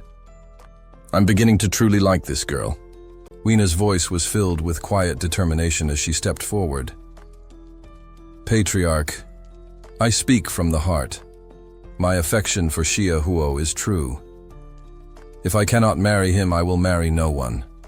In my heart, I've already become part of your family." Her words struck a chord in Xiao Chen. He chuckled softly, pleased. What an earnest child. She would be an excellent match for Xia Huo. A daughter-in-law any family would welcome. Meanwhile, Xia Huo stood before his assembled subordinates, a hardened edge in his expression. Ever since the fall of the old demon lord, he had taken it upon himself to deal with the lingering forces of the Dark Soul Palace. Uniting smaller sects and allies under his command, he had forged a powerful coalition. Within a year, he had risen to lead 36 sects, each one loyal and battle-hardened. Back in the guest hall, Princess Weiner continued her story, her chest puffed slightly with pride. "After the royal family suffered that disaster last month, I barely escaped the palace with my life. I was being hunted down, until Xia Huo appeared and saved me. Since then, my heart has been his.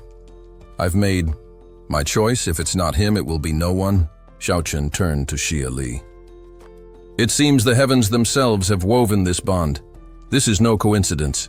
Send word to Huo. Tell him to return immediately." Xia Li bowed. "Yes, Patriarch. I'll have the letter delivered without delay." Princess Weiner lit up with joy at the decision, but the moment was broken by the sound of hurried footsteps echoing down the corridor. A royal nanny, flanked by guards, rushed into the room. She dropped to one knee. "Princess, we've searched everywhere for you. If you don't come back, I will lose my head." Weiner looked at the woman calmly, then spoke with quiet resolve. "Return and tell the royal family. I will only marry Xia Huo. If they will not allow it, then you may bring back my corpse instead." There was a collective intake of breath from the room. The members of the Xia clan raised their eyebrows, intrigued by the drama unfolding before them. From his high seat, Xiao Chen furrowed his brow. Could it be that the royal court disapproves of this match? The Xia family is not what it once was.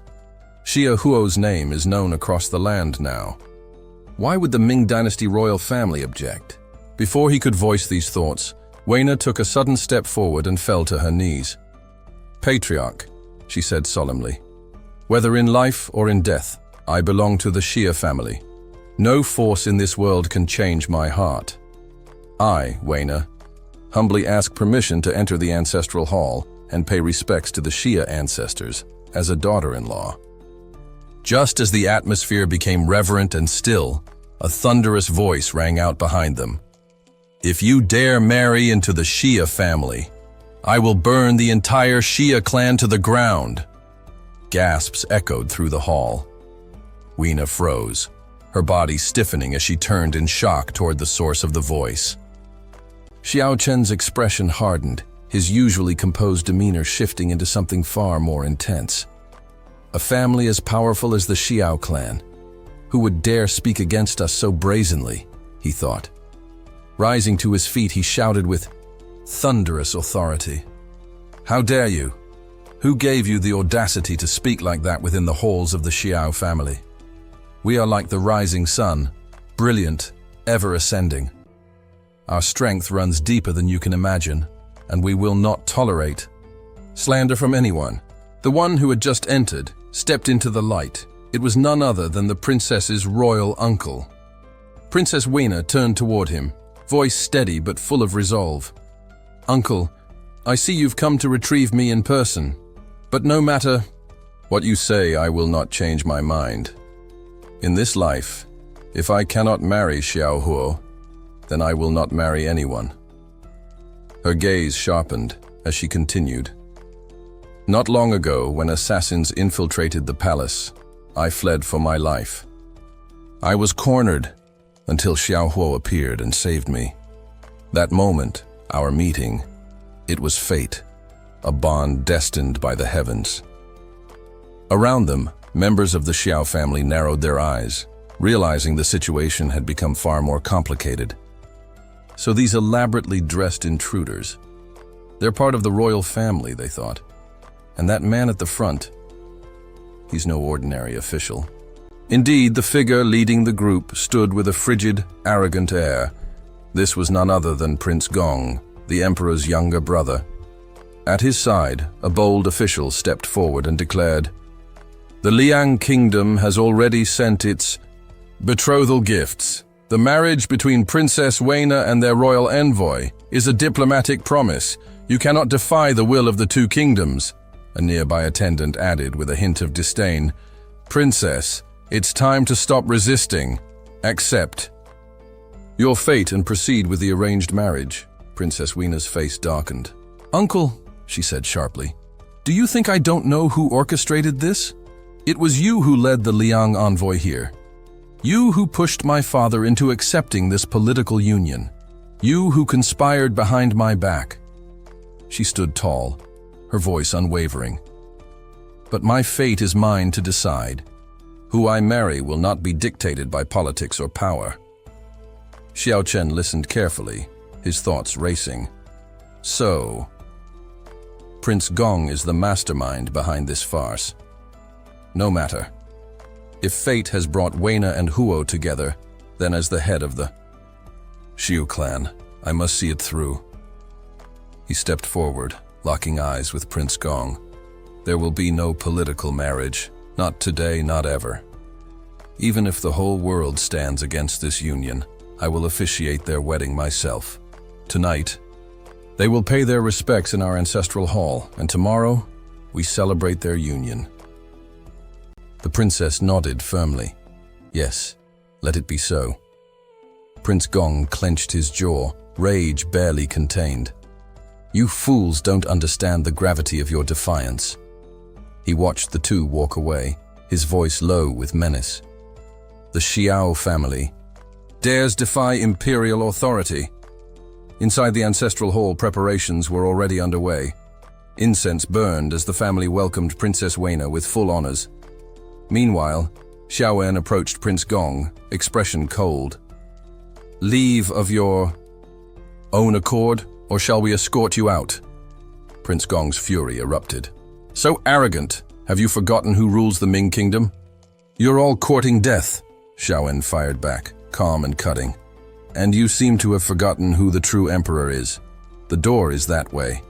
One of Prince Gong's subordinates leaned in and whispered urgently, Sir, Xiao Huo is no ordinary warrior. He single-handedly subdued 36 sects. He commands their loyalty and is deeply respected in the Dragon Kingdom. If conflict breaks out, we'll be overwhelmed. Grinding his teeth, Prince Gong gave one final glare before pointing a finger toward them. Fine, but this isn't over. Just you wait.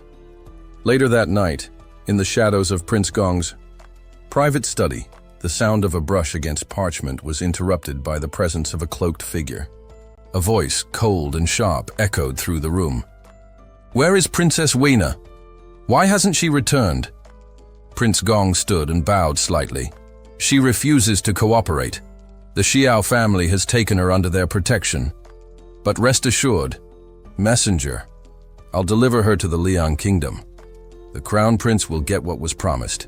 The cloaked man stepped closer, voice low and threatening. "You'd better make sure of it. The Crown Prince prefers delicate blooms, still. Unplucked. If anything goes wrong..." He didn't finish the sentence. He didn't have to. The warning hung in the air like a sword over Prince Gong's head. The mysterious figure finally vanished, leaving Prince Gong alone in the now silent chamber.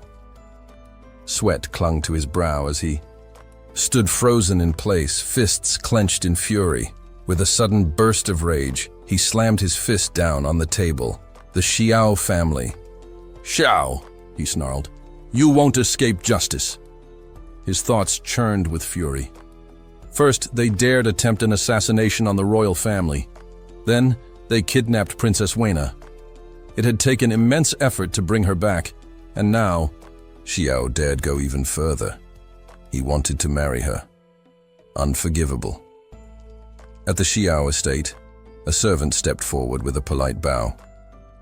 "Princess Weena, now that you've paid your respects at the ancestral hall, may I ask you to stay the night here?" "At the residence?" He gestured graciously, and Weena nodded, allowing herself to be guided deeper into the estate. The following morning, joy buzzed through the air. The Xiao household was a flurry of celebration. Red silk and festive decorations were being strung up with care. Xiao Huo had just returned when a retainer approached him eagerly. "Young master, come, it's time to meet your bride." When Huo entered the room, his eyes widened. The person waiting inside was none other than Princess Weena. It's you?" he said, startled. The servant laughed warmly as he exited. "I'll leave you two to talk. Seems fate's already tied your hearts together." Their eyes met, shyly.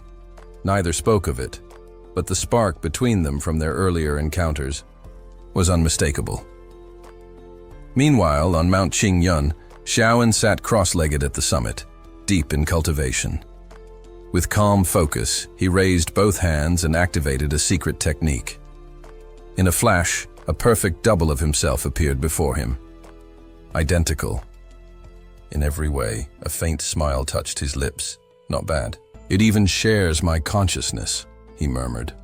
"I can guide it with precision and with spiritual energy infused. It can think on its own." He gave the puppet a subtle wave. "With this clone watching over things, I'll be far safer now." Back at the Xiao estate, the joyous wedding ceremony was in full swing. On the courtyard grounds, guests gathered as Xiao Huo and Princess Weena each held a length of red silk between them, bound together in ritual. From his distant perch, Xiaoan observed through divine sense. Every movement of the ceremony reached him in detail. The officiant's voice rang out clearly. "Bow to heaven and earth. Bow to your ancestors. Bow to one another," as the ceremony concluded. A sudden alert flashed in Xiaoan's mind. His system had picked up an intrusion. Alert. Prince Gong and his forces approaching. Choice 1. Eliminate them personally. Gain combat experience, plus a third-tier magical treasure. Choice 2. Warn Xiao Ho to let him deal with the threat.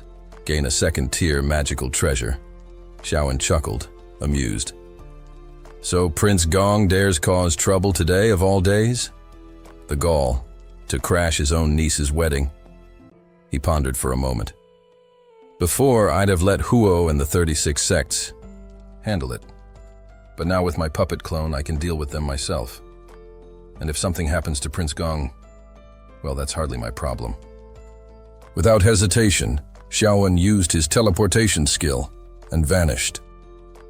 Outside the estate, Prince Gong and his soldiers lurked in the cover of trees. He whispered to his men in a low growl, "Listen up. When I give the signal, storm the estate. Kill as many as possible.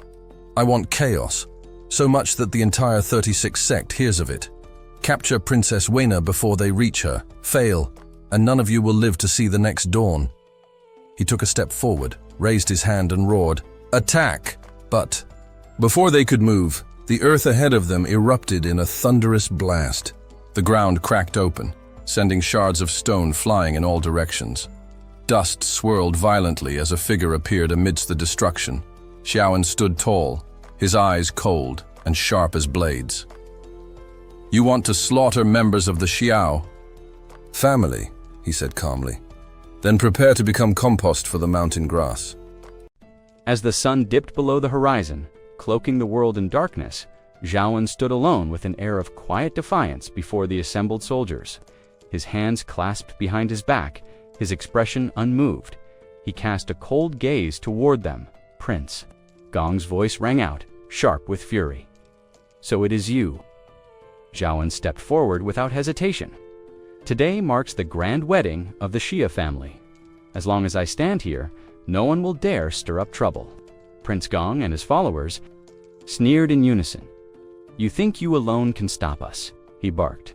Then, chuckling menacingly, he added, "Every man here is a master, handpicked from the top sects of Ming.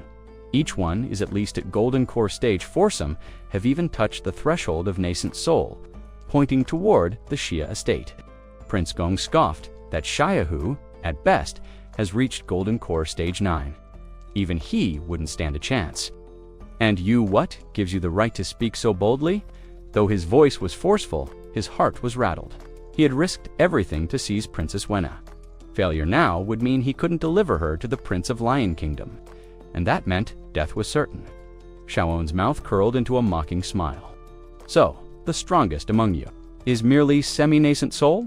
Is that what you're saying?" The expressions of Prince Gong's followers darkened. One of them barked. "The Xia family is a withering flame. This is the final flicker of their joy." "Who do you think you are, to act so arrogant?" "He's stalling for time," another snapped, "trying to delay until reinforcements arrive." Prince Gong nodded. "Then take care of him now." Elder Jingu stepped forward, his aura flaring with spiritual force. "You've chosen death," he said coldly.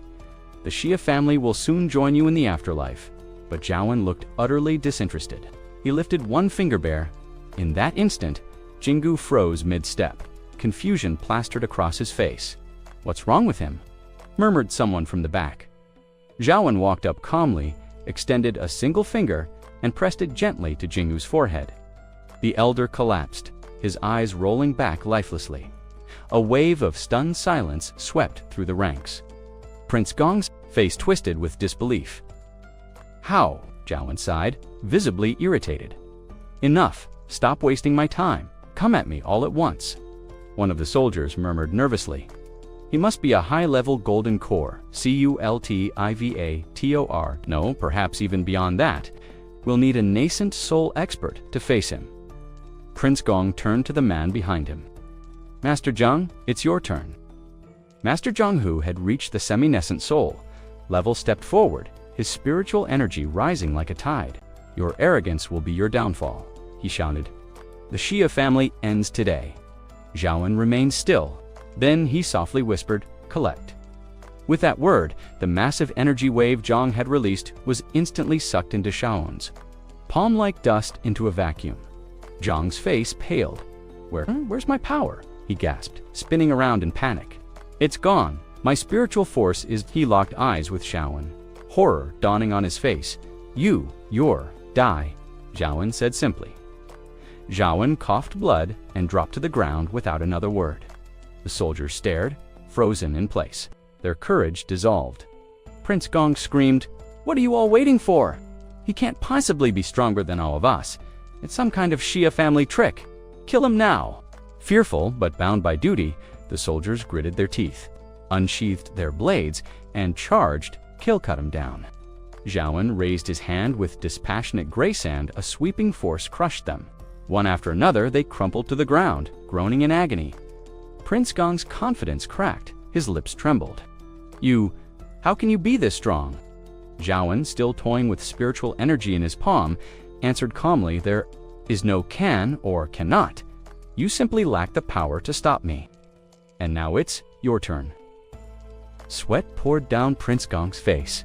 "You dare! I'm of royal blood. If you kill me, my entire clan will demand vengeance. It will mean the execution of 9 clans." Zhaowen chuckled softly. "Execution of 9 clans, then yours will fall right alongside them. After all, the Xia family's daughter-in-law is Princess Wenna. Lay a hand on her, and you doom yourselves." Panicking, Prince Gong pleaded, "No. Without me, Princess Wenna would never have made it to Lion Kingdom. The crown prince there, he won't forgive you. You'll bring ruin to Ming." But Xiaowen's voice remained level. "I care nothing for your royal politics. Anyone who dares take the Xia family's daughter-in-law will answer to me." As he raised his hand to strike, Prince Gong cried out, in desperation, "Wait, you don't understand. The Crown Prince of Lion, he's not who you think he is. He hides a secret Han identity that you must not defy." Xiaowen's eyes were cold and unyielding as his blow fell, silencing the old prince's final warning. Xiaowen's curiosity deepened. What other identity could he possibly have? He asked, eyes narrowing. Prince Gong, still trembling on the ground, forced himself to answer. "The Crown Prince of the Lion Kingdom. His master is a cultivator, who's reached the deity transformation realm." Xiaowen's expression didn't change. He shut his eyes for a moment and let out a faint, almost disappointed sigh. "Is that it?" he said calmly. "I thought you were going to tell me something terrifying, something earth-shattering." But that, with a casual wave of his hand, a burst of energy pressed Prince Gong even further into the ground. "The words you speak, utterly meaningless." Prince Gong began to panic. "Wait, something's wrong with your head. That's a deity transformation. Cultivator, aren't you even the slightest bit afraid?" he stammered, as he added, "Not only that, he's also an elder of the Jinghong Palace." That caught Xiaowen's attention. He paused. "Jinghong Palace again." Prince Gong quickly continued, grasping for a lifeline. "Yes, the Ming and Lian kingdoms are both under the southern domain. And in the entire southern region, Jinghong Palace is the most powerful sect. If you provoke them, forget the Ming. Kingdom Evan Leon could be wiped off the map overnight. I beg you, be cautious. People like that. Their will is absolute." Xiaowen didn't flinch. He looked at Prince Gong with indifference. "Is that all?" Prince Gong blinked in confusion. "What do you mean?"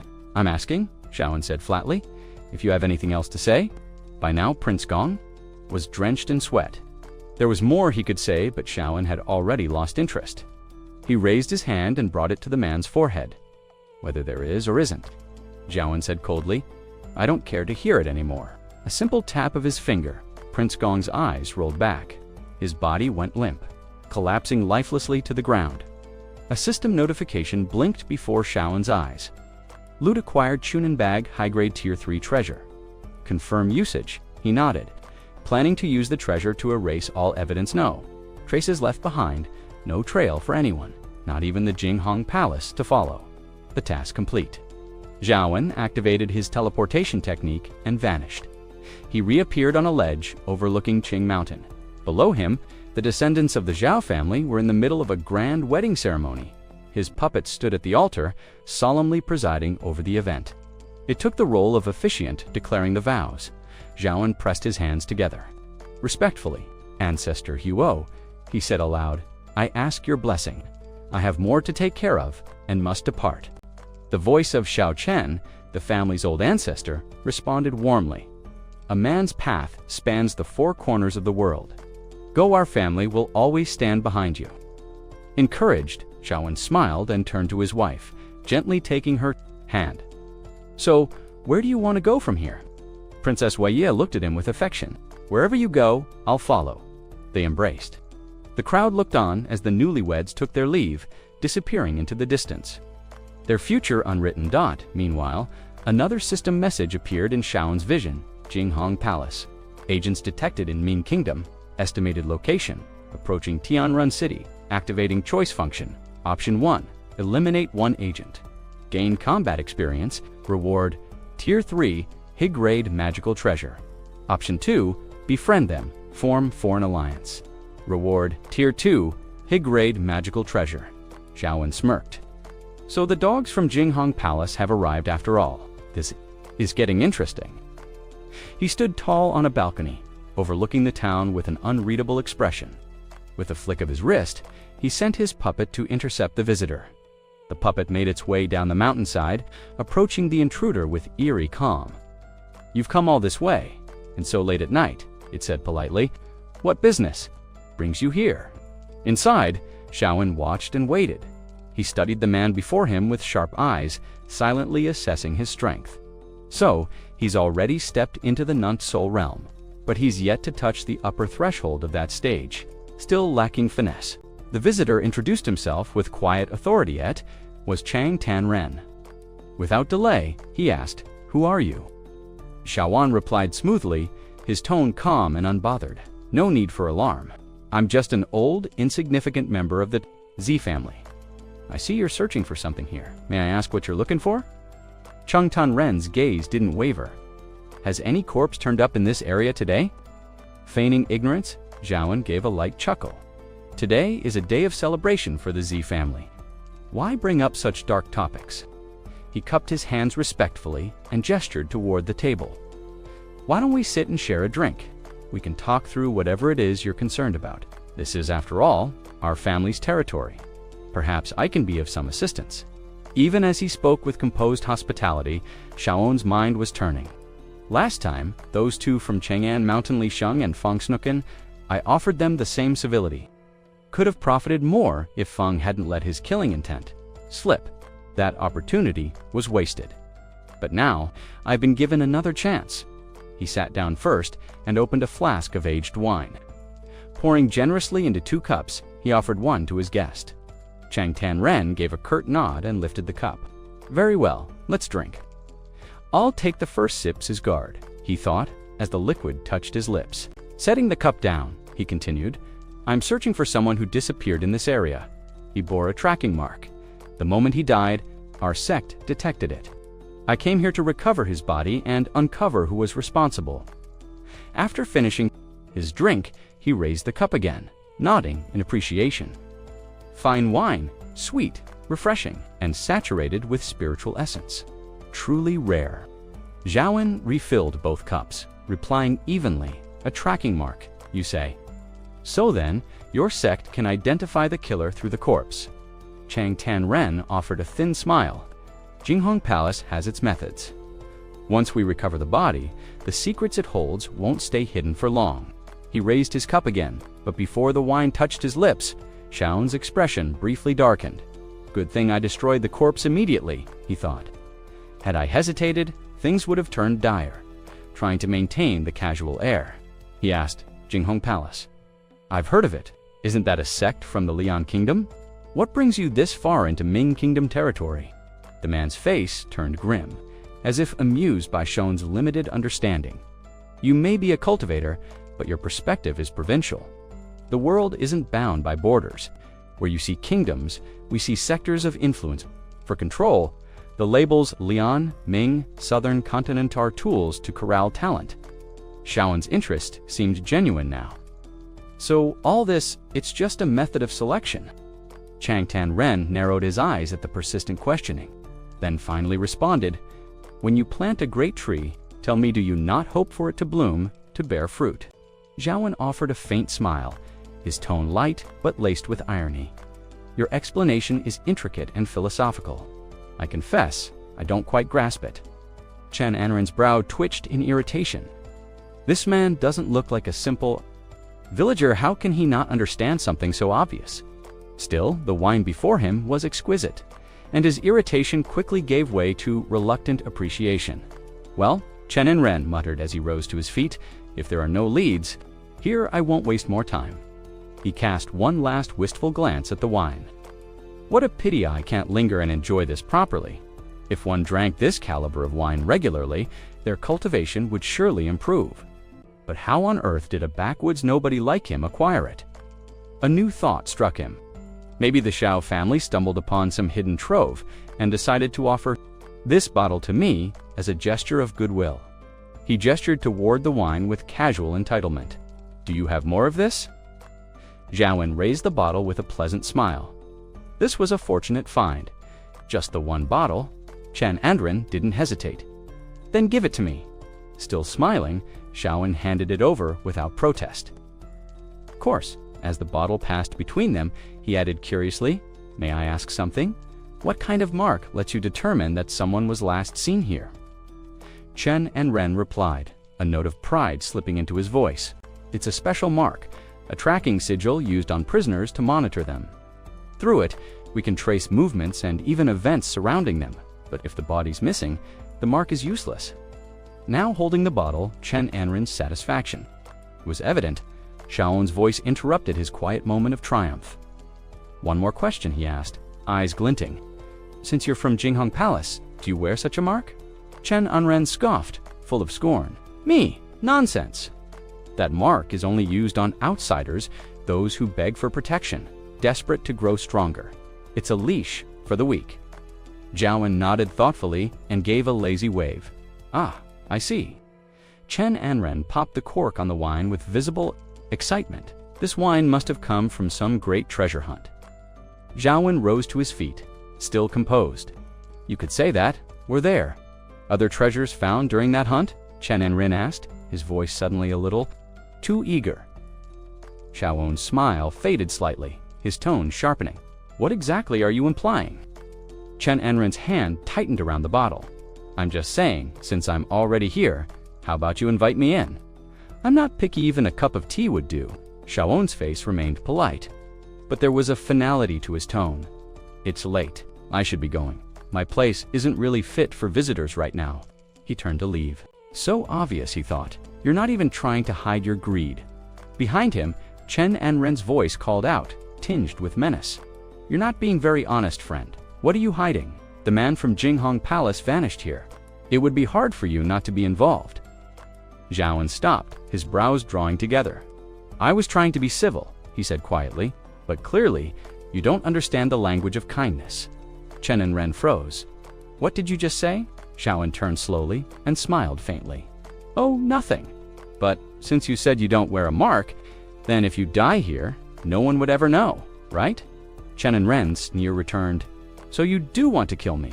He called forth his spiritual energy, a shimmering aura rising around him. "Let's see if you even have the strength to try. Hand over all your treasures, now or I'll make the entire Shao clan drown in blood." Xiaowen clasped his hands behind his back, his expression unreadable. "You think you have that kind of power?" Chen Anren laughed uproariously. "You really don't get it. Who are you to talk back to me? The Zhao clan. Ha! Worthless. Don't think that Zhao, what's his name, can protect you. He's just trash. Jinghong Palace could crush 10 of him without blinking." But then mid-laughter, something changed. Chen Anren's expression shifted, his body trembled, panic flickered in his eyes. What's happening?" he stammered. The spiritual energy around him had vanished. The presence of heaven and earth itself was gone. Xiaowen stood silently, gazing down at the trembling man before him. The tension in the air was suffocating. "Why did you stop?" Xiaowen asked, voice calm but laced with something chilling. The man was drenched in sweat, his fear so intense it felt like it was radiating off him. He struggled to speak, his voice quivering. I've never been this terrified in my life." Desperation crept into his eyes as he stared at Xiaowen. Who are you?"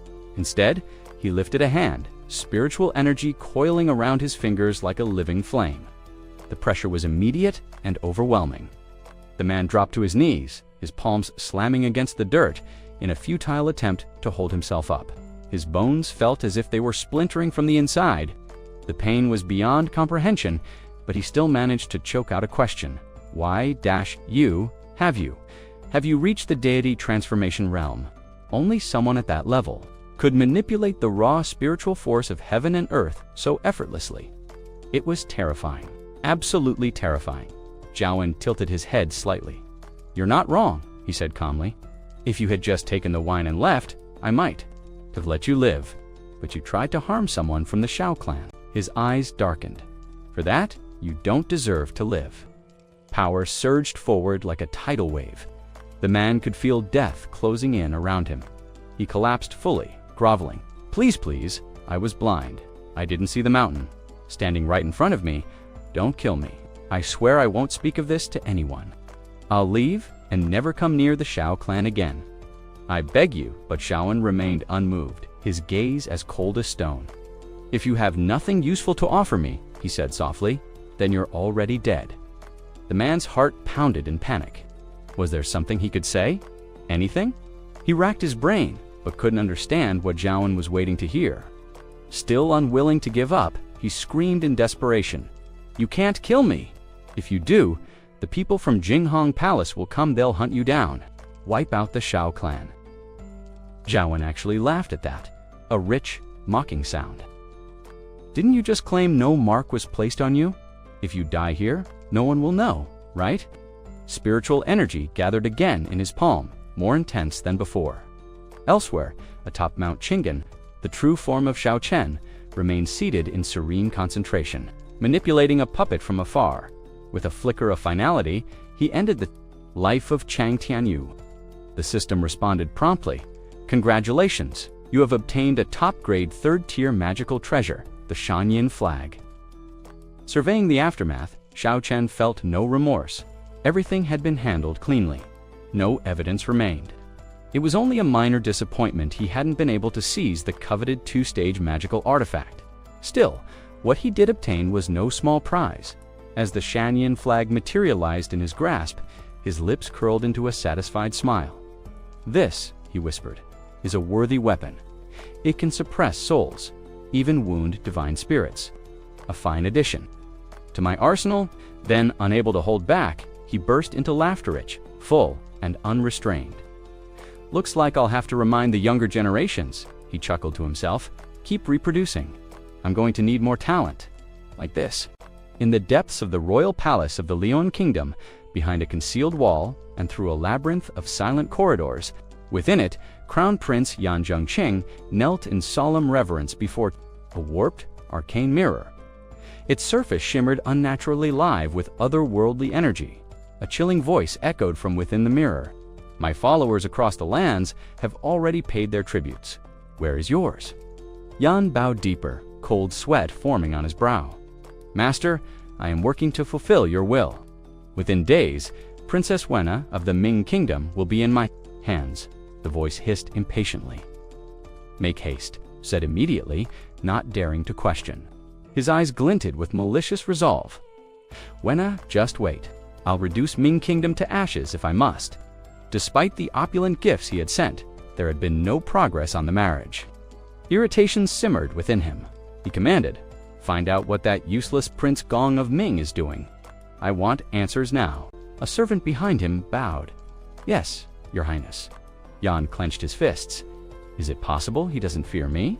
Or perhaps he doesn't fear my master?" The servant hesitated. "Your Highness, we've lost all contact with Prince Gong. He has vanished." Yan's face hardened. "What did you say?" he roared. "Gather the entourage. We're going to the Ming Kingdom now."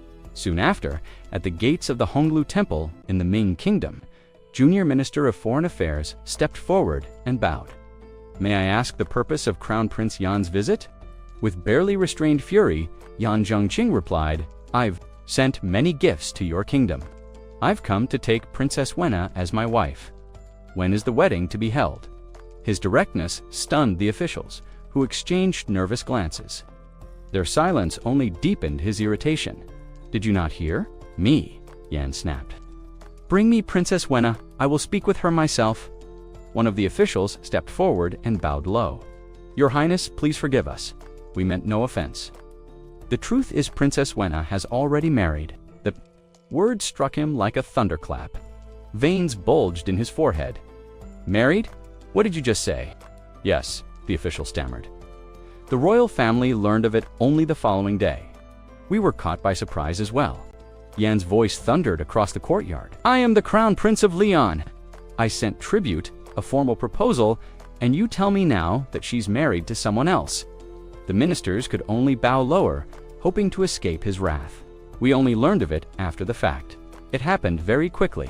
His fury mounting, Yan bellowed, "I demand an audience with your emperor. This disgrace must be addressed." Inside the imperial palace of the Ming Kingdom, Yan stood before the emperor, seething. "I sent you gifts and a proposal, and this is how I'm repaid. What is the meaning of this betrayal?"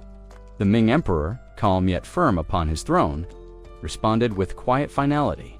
Princess Wenna was married yesterday. The suitor is of noble Ming blood. Your offerings and letters will be returned in full. Behind his composed demeanor, the emperor cursed the unexpected turn of events. I was sure everything was under control. How could this happen? Yan's voice turned cold and dangerous. Where is Prince Gong? He promised to help me secure this marriage. The emperor raised a hand. Prince Gong's whereabouts are unknown. No one has seen or heard from him. Now, if your highness has no further business, I suggest you take your leave. The veiled dismissal sent Yan over the edge. You dare speak to me like that, he shouted. I am the crown prince of Leon. Do you think your feeble kingdom can insult me without consequence? If I don't see Princess Wenna today, I will drench this palace in blood. The ministers and guards rushed to defend the throne. He's a golden core cultivator 5th level. Protect the emperor. Unfazed, Yan unleashed a wave of spiritual energy that knocked the guards aside like leaves in the wind. He sneered. Pathetic, out of my way. The Ming Emperor rose to his feet, his gaze sharp. Crown Prince Yanor Kingdom may not rival yours in brute force, but do you truly wish to ignite a war over your wounded pride? He charged toward the emperor. Eyes blazing. I demand to see Princess Wenna, he shouted. If you don't let me, everyone here dies. Just as the air turned tense and the palace guard stiffened, a figure stepped between the emperor and Danger Zhao. Without hesitation, Zhao struck. One powerful move sent Yanzhang crashing backward, skidding across the marble floor. The impact echoed through the royal court. Princess Wenna rushed to her father's side, her voice trembling. Father, are you hurt? The emperor waved a hand, still catching his breath. No, I'm all right. Then, setting his gaze on Zhao, he smiled.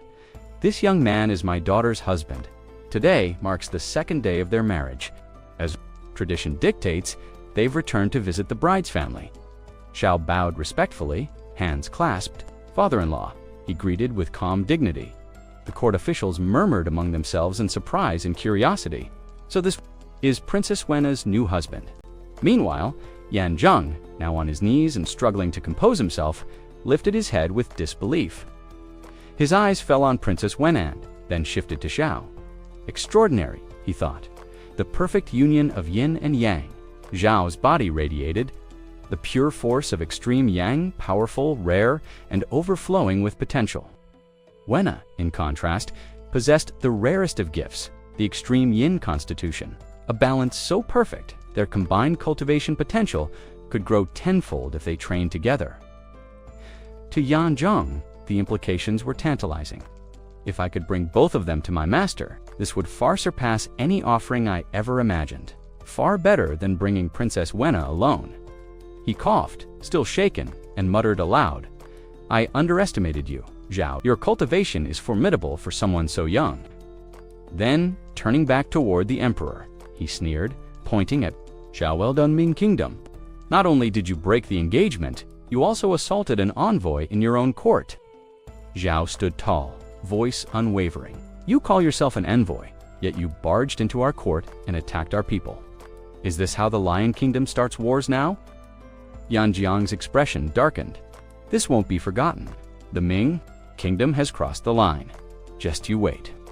With those parting words, he turned and stormed out of the palace. The emperor exhaled deeply and then turned to Wenna, smiling broadly. You've chosen well, daughter. I'm very pleased with this young man. The officials nodded in agreement, echoing praise. Yes, Princess Wenna's husband is no ordinary man, a fine addition to the royal family. Flushed with joy, Wenna slipped her arm around Zhao, holding him close, and Zhao, his eyes warm, looked down at her with all the love he could hold. Father, I saw it with my own eyes, Yanzhang Qing said, standing solemnly before a mirror.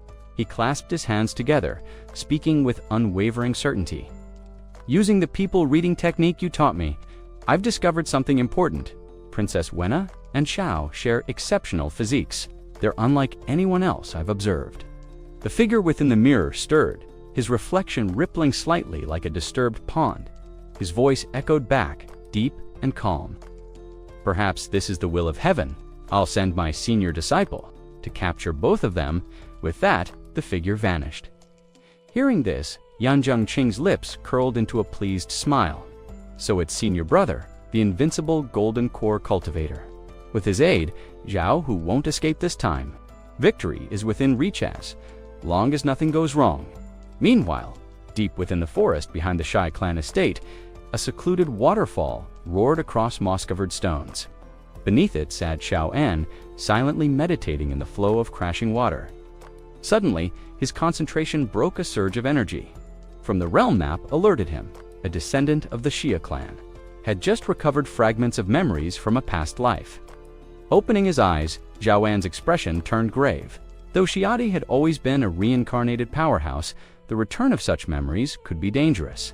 Painful secrets lay hidden in that forgotten past reasons for death. The truth of reincarnation, betrayals yet unrevealed. Without hesitation, Zhao An vanished into the waterfall's mist. He needed to see what Xiaoyi had remembered for himself. Inside the realm map, Xiaoyi sat motionless, staring down at his own trembling hands. His face was pale, his expression twisted with pain. Around him, waves of spiritual energy surged wildly. He slowly closed his eyes. A vision emerged. A young man his previous self lay, bedridden, strong in body but gaunt in spirit. Blood dripped from his wounds into a basin beneath the bed. The room was thick with the stench of suffering. Then came a voice. "You're tougher than I expected. 3 days and still breathing." It was a woman with striking blue hair, her tone playful, almost amused. She stepped closer, crouching beside the bed, brushing a finger along his face. "But that's good. The longer you live, the more I can extract. Your Keelan soft bone, your azure dragon marrow, your vermilion bird bloodline, they'll all be mine soon enough." She whispered with a cruel softness. "To truly absorb them, I'll need your black warrior blood to nurture it all. The stronger your vitality, the higher my success rate. So don't die yet, all right?" The young man's chapped lips parted, his voice weak. "Why? I treated you with honesty. I loved you. Why would you do this?" She gave him a look of feigned innocence, then said coldly, "Guess." Before he could speak again, another presence appeared, an indistinct figure, his voice echoing from the shadows. "Everything you have, every skill you learned, every opportunity, she arranged it all. You were molded, groomed, so she could harvest you." The man on the bed shook his head in disbelief. Arranged, this life, this path, was all planned. He turned back to her, eyes glassy with heartbreak. "I truly loved you." She gave him a dismissive glance. "Don't say such disgusting things. If I hadn't seen value in your talent and bloodline, do you think I would have wasted even a second raising you up?" Tears finally slid down the young man's cheeks. So it was all a lie. Every moment. All fake. His eyes dimmed as he whispered, "I'll never forgive you." He closed his eyes. Then suddenly, the room blazed with light. "Danger," a voice warned. "A manifestation of the great Tao will." Shock filled the space. He actually awakened. The great Tao will. This could change everything. If we could capture Ituar, cultivation would rise exponentially. But it's bound to his soul. If he dies, it vanishes with him. Back in the realm map, Xiai snapped his eyes open, drenched. In sweat, his breathing was ragged. He clutched his head as memories surged, visions of betrayal, of love, turned poison. "I loved her," he muttered, shaking. The realization crushed him. His spiritual energy flared violently. He gasped, staggered, and then collapsed into the water unconscious. Xiao En, who had been watching silently from the shadows, finally opened his eyes. His gaze was cold, thoughtful. "That woman, she treated him like a resource, not a person," he murmured. From seed to fruit, he was nothing more than a cultivation vessel for her. His mind churned with unease. To have devoured the achievements of a cultivator at the integration stage. What level did they reach afterward? And that other man, he lingered in memory, hidden in strength. At least integration stage, if not higher. Xiaoan's brows furrowed. "My power is still too weak. If I don't grow stronger quickly, then the descendants of the Xia clan will have their fates stolen, just like Xiai's once was." Xiai stood alone, his expression dark, his thoughts even darker. "In my past life, I lost everything I cherished. My love perished, and only hatred remains. You robbed me of it all. How could someone like me, once invincible, be lacking in talent that wasn't fat? It was theft. Without hesitation, he raised his hand toward the sky. His voice rang out, fierce and resolute. In this life, even if I must defy the heavens themselves, I will reclaim what was taken. I will bring justice with my own hands. Not far off, a figure stood quietly beneath a tree chen. He watched a surge of spiritual energy spiral into the air as Xiao Mai emerged. Bowing respectfully, Chen called out, "Great ancestor." Xiao Mai turned with a composed face. "I've made my decision. I want to leave on a journey to temper myself." Xiai's expression remained calm. He closed his eyes slowly, then gave a faint nod. "This land of rivers and mountains can no longer contain you. It's time to go." Although the treasured painting that housed him was powerful enough to preserve countless cultivators, it had its limits, and now, with Xiaomi's memories from a past life reawakening, the heaven and earth energy within him was no longer something the painting could suppress. Xiao Mai thumped his chest with pride. "Great ancestor, I swear once I leave, I'll make the Shia clan a name that strikes fear into the hearts of the strong." Shia raised an eyebrow, startled by the bravado. He placed a firm hand on the young man's shoulder, his tone suddenly more serious. "Don't be so quick to show off. Strength should be hidden, not flaunted. Above all, else survive." His gaze turned sharp. "The outside world is cruel, boy. It's a place where people hunt each other like beasts. If you wave your talents around, someone will come to take what you have. One Xiao Mai already draws attention. With you and Xiao Wai both, the Shia clan will be marked for death." Xiao Mei nodded solemnly. "Then I'll remember your words, ancestor." Satisfied, Xiai produced 2 glowing objects. "Take these, you'll need them." He held out a pair of finely woven boots and a fluttering black flag. "These are treasures, cloud-treading bootstop grade, 4th tier, and this flag is the dark yin banner top grade, 3rd tier. They won't make you immortal, but they'll help you flee when death is at your heels." Overwhelmed, Xiao Mi dropped to his knees. "Thank you, great ancestor.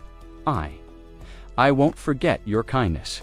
Xiai's expression softened with a rare smile.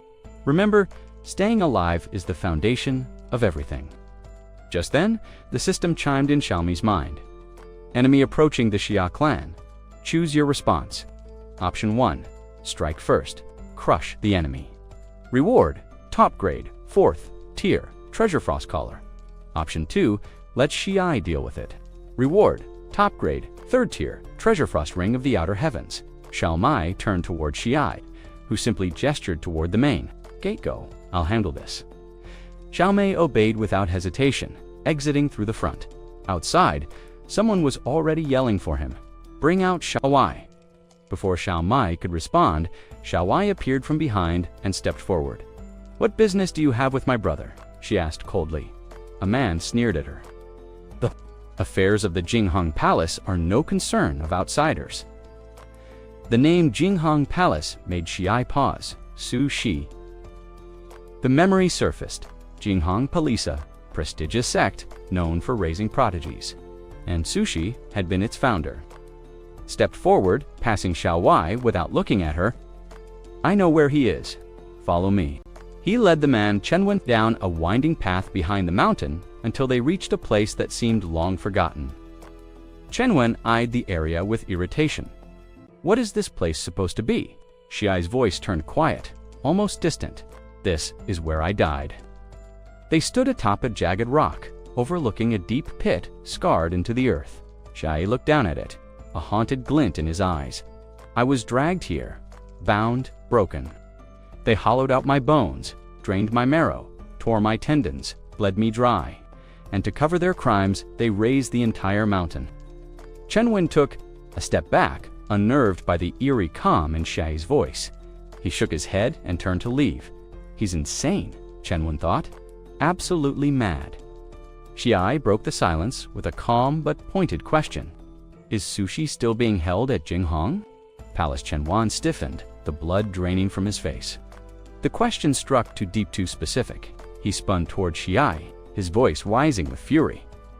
"How dare you speak that name so casually? Do you even realize who you're talking about?" That name belongs to our sect's revered ancestor. His eyes narrowed with suspicion and disbelief. That name is only known to the most senior members of the sect. Who are you? Xiadi met his gaze without flinching, his tone as sharp as ice. Still clinging to the same old schemes, I see Jinghong Palace luring prodigies from across the world, only to torture them in silence, far from the eyes of the world. Have your methods changed at all? Chenwen's breath caught. For a moment, he didn't respond. Then, without another word, he flared with dark spiritual energy. The force twisted and coiled into the shape of writhing black dragons, launching toward Xiai with lethal intent. A cruel grin spread across Chenwen's face as the dragons roared through the air.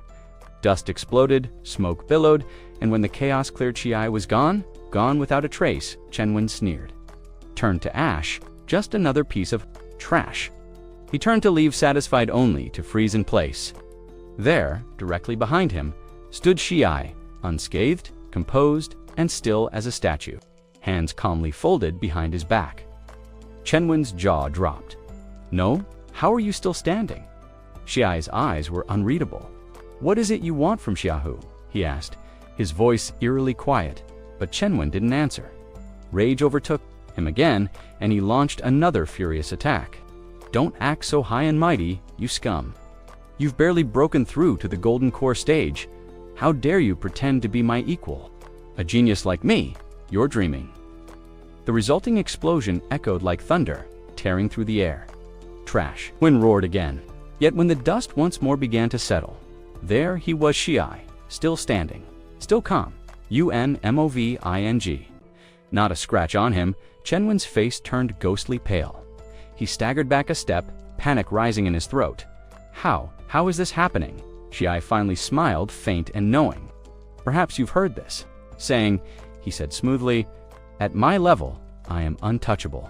And when I fight above my level, it's always 1-for-1. Chenwen lowered his gaze, his tone heavy with regret. Our sect once nurtured a prodigious talent exceptionally gifted with power that left others in awe. Unfortunately, he strayed from the righteous path and embraced demonic cultivation. We had no choice but to cast him out. At this, Xiao Mai crossed his arms, fury flashing in his eyes. Ridiculous slander, he spat. I am that so-called prodigy. Chenwen stared at him, disbelief twisting his expression. Have you lost your mind? That tale is ancient hand. That man is long dead. Xiao Mai simply raised a finger and pointed to the heavens. Drawing upon the forces of heaven and earth, he summoned a wave of spiritual energy that surged through the air like a divine current. It struck Chenwen squarely in the chest, launching him backward. He tumbled, hitting the ground hard. Clutching his chest, Chenwen convulsed. Pain racked his body, his meridians shredded, his muscles torn, and his danshin thrown into disarray. How could this be? He thought in horror, sweat pouring down his face. I'm at the 9th level of Golden Core, a genius of my sect, untouchable within my realm. How is this possible? Only at the moment of defeat did he understand there was always someone stronger, a higher mountain to climb. But Xiao Mai wasn't faring much better. The clash had drained him. One devastating move, and his spiritual energy was nearly spent. Golden Core Level 1, facing off against Level 9. It wasn't a trivial challenge. If I were still in my old body, Xiao Mai thought grimly, this would have been effortless. Chenwen now lay dead at his feet.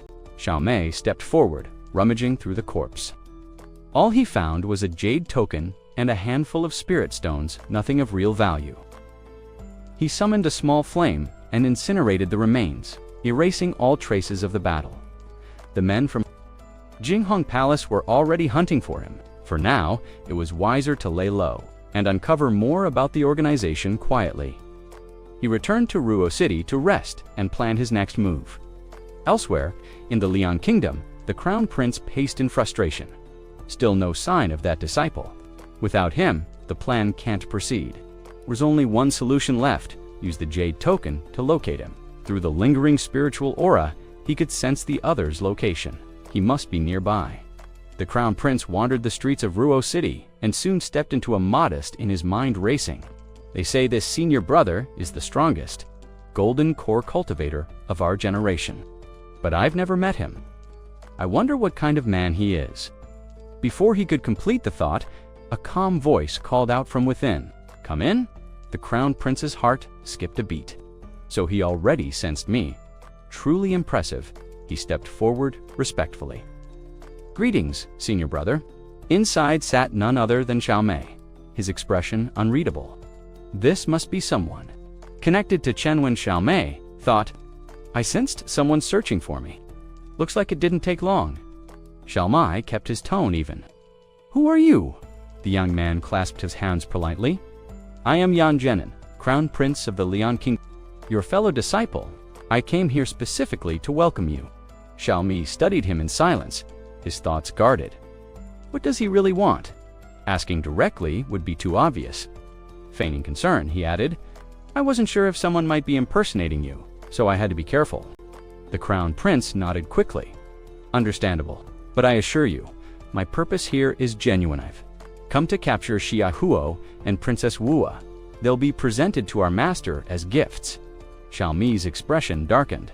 So that's what Chen Wen was after, to trying to hand over others like trophies, just like they tried with him. Jinghong Palace hasn't changed. Still as cruel and manipulative as ever, noticing his silence, Yan Zhenin asked, "Senior brother, what's on your mind?" Xiao Mei slowly drew out the jade token and held it up. "I assume this proves my identity." Seeing the token, the prince's face lit up. He was convinced. "Senior brother," he said eagerly, "I've already arranged for insiders within the Ming Kingdom, including someone from their royal bloodline. We can join forces with them. If we succeed, we'll take over the entire kingdom. Lian Kingdom will grow, and the best talents of Ming Kingdom will all be at our disposal." With visible hesitation, Yan Zhenin lowered his voice and asked, "Senior brother, what do you think of the plan?" Xiao remained seated, serene and unshaken. He spoke with calm certainty. "It's not bad. Go make the necessary arrangements. Today, we seize control of the Ming Kingdom." Yan Zhenin bowed deeply, fists clasped in respect, and swiftly departed. Elsewhere in the palace, behind the doors of a private chamber, a scene unfolded that was far too intimate for the innocent.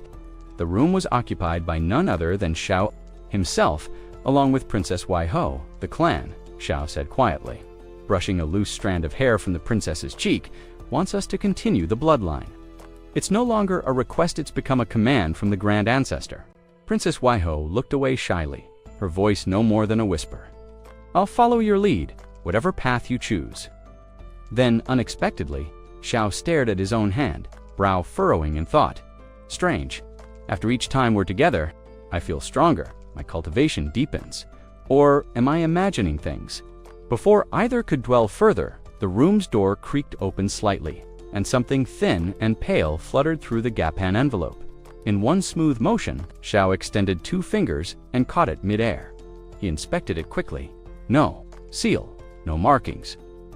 He opened it and scanned the message inside. A flicker of surprise crossed his face. What is this? Could it be real? Who would send something like this? Without hesitation, he dashed out of the room, scanning the corridors. But the hallway was silent, empty. No trace of a messenger, no lingering footsteps. Even the envelope bore no hint of its sender. Meanwhile, within the Ming Imperial Palace, manic laughter echoed through the halls. "Huh!"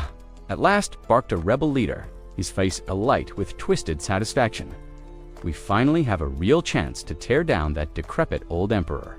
Standing before his private militia, he grinned. Wickedly, "From today onward, the entire Ming Kingdom will kneel to my will." The thought of power, of seizing not just the throne, but the emperor's daughters, filled him with a feverish energy. Yet outside the door of a meeting room, he paused, brow furrowed. "Why is no one here yet?" he muttered. "This is the exact time we agreed upon." A heavy silence answered him. Did we get the location wrong? He wondered, growing restless. Or worse, did our people back out? Turning sharply, his voice snapped with urgency. "Send someone now, find them. I don't care what it takes. I want troops here, and I want them now. Without men, this rebellion is nothing." Yan Zhenin's expression darkened as he watched. From the shadows, the weight of betrayal or failure starting to press in. A voice echoed coldly from behind. "There's no point in looking. Your men won't be coming." Yan Zhenin turned, eyes narrowing as Xiaohuo calmly stepped forward. Yan said, startled. Xiaohuo offered a faint smile. Your little scheme has already unraveled. Your army crushed. What's left is just you. Yan's fists clenched at his sides. Xiaohuo continued casually. What now? Planning to run? Think you can make it out of the palace alive? In response, Yan Zhenin stood his ground. Xiaohuo, I'll make you an offer. Let me leave, and the Lian Kingdom will reward you handsomely, spirit pills, treasure, anything you want. But Xiaohuo barely reacted. You misunderstand, he said coolly. I'm the one giving you a chance. Yan's jaw tensed. I'm the crown prince of Lian Kingdom. Are you sure you want to provoke a war? Xiaohuo smirked. If it comes to that, so be it. I've never feared war. But Yan's confidence faltered. Where is he? He wondered. Why hasn't my senior brother arrived yet? Just then, a figure emerged from the shadows, Yamai. He wore a mask that obscured his face, and Xiaohuo failed to recognize him immediately. Yet, there was something hauntingly familiar about the stranger. Seeing him, Yan Zhenin's confidence returned, and he sneered, Now you're scared, aren't you, Xiaohuo? This is my senior brother, 9th level, Golden Core, a prodigy. The so-called invincible Golden Core. You're nothing compared to him. But Xiaohuo remained unfazed. He drew his sword slowly. 9th level? Huh, he muttered. Better to strike first than risk regret. Enraged, Yan turned to his supposed ally, senior brother. This is the man I spoke of, the one my master and I want captured. If we take him alive, our cultivation will double. The masked figure wasn't his senior brother, it was Shai. Yuyan stammered, his voice catching in his throat. Shai's reply was brief. Dai Xiaohuo's mouth fell open. Didn't recognize me? Uncle Huo blinked in surprise, then let out a hearty laugh. Shai launched into an explanation, recounting everything from the start. When he finished, Xiaohuo's expression turned serious. So this entire mess was just the tip of the iceberg, he said grimly. That's why you must be cautious. Uncle, not just you, your wife too. They've already marked her. He tried to sound confident, adding, They won't be able to track him back to us, but it's still best to stay vigilant. Later, at the Xia family estate, a loud voice called from inside one of the rooms. Father, Xia bowed. It's from Uncle Huo. It bears a secret seal meant for your eyes only. Curious, Xia asked.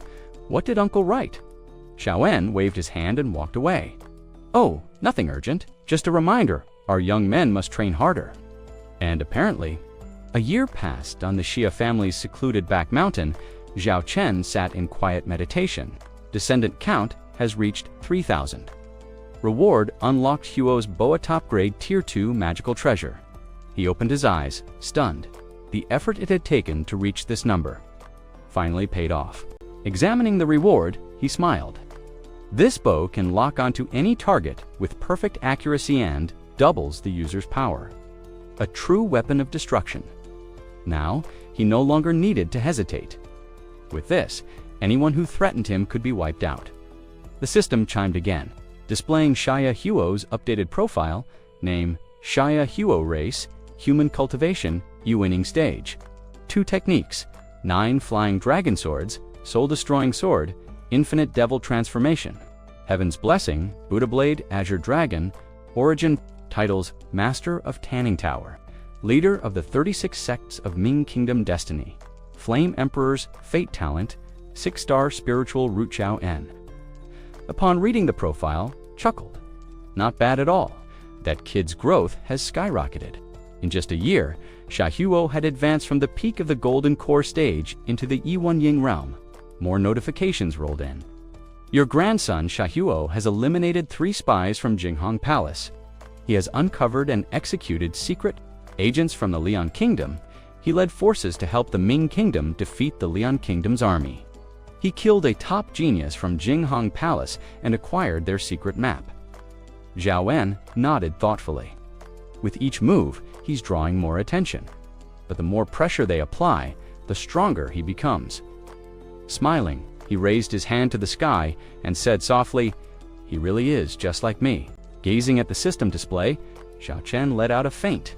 knowing smile, name, Shai race, human talent, 6-star cultivation path, dragon yang, sword blood, technique, destiny, divine sword, mysterious yang, one sword spirit, mountain forming, primordial, void realm, golden core stage 1, special identity, reincarnated cultivator from the fusion period, awakened with an innate physique, chosen by the will of heaven and earth.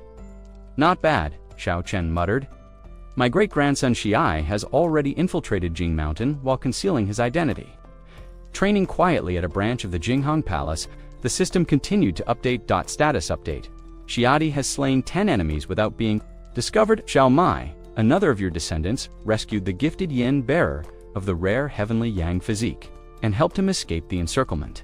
At the same time, Shai also rescued another prodigy, this one gifted with dual spiritual roots from the ambush at Feng in Jing Mountain. More and more notifications rolled in. Xiao Chen stroked his beard and smiled, composed and pleased. Good. Operating in the shadows, killing cleanly, leaving no trace. He remembered my teachings. Excellent. Just then she approached, leaning on his cane. Father, he said, we've received another letter from Elder Huo. This one includes a diagram looks like a treasure vault layout. Xiao Chen accepted the letter without hesitation and read through it carefully. Letter content. While on an expedition, I stumbled upon a very old map. Legend says it marks the final resting place of Yuan Ming, the renowned emperor of the cultivation world. The location is said to be filled with unimaginable riches and scient elixirs, lost techniques, rare magical artifacts. I am unable to go myself. Shall we send Shai to explore it instead?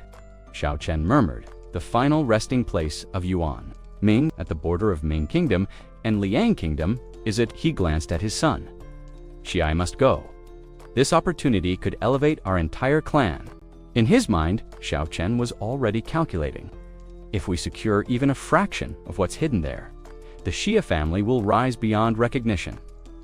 Then the system chimed in again. Opportunity detected, initiating decision interface. Choose one. Of the following, option 1, send Xiai to pursue the treasure. Gives reward, fertility river elixir. Option 2, decline, avoiding danger. Gives reward, 1 grade 4, low tier magical treasure. Xiao Chen raised a brow. Why would the system offer a danger avoidance option? Is this tomb more perilous than expected? Still, his decision was clear. We'll go. It's a chance to remove obstacles for the Xia family's future. She bowed. Understood. I'll prepare immediately. As he left, the system issued Xiao Chun's reward. You have acquired Fertility River, basic grade effect. Consumption increases conception probability by 10% for 24 hours. Xiao Chen chuckled. Excellent. From now on, every daughter-in-law and granddaughter-in-law in the household gets a cup daily. Our family line will thrive like never before. Outside, the skies were blue, the clouds thin and soft. Sunlight gilded the rooftops. Word was spreading across the region. The Jinghong Palace had posted an official notice, recruiting cultivators to explore a hidden treasure. Whispers filled the streets. I heard this treasure lies at the edge of Ming and Liang, kingdoms said to be the legacy of a cultivator who defied even destiny. Why would the Jinghong Palace invite outsiders to claim such wealth with them? Don't you know? The palace has a noble reputation. In Liang Kingdom, they've even trained commoners into cultivators. They say they stand against fate itself. The excitement rippled through the crowd. Let's register. If I were even 20 years younger, I'd be in line already. Just seeing that tomb would be worth it. Someone sighed. Even if I didn't survive. Just then, a bright-eyed youth burst into the square, waving a notice. Listen to this. Jinghong Palace is offering rewards.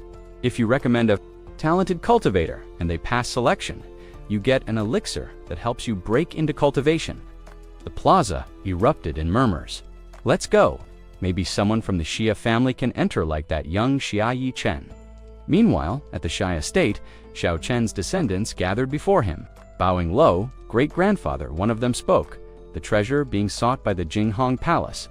Isn't that the same site marked on the map Elder Hu sent? Xiao Chen's gaze turned sharp. The locations do align. Perhaps this isn't an opportunity, it's a trap. Hua had most likely fallen straight into their trap, but even so, the map they acquired was the real deal. It's authentic. One of the clan members confirmed Da Chao Chen gave a cold chuckle. And why has Jinghong Palace been gathering talent for so many years? Do you really think they're doing it out of the kindness of their hearts, eager to share some hidden treasure? He shook his head and added disdainfully, they're simply nurturing pawns to harvest when the time is ripe. A dog doesn't stop burying bones just because it wears a golden collar. He waved it off, his expression calm, but it doesn't concern us. Let them posture. The more arrogant they act, the more they'll attract attention from the other sects. Once enough parties are involved, the treasure will naturally be shared. No reason for us to shoulder the burden alone. The younger cultivators surrounding him bowed in agreement, acknowledging his strategy. Just then, the heavy wooden doors burst open. A servant rushed in, out of breath. Patriarch, great ancestor, representatives from Jinghong Palace have arrived. They say they wish to discuss matters peacefully. Xiaowen raised an eyebrow but remained composed. So they've come to us first. Interesting. He stood, brushing the dust from his robes. Very well, let's hear what they have to say. Make sure no conflict breaks out. We don't want any sparks just yet. He paused, thoughts racing. Xiao Mai is the reincarnation of a mighty expert, and those two who eliminated the Tuvi boy, they're no weaker. Jinghong Palace knows it can't afford a head-on clash with us right now. They'll grit their teeth and play nice for now. Turning to a steward, Xiaowen instructed, bring out the finest tea in the Xia family's storehouse. We'll host them properly. The meeting was arranged in one of the ancestral halls. As the fragrant tea was poured into porcelain cups, the atmosphere remained poised and civil. At that very moment, Shi Lin had just broken through to the nascent soul stage, and Jiang Shen had achieved the same. As they sipped, Jiang Shen remarked with a smile, "This tea is exquisite." Even at Jinghong Palace, something like this is reserved only for the most elite disciples. Musha, standing nearby, smirked. With your cultivation realms, aren't you considered elite disciples yourselves? Shi Lin let out a soft laugh and replied graciously, the family head jests. If we were truly among the elite, would we be the ones sent to handle trivial errands? Her voice was sweet, but her words struck a chord, slightly as he mulled it over. If even these two are considered low-ranking within Jinghong Palace, then just how terrifying must their top-tier disciples be? It was clear now any clash with them would need to be approached with extreme caution. Xiai stepped forward and asked calmly, "May I know the purpose of your visit?" Xielin didn't hesitate. This time, the Jinghong Palace is recruiting exceptional talents, those capable of shaping a brighter future for our world. A secret island has recently surfaced, and with mutual cooperation, we can seize this rare opportunity together. She added, "This will benefit not only Louis City, but also the Xia family and every citizen here." Xiai offered a polite smile. Such an opportunity, I didn't expect that. But considering that the Xia family is the most influential in Louis City, perhaps it would be better if we allowed others to step forward instead. Shilin's expression immediately sharpened. Head of the Xia family, the offer from Jinghong Palace isn't something just anyone receives. Are you sure you want to decline? Or perhaps you're looking down on the palace? Xiahai held back a sigh. So she's dropped the polite act already. Youth these days really don't have much patience. You misunderstand, he said diplomatically. The truth is, our family has always been filled with individuals of average talent. Cultivation simply isn't something we actively pursue anymore. Most of our younger generation are focused on business, leisure. They have no desire to walk the harsh road of cultivation. You'd only be disappointed. Nonsense, Shilin snapped. Xia herself is a direct descendant of your family, a noble lady of the Ming Empire, and a rare talent in the cultivation world. I've heard she reached the Yuanyan stage at such a young age. If that's considered average, then what? Would the rest of us be trash? Xia left the family years ago, Shai replied coldly. Whatever she's achieved since has nothing to do with us. She walks her own path. At that, Shilin and Jiang Shen exchanged glances. Jiang Shen finally spoke. You're being offered an incredible opportunity by Jinghong Palace. Whether someone has potential or not, we have our own methods of determining that. There's no need for concern, Shilin added. That's right. Just summon the young ones. We'll take care of the rest. As for other matters, we can discuss them later. Xiadi reached into his robes and pulled out a velvet pouch, holding it before them. I do hope you'll reconsider, he said slowly. On a journey like this, filled with danger and competition, if you'd agree to let this go, I assure you, the family would compensate you generously. Jiang Shen's expression darkened. What's the meaning of this? He snatched the pouch and hurled it to the ground. Silver and gold spilled across the floor. Shalin was furious. Enough with your manipulative tactics. We came here to offer a rare chance at prosperity, not to be insulted with bribes. Xiadi narrowed his eyes. This situation's clearly not going to be easy. I'd better speak with the others. He retreated to consult with Zhao and father. He said, these two aren't simple. They're stubborn and don't listen to reason. Can people like this really be so loyal? Zhaowen gave a small, knowing smile. If they discover a true prodigy for Jinghong Palace, they'll be rewarded, far more than anything we could offer. That kind of motivation drives people more than you think. So, should we just let them search freely within the clan? Xia asked hesitantly. No, Xiaowen said firmly. Only the people we choose. But they've all gone into seclusion to cultivate and regulate their state, Xia noted. Then, I'll go to them myself, Xiaowen replied. Let's not let this escalate. Yes, father. Without delay, Zhaowen summoned a puppet under his command and sent it out to represent him. Xiai followed closely behind, using his spiritual. Will Zhaowen made the puppet speak. If the Xia family truly possesses a genius worthy of your palace, what will the family receive in return? Standing beside the puppet, Xia added, this is our ancestor. If you want to recruit someone from our family, his approval is required. Shilin glanced at the puppet with mild disdain. This is unusual. Zhang Shen stepped in. You're asking what the Xia family will receive. Shilin answered with a calm, steady voice. If one of your descendants is chosen, joining Jinghong Palace alone is a monumental honor. For someone with true talent, the path ahead might elevate them to a force strong enough to protect the Xia lineage for centuries. Even after thousands of years, Xia Chen thought to himself, some things never change. All these people, ever, did was sell grand visions with empty promises. The woman before him continued speaking, her voice calm but edged with arrogance. In truth, your Haya family has already benefited far more than you realize. Our very presence here is a blessing to you. Zhang Shen nodded in agreement, sneering. The young men in your clan? Please, mediocre at best. Don't expect any prodigies. You might end up more disappointed than impressed. Then Shine stepped forward, her tone sharp. From the moment we arrived, you've done nothing but stall. It's obvious you've been looking for excuses to turn us away. I wonder, do you perhaps hold contempt for Jinghong Palace? Do you think we're beneath you, or is it that you look down on our entire cultivation system? Suddenly, a cold glimmer flashed in Xia Chen's eyes. A system notification blinked silently in his vision. Threat detected. The Xia family is under pressure. Initiating decision protocol. Please choose, reject the request. Reveal your true power and eliminate the intruders. Reward, advanced disguise, technique accept their proposal. Allow them to proceed with the selection. Reward. Eye of Deception. Technicia Chen considered his options carefully. Revealing his strength now and wiping out the intruders would be easy, but doing so would undoubtedly catch the attention of Jinghong Palace. They would send more and worse. They'd start digging into his family. No, that wouldn't do. The advanced disguise technique would allow him to remain hidden, to bide his time. Better to keep the mask on for now. Let them believe what they want. This was a long game. Xia Chen's expression didn't flicker. Calmly, silently, he bid his dismissal.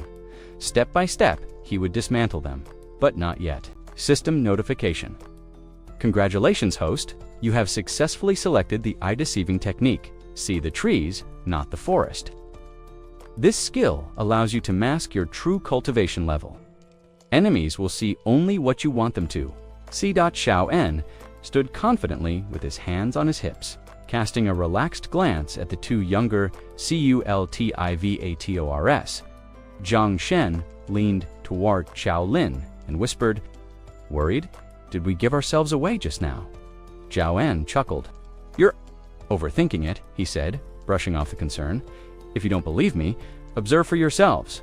See how they assess your talents? Li Yi stepped forward arrogantly, his voice sharp. Fine, I trust the Shia family wouldn't be foolish enough to send nobodies. Shaolin frowned inwardly. Could father really intend to send these descendants of the Shia clan to Jinghong Palace? Are they truly as ordinary as he claimed? The thought unsettled him. Without another word, Xiao Chen and Xia Li began walking ahead, with Jiang Shen and Xiao Lin following behind. This is where the Xia family's descendants, those aged 18 to 25, reside, Xiao Chen explained, gesturing toward a large courtyard.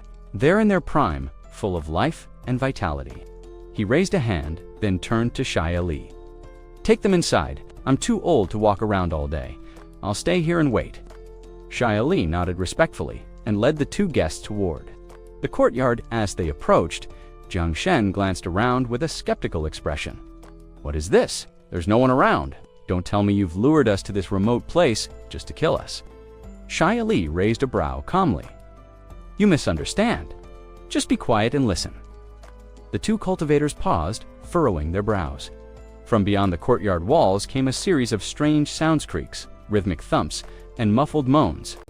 Zhao Lin's cheeks suddenly turned red. Wait, are you serious? Are they really doing that in broad daylight?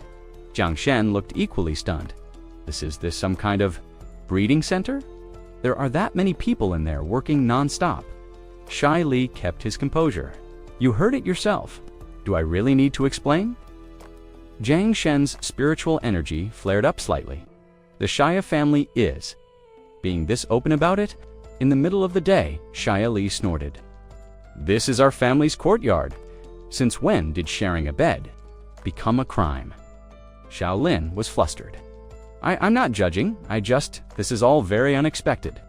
If we didn't do this, Xia Li said, crossing his arms, how could the Xia family have grown so strong over generations? That made Xiao Lin suddenly perk up. Oh, is it because of the birth of Xiao Xiao? Xia Li raised an eyebrow, completely unrelated. Xiao Xiao is out training fighting for the peace of the Ming Kingdom, serving the people. He's never benefited the clan directly. The growth of our lineage has only ever come from one thing, having more descendants. Jiang Shen put his hands on his hips. So you're telling me that everyone here, between the ages of 18 and 25, is spending their days and nights contributing to the bloodline? Xia Li nodded proudly. Exactly. If you don't believe me, feel free to wait here until evening. The Xie family may not be the best at everything, but in this particular field, we're second to none. Just then, Xiao Lin's eyes drifted to the mountain in the distance. His expression twisted in surprise. Wait, that mountain, why is it split in half? Did an earthquake happen here? Xia Li followed his gaze and nodded casually. That happened one night while our clan members were putting in extra effort. The intensity of their dedication cracked the mountain. If you don't believe me, ask anyone in Louis City. They all know the story. Zhao Lin froze, completely speechless. After some time, the three of them returned from the tours. Zhao En was still sitting in his place, waiting patiently. Well, he asked with a smile, what do you two think of the younger generation of the Xia family? Neither Jiang Shen nor Zhao Lin could find the words to respond.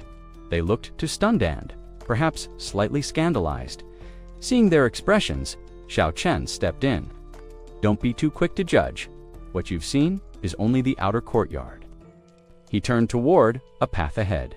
Come, the true talents lie deeper inside.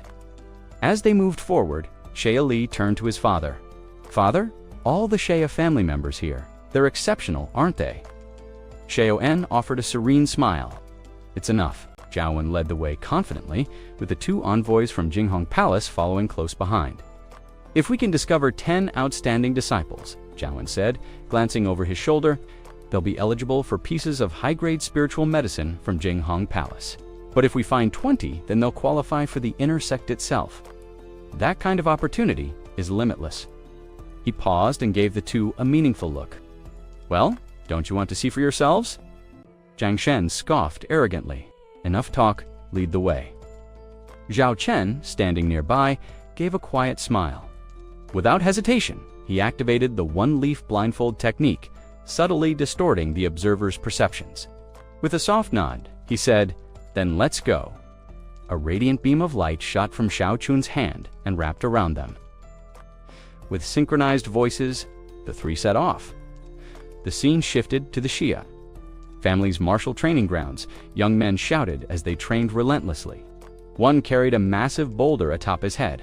Others struck dummies with furious speed. Yet despite the intensity, Sha couldn't shake the worry from his face. Disciples of this caliber might actually catch the attention of Jinghong Palace, he murmured. But when Zhang Shen and Shay Lin took in the scene through Zhao Chen's illusory spell, what they saw shocked them. A youth slack-jawed and drooling sat in the dirt, playing with a beetle like a child. Zhang Shen scowled. "This one? Are your standards so low that someone like this is top 10 in the Shia family?" Shay Lin gave a similar disapproving glance. Sha replied calmly, "That youth ranks among our top 10. His strength is really even if appearances deceive."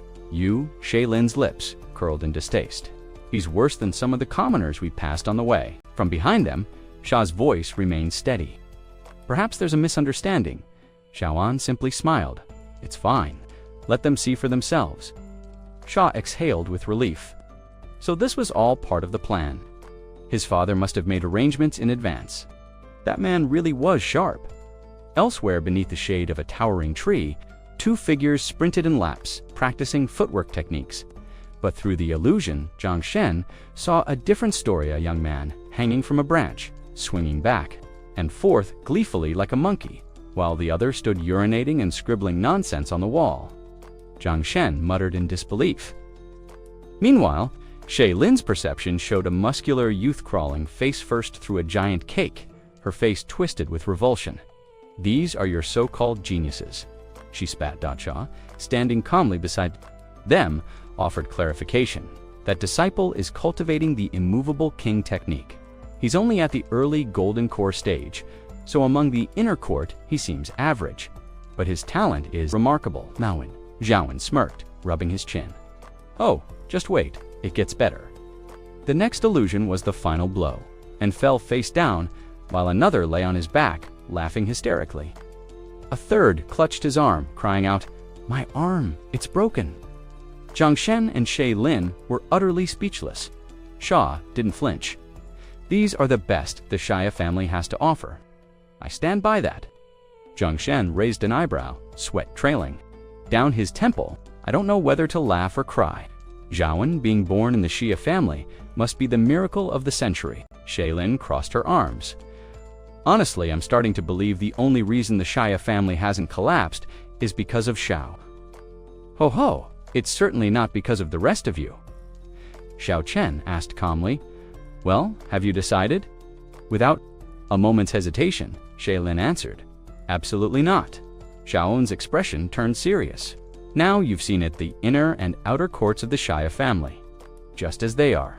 Frustrated and defeated, the two turned to leave. Shay Lin muttered, "This whole visit was a complete waste. We should have just visited the Chen family. Instead, their complaints didn't stop there."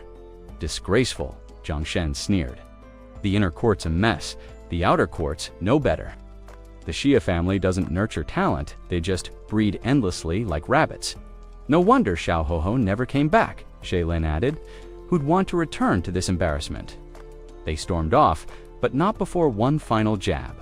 Urine on the walls. "Really, these people are deranged." From behind, Xiao Li watched them go, having overheard the tail end of their rant, his brows knit in confusion. "Are they talking about our Shia family?" Back in the inner quarters of the Xia clan, Shay walked in silence, deep in thought. The strength of the family's disciples was nothing to scoff at, not just within Chang'o City, but across the entire Ming country. While none possessed the terrifying natural gifts of someone like Xiao, they were still remarkable. Yet doubts gnawed at Shay. Turning to his father, he asked, "Are our so-called geniuses really that insignificant in the eyes of Jinghong Hall?" Zhaowen raised a brow at the question. "Jinghong Hall isn't lacking in prodigies," he said calmly. Inwardly, he recalled Shay's past life, the child born with Qilin cartilage, azure, dragon bone marrow, vermilion bird meridians, and black tortoise blood. The Xia family, proud as it was, could hardly compare to that level of innate power. No wonder, Shay murmured, understanding now. Just like during that last treasure hunt. Are we going again this time? DJ Hung Hung. Hall won't go easy on us. They'll be our fiercest competition. Zhaowen nodded gravely. You think it's just us? Word of the treasure's appearance has spread far and wide. Countless eyes are watching, waiting like wolves circling prey. I'll tell the Shia disciples to train harder, Shay said. Without hesitation, his father didn't respond immediately. He was thinking hard. In these turbulent times, strength was safety. He turned and strode to a chamber hidden behind the Xia mountain, a place that stored countless ancient treasures, powerful artifacts that had become obsolete or were awaiting someone worthy. Many were granted to gifted disciples, but now even the unused items would need to be brought forth to prepare for what was to come. After sitting in meditation for many days, half a month passed. Zhaowen finally ended his cultivation. His body had broken through to the 3rd level of non-soul, but the progress had been sluggish. Even with all the rare medicine he'd consumed, it's not enough, he thought. I have to move faster. I must stay alive. He made his way to the clan's main hall. Shay met him there, bowing with hands clasped. Father, all preparations are complete. The treasure-seeking team can depart whenever you give the order. Zhaowen smiled, clearly pleased. Excellent. Bring them in. I want to meet them. At his command, a group of robust young men stepped forward. Their eyes were sharp, their spirits fierce, and their bodies hardened through rigorous training. Shay stepped forward and pointed to one of them. This is our team leader, Xiao Fang. He's already reached peak Golden Core. The rest are all at Golden Core level, to each one an elite of the Xia family. They will surely bring the treasure home. Zhaowen regarded them with quiet pride. Rise, all of you. From within his robe, he pulled out a detailed map. This map is authentic. However, its existence has been leaked, and Jinghong Hall is spreading rumors about the treasure.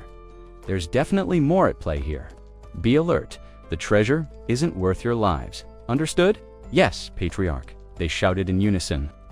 Shay stepped up again. Father, I will remember your words. We'll be careful. Zhaowen nodded and raised his hand again. There's one more thing.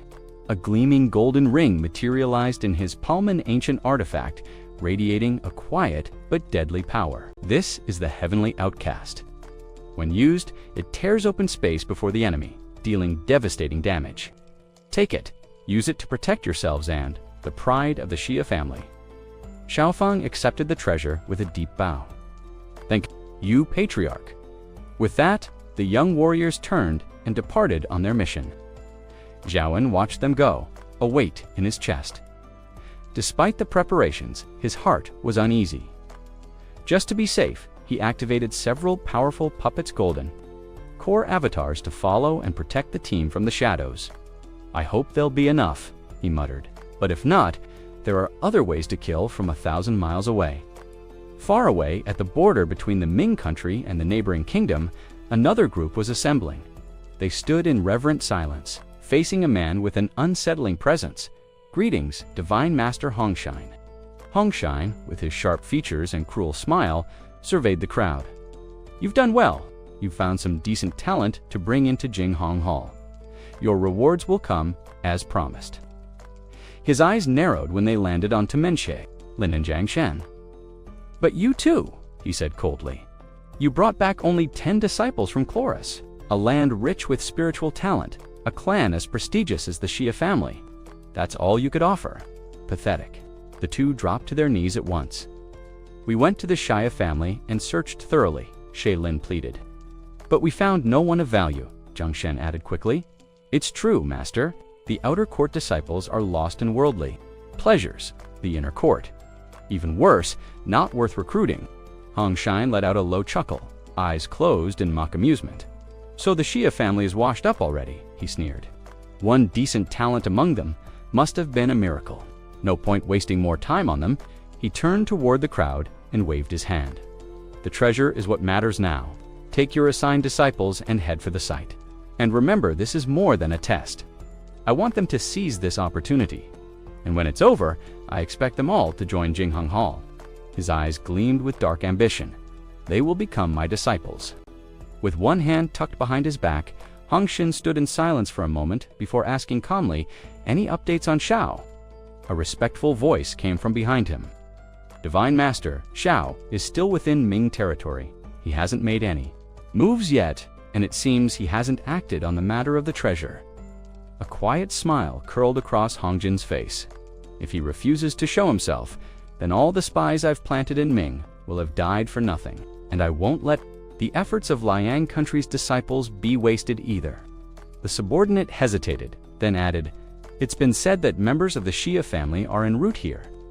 Hongjin let out a cold grunt. Without Shao, none of them matter. Shang Shen and Shay Lin have both visited the Xia family, confirmed that the rest are useless. There's no reason to take them seriously. He turned on his heel and walked away, his robe fluttering slightly with each step. "It's time we begin the search for the treasure.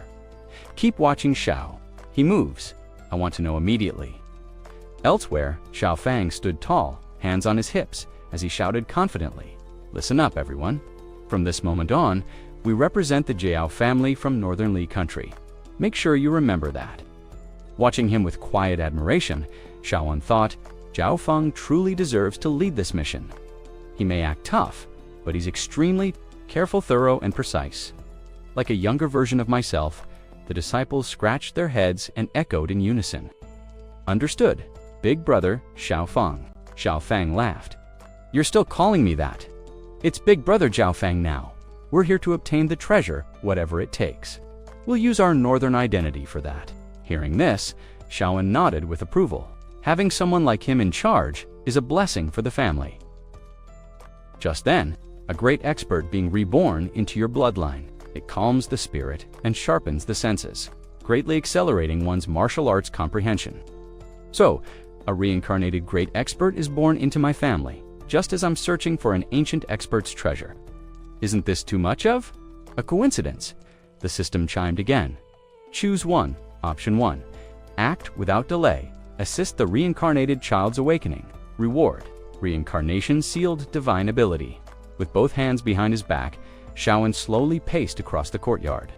"System," he said, "how much of the great expert's memory can be retained after reincarnation? To preserve their minds even before birth. That explains the option to erase them," Shaoan thought. He arrived at a home within the Xia family estate. Inside, a descendant cradled a child in his arms and greeted him respectfully. "Patriarch.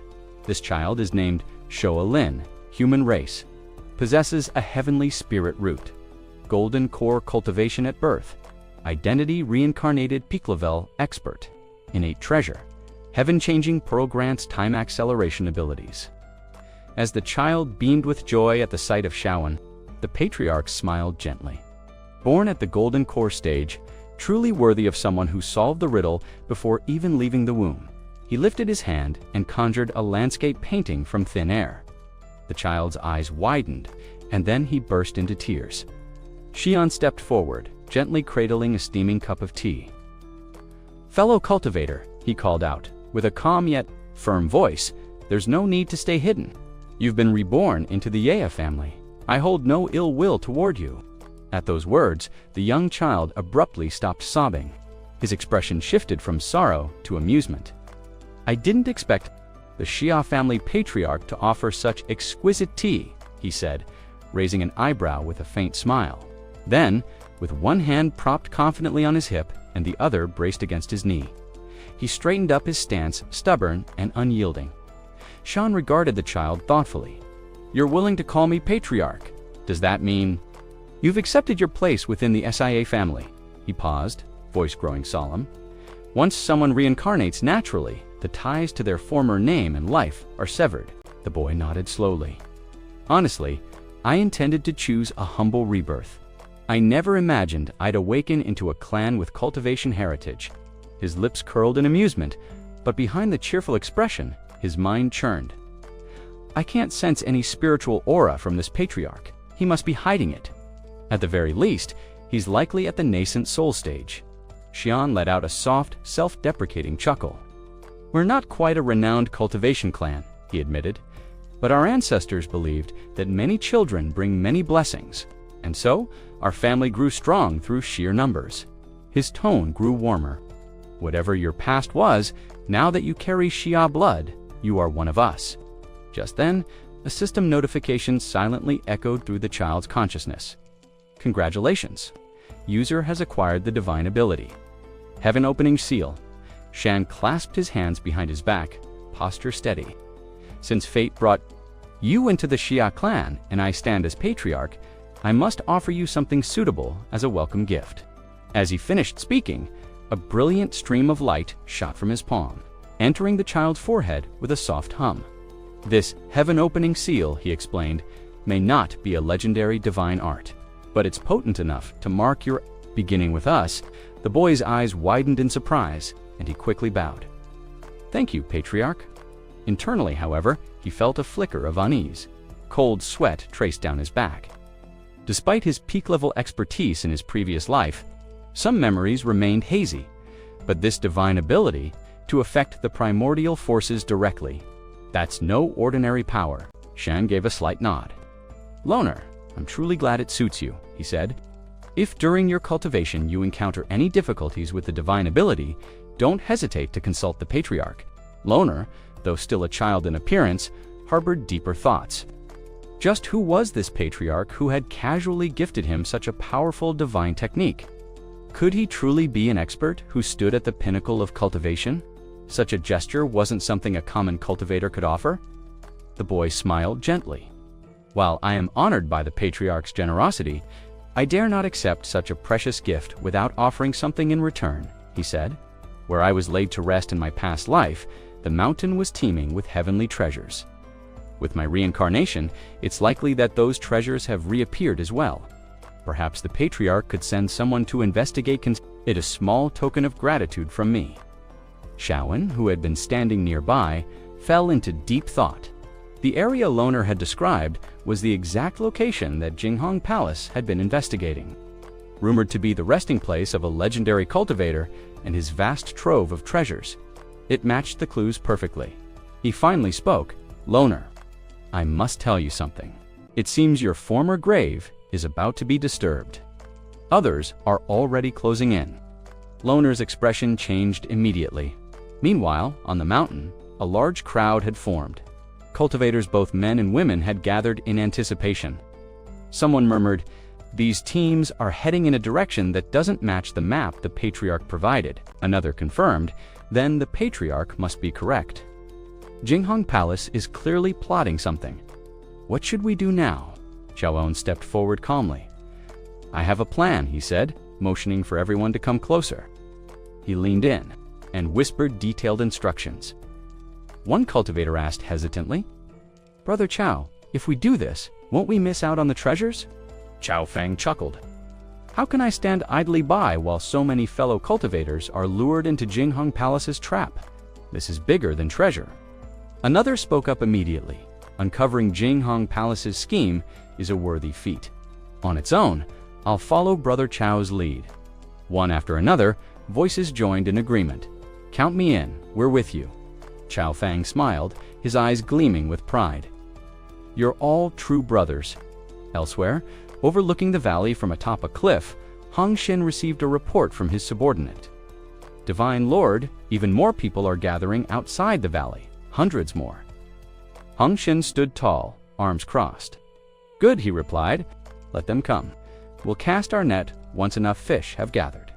At the very site of the ancient grave, members of Jinghong Palace had already arrived. Led by Zheng Shen and Lai, the air around them shimmered with spiritual energy so rich it nearly buzzed. "This place is incredible," someone whispered. "I feel like I could advance in my cultivation just by breathing here." Zhang Shen nodded in agreement. At that moment, a figure appeared larger than before standing at the grave's entrance, a zither cradled in his arms. He surveyed the gathered group with piercing eyes. "There's no true genius in Team 5, he observed coldly. "Tell me, whose child is this prodigy standing before us?" His gaze locked onto a boy. "Would you consider joining Jinghong Palace?" he asked. But Shaolin, now youthful in form and fierce in presence, frowned deeply. "You dare disturb this old man's resting place with such meager strength," he said. A wave of silence swept the group. The grave belongs to a child. Someone whispered nervously, "Who is he?" "The Eternal Emperor?" Another murmured in disbelief. Shaolin glanced down at his small hands. The heavenly transformation pearl had done its job. He now looked like an 8-year-old, but appearances were deceiving. For now, this form would suffice. Jiang Shen narrowed his eyes. "Golden core, 9th level. And at such a young age," he said, astonished. "The Eternal Emperor has been gone for ages. And now," he stepped forward and pointed, "you have one last chance, boy. Join Jinghong Palace or perish." Shaolin rose slowly, his eyes cold as ice. "You think the lot of you can take me down?" he asked, voice calm but full of menace. Shine could no longer restrain his fury. With a furious glare, he raised his arm to strike. "A brat, still wet behind the ears, dares to mock us. You must be courting death." A massive golden palm surged forward, crashing toward Shaolin. But Shaolin's eyes sharpened, his anger ignited. "You dare spout such arrogance on this old man's resting ground."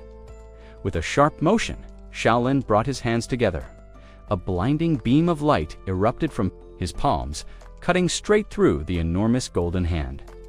The force sent Shaolin flying, blood spraying as he hit the ground. Seeing this, Jiang Shen shouted in panic, "He's too strong! We need to get out of here now!" But Shaolin, emboldened, laughed coldly, trying to flee. "You've come this far. Why not stay a little longer?" Meanwhile, in the Shia family estate, Shia Chen was startled by a string of system alerts. Your character Shaolin has slain the Jinghong Palace disciple Jiang Shen. Your character Shaolin has slain the Jinghong Palace disciple Shaolin. Your character Shaolin has convinced 32 elite disciples of Jinghong Palace to defect. All related memories have been erased. Your character Shaolin has eliminated 69 elite Jinghong Palace disciples. Xia Chen furrowed his brow. He's only existed for less than a day since the awakening of the heavenly transformation pearl. Yet already he's powerful enough to slay the soul of a reincarnated powerhouse. He gripped his crossbow uneasily. The world outside was more treacherous than he had imagined. He would need to tread very carefully. Suddenly, a voice echoed down from the mountain slopes. "Everyone, retreat. It's a trap by the Qiao family of the Lao kingdom. The valley is full of ambushes." Chaos erupted as the crowd panicked. "Run! They want to round us all up!" "The Lao army is here. There is no treasure. It was all a ruse." A desperate voice from the Xia family screamed out, "We risked everything to uncover this plot flee. Now." Nearby, Xiaofang bellowed, "Silence. This is a personal grudge between the Qiao family of Liao and the Xia family." Hong Shen's face drained of color. "The Liao army is here. We need to get out of Bone Valley now." "Forget the treasure," someone cried. "Our lives are more valuable." Cries echoed through the valley as panicked villagers fled in all directions. "Run! Hurry! The Liao army is here." High above, Hong Shen stood on an outcropping, eyes scanning the horizon. "Just a bit longer," he muttered, fists clenched. "Just a bit more." The sudden arrival of the Liao army had scattered over half the people in the valley. Cries echoed through the valley as panicked villagers fled in all directions. "Run! Hurry! The Liao army is here." High above, Hong Shen stood on an outcropping, eyes scanning the horizon. "Just a bit longer," he muttered, fists clenched. "Just a bit more." The sudden arrival of the Liao army had scattered over half the people in the valley. Realizing he had no time to waste, Hong Shen activated the formation.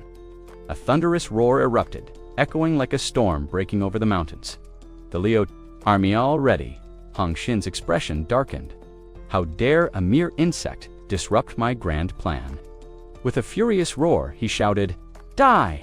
A massive hand surged forward, heading straight for Zhao Fang. Shock flashed across Zhao Fang's face.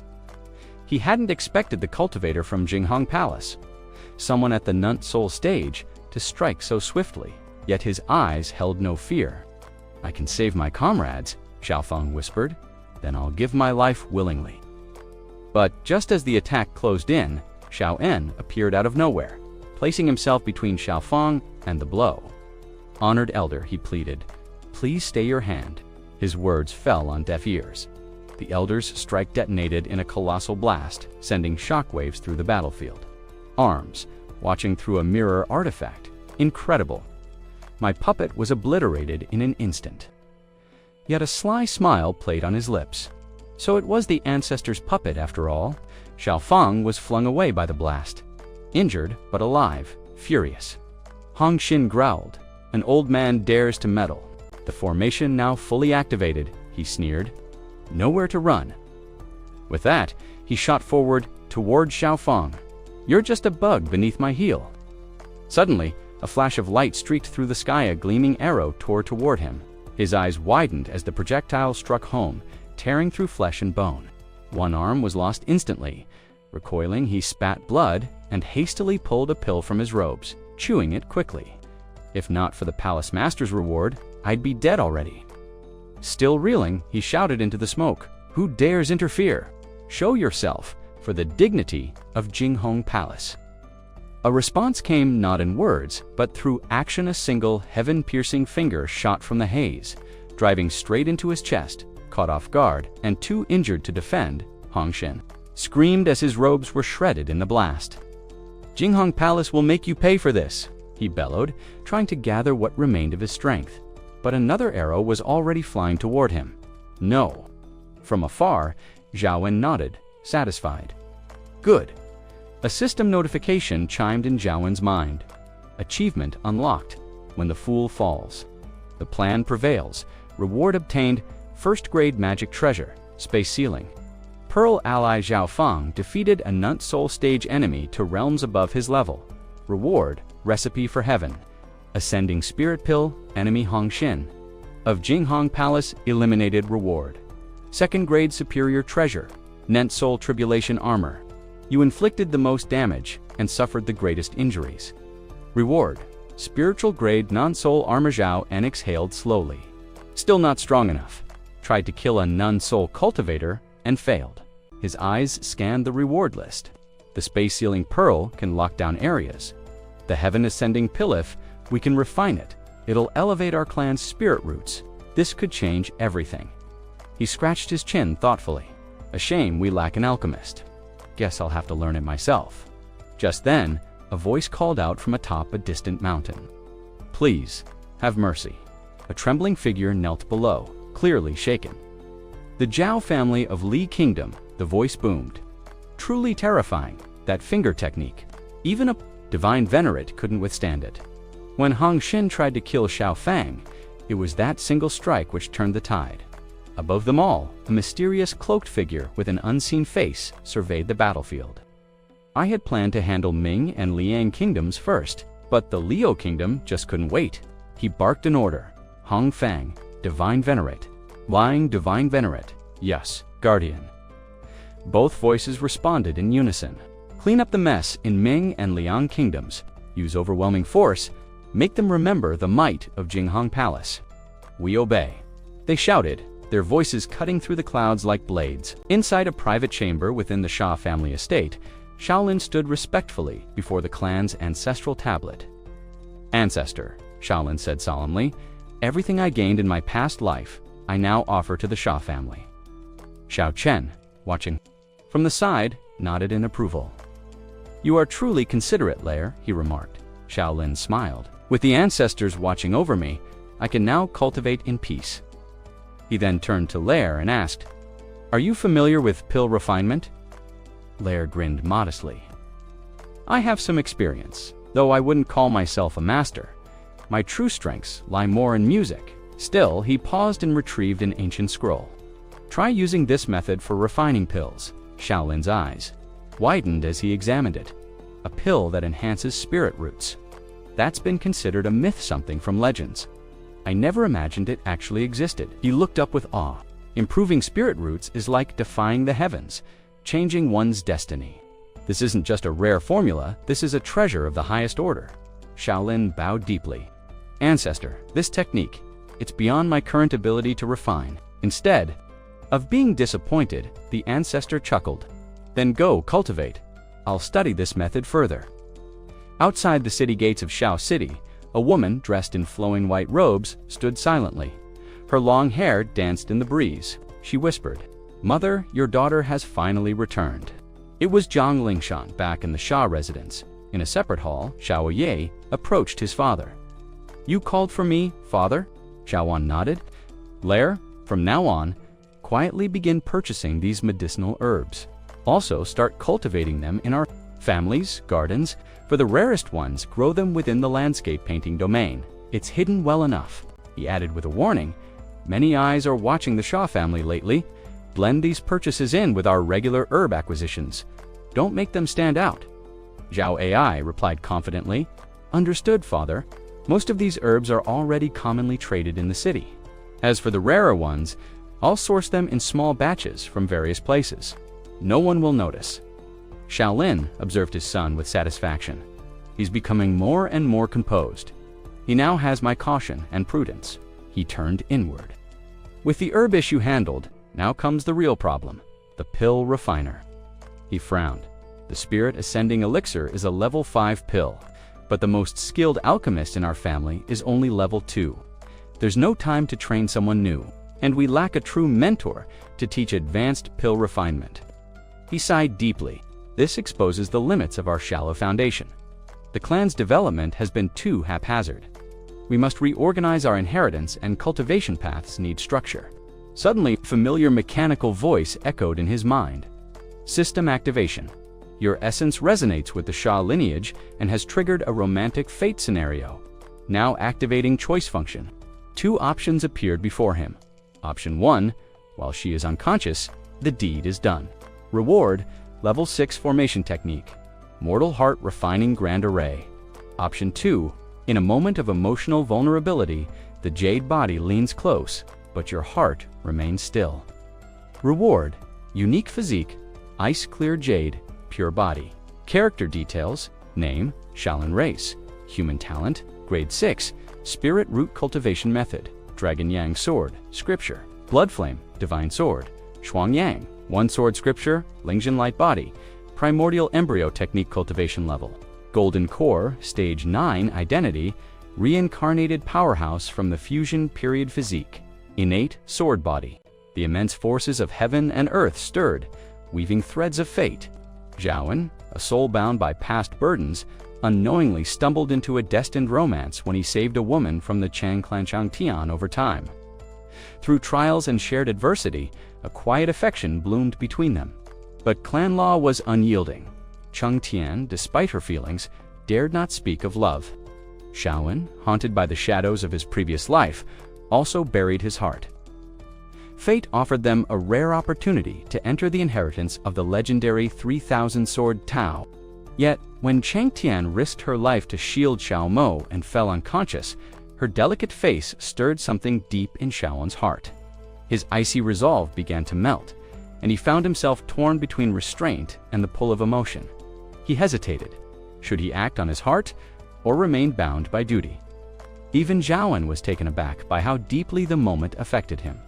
This isn't a matter for the ancestors to decide, he thought, lifting his teacup with quiet resolve.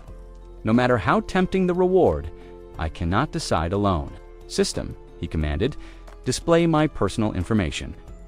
The interface flickered to life. Name, Zhaoan, age 13, actual 97,000 cultivation. Nascent soul, stage 3 descendants, 328 cultivation method. Primordial purple chest scripture. Divine abilities, heaven opening, seal, fragrant skyfinger, puppet mastery, sword calling, magical treasures, cloud crossing armor, primordial grade, jade spacelock, first grade hebo, and rivers and mountains. Painting superior 2nd grade universe. Mere superior 3rd grade, and more. Spiritual root, chaos supreme, pill storage, 99 plus Tao domain, heaven and earth satisfied. Zhaoan set the information aside and turned to his steward. Summon Wolfheart, Zhana wished to speak with him. Meanwhile, outside the Shaya family's grand estate, chaos was erupting. A woman stood before the gates, sword in hand, defiant and proud. "You've wounded members of the SEA clan," one of the guards barked. "Without explanation, you will not leave SEA City alive." Zhang Lingzhan stood tall, her eyes blazing with fury. "Not one of you in the Shaya family is innocent," she spat. "Bring me Zhaoan now, or I'll raze this place to the ground." Despite her threats, she had shown restraint. Xiao Chen noted that the guards were hurt, but not fatally wounded. There was intention behind her actions. Not blind rage, but why? Was she so desperate to see Zhao En? Zhao En was known for his refined appearance and graceful demeanor. A fourth-generation descendant of the clan, he had left a strong impression from birth. People often remarked that if his beauty held, as he matured, he would rival the legendary Pan An. And though his talents and cultivation were modest, his prowess in another area was prodigious. In just 15 years, he had taken 68 concubines and fathered 132 children, earning him the dubious title of most gifted scoundrel in the Xia lineage now. The guards surged forward. Swords drawn, Jiang Lingshan stood firm, her energy spent. She hadn't expected such fierce resistance not just from Zhan and Zhaoen, but from multiple Golden Core stage. Tears welled in her eyes as she raised her sword. "Mother, I've failed. I couldn't get justice for you." She stood, unmoving, watching a barrage of blades descend toward her. Perhaps when I'm gone, he won't even care. But in that moment, Shaoan descended from the sky, his voice thunderous. "Stop!" All movement halted. Everyone turned their gaze upward. The moment they saw him, their hostility vanished, replaced by reverence. "Ancestor," the guards called out in unison. Zhang Lingxun looked up, stunned. Shaoan's voice softened. "Child, you've suffered far too long." He summoned his son, La. "Bring her inside. I wish to speak with her." At that moment, a system notification blinked before Shaoan's eyes. Target, Zhang Lingxun, race, human spirit root quality. 8th grade cultivation, Golden Core. 8th layer cultivation method, Medicine King's world-saving scripture. Divine abilities, hidden. Special status, inheritor of the Medicine King's scripture lost, descendant of the Shea clan constitution. None recent actions, assaulted Shea clan to seek justice, injured 18 guards. Xian stood quietly in the grand hall, gazing down from above at his kneeling grandson. The golden glow of the setting sun filtered in through the windows as he projected an image into the young woman's face. "Do you recognize her?" he asked solemnly. Xian furrowed his brows, pretending to search his memory. "Great-grandfather, I'm afraid I don't know this girl." Xiaowen's expression turned grave. "Think harder. That girl stormed into our Xia family estate, and it's because of you." Xian scratched his head awkwardly, genuinely puzzled. Could it be? Some infatuated girl who swore to marry me? Or no one else? Before he could finish his musing, a sharp slap landed across his face, sending it twisting sideways. "She's your daughter." Zhao En, thundered Xian, tears pooling in his eyes, clutched his cheek. "You hit me without warning, and I swear I don't remember anything." Just then, a servant announced the arrival of Zhang Lingxan. Her father had brought her in person. The girl stepped forward, sword in hand, eyes blazing with fury. "You heartless bastard. Prepare to die." Xiaowen quickly raised a hand to stop her. "Hold on, Lingxan. Tell this old man your grievance. If he truly wronged you, I will deal with him myself." Still shaking with anger, Zhang Lingxan pulled out a small box and held it up. "This is my mother's keepsake. Inside is a picture of her with him and a jade pendant engraved with the characters An and Shia." Xiao En turned to Cheyenne, his gaze intense. "Well, sinner, do you have anything to say now?" Shan's eyes widened in recognition. "It's Zhang? You?" He immediately dropped to his knees. "Great-grandfather, I swear I was wronged." But Zhang Lingshan wasn't having it. "Wronged. You abandoned your wife and child and left my mother to become the butt of everyone's jokes. If I had the strength, I'd kill you myself." Just then, a system notification appeared. Host, curiosity detected. Reward, water mirror technique. Xiao En raised an eyebrow. "What's with this curiosity increasing stuff?" Shrugging off the odd system message, Xiaowen waved his hand, activating the water mirror technique. "You say he abandoned your mother. He claims innocence. Let's see the truth for ourselves." The surface of the magical mirror shimmered, revealing a memory. A stunning woman was shown riding away on horseback, looking back at her subordinates. "Do not harm him," she instructed. "It's this man." Later, in her private quarters, she opened a locket showing Shan's photo. To her daughter, "This man is your father." Back in the mirror, a scene played out between the younger Xian and the woman. She pushed him onto the bed, straddling him. Such a rare beauty. Come with me, and I promise you'll never want for food or clothes again, Xian pleaded, his voice trembling. Please, I already have a wife. I can't betray her. Her hand cracked across his face. Zhao En muttered, this kid's face really takes a beating. The woman blushed and spoke softly. You're mine now, behave, and I won't punish you.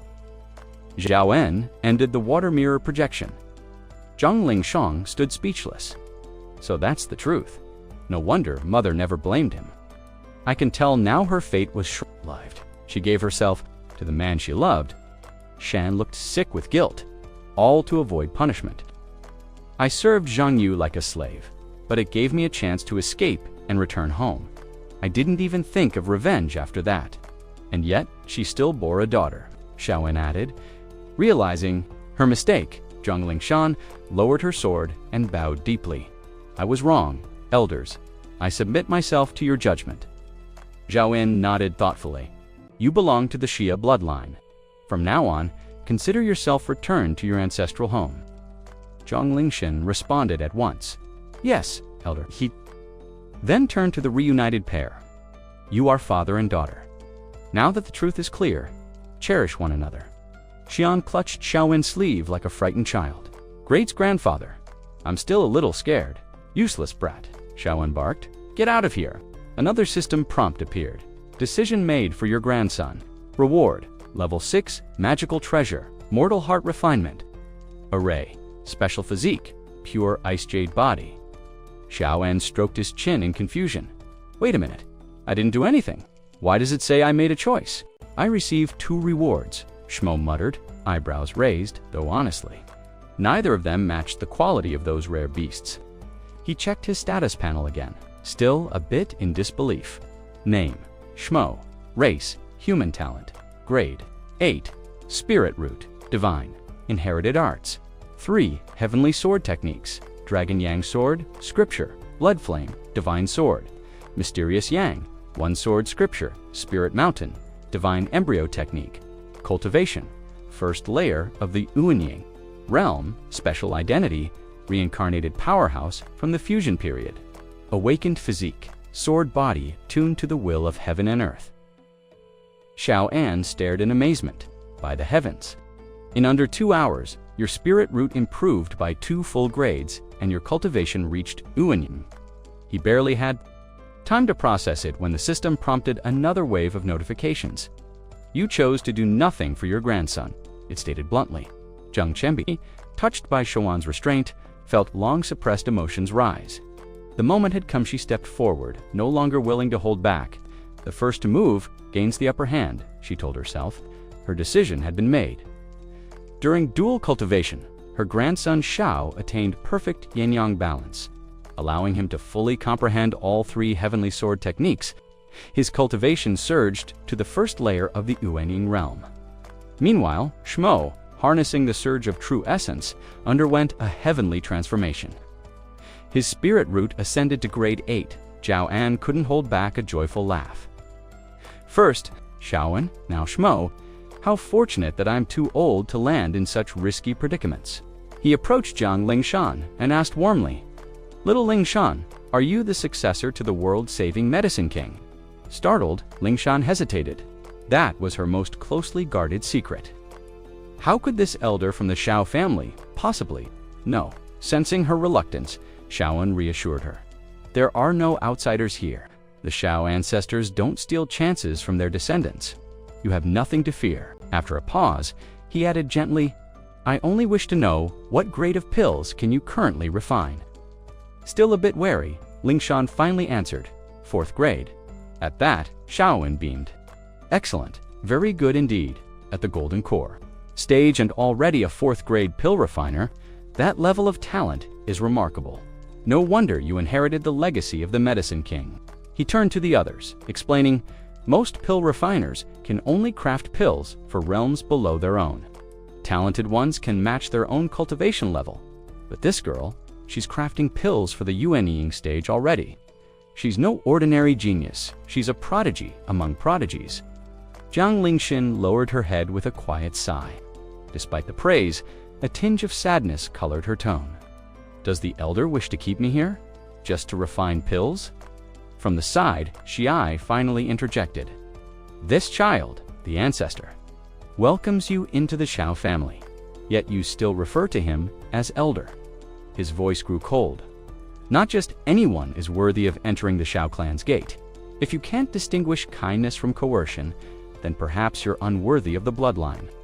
If you insist on being obstinate, I would sooner take your legacy by force." Shao Chen gave his son a sideways glance. "That's enough," he said gently. "Lingshan has suffered much. A little pride is understandable.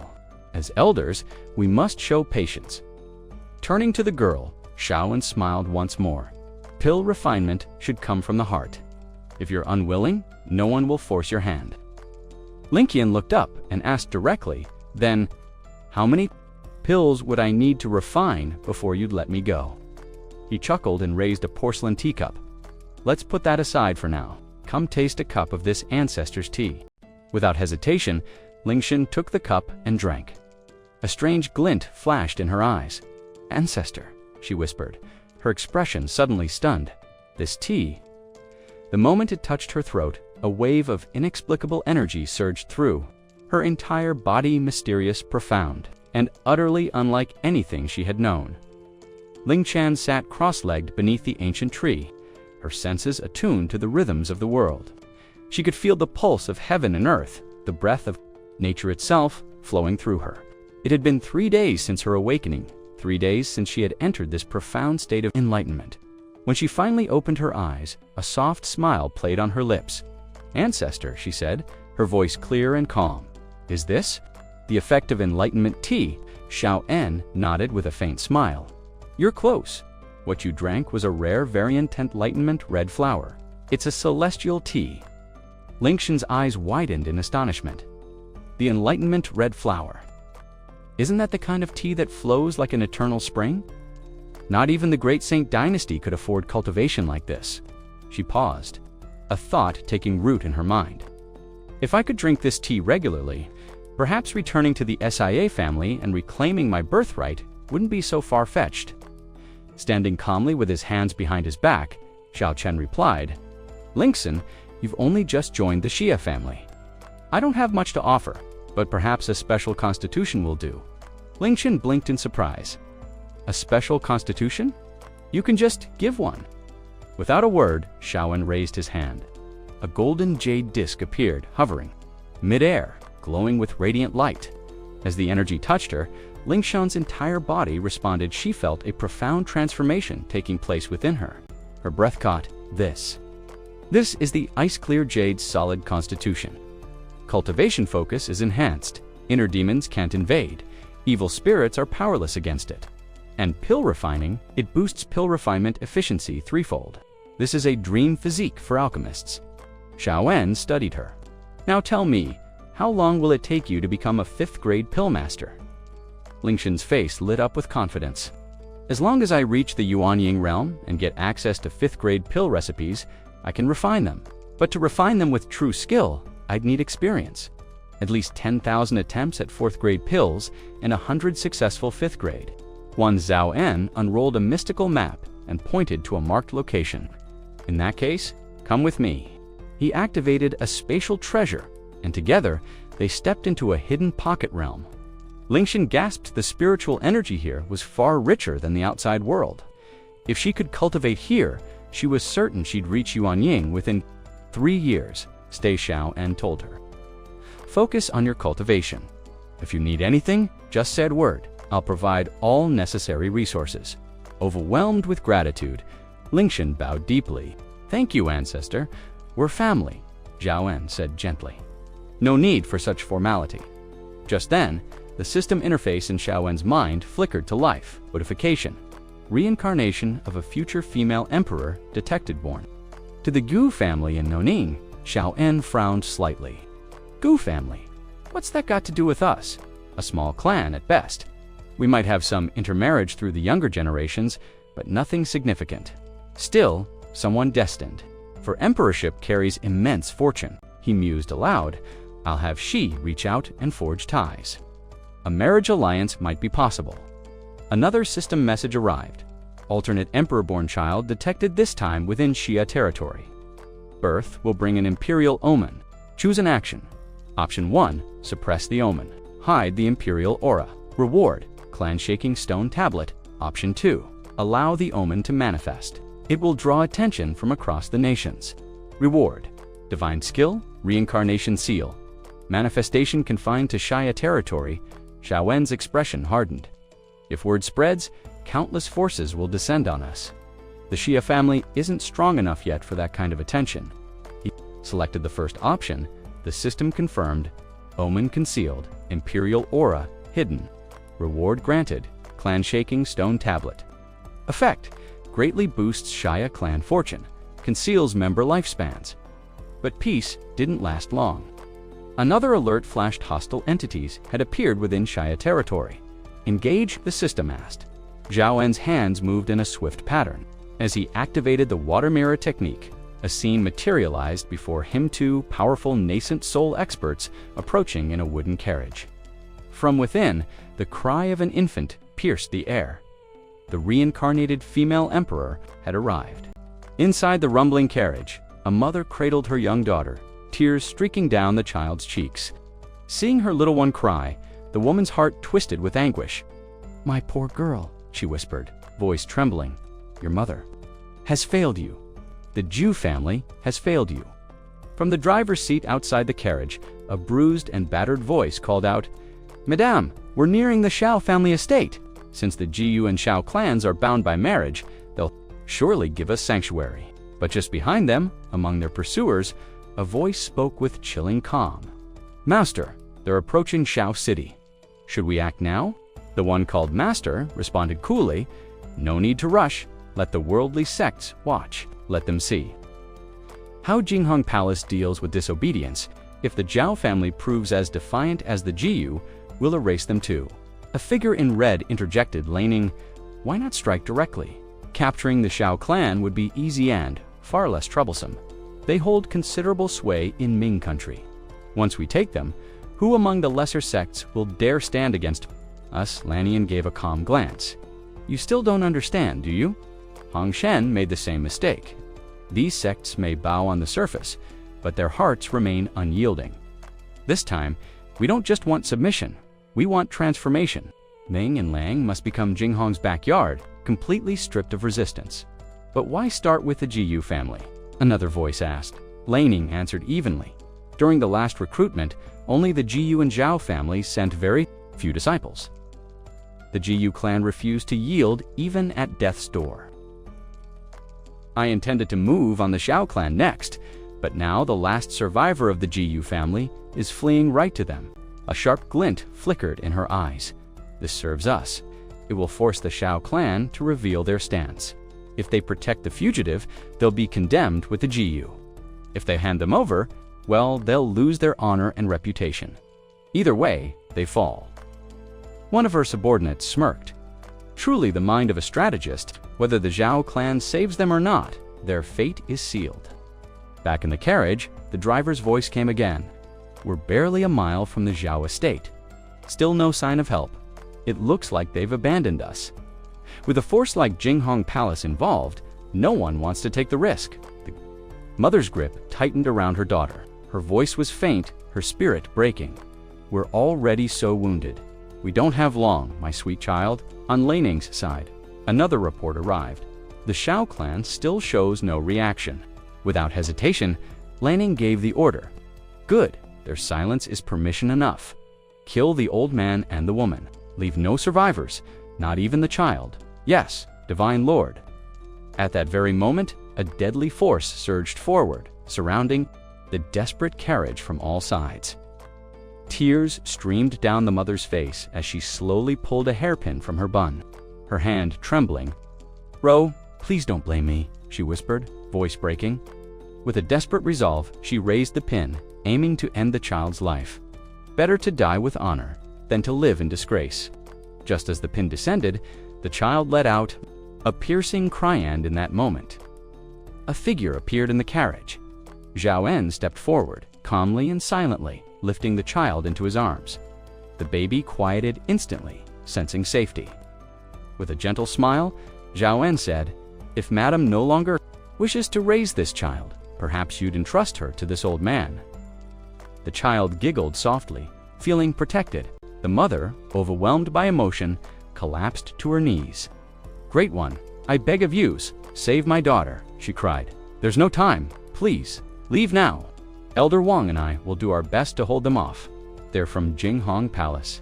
If they find you here, we're all doomed." Despite her warning, Shaoen's expression remained tranquil. He pulled aside the carriage curtain and stepped out. The gathered soldiers turned to him, sneering in disbelief. Well, well, someone's eager to die you, from the Xia family. Unbothered, Shaoen studied them calmly. 10 at the Yuan Ying, stage 170 at Golden Core.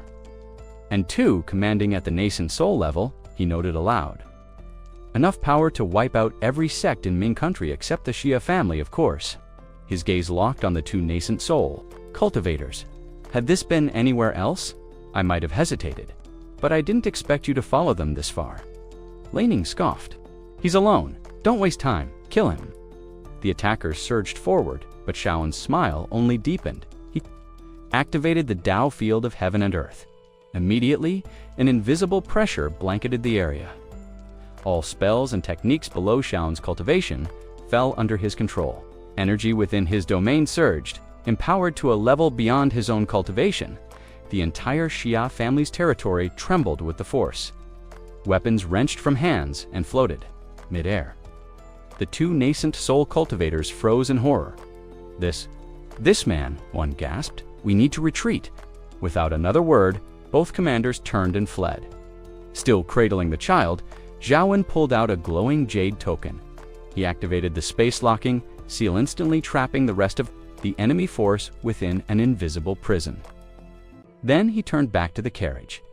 "It's over," he said gently. "You're safe, but both of you are gravely injured. I cannot heal wounds of this depth. Come with me to the Haya family estate." The mother's voice cracked with sorrow and urgency. "Please, Great One, I beg you, just take care of my daughter." Shaoen's tone shifted, quiet yet resolute. "You have my word.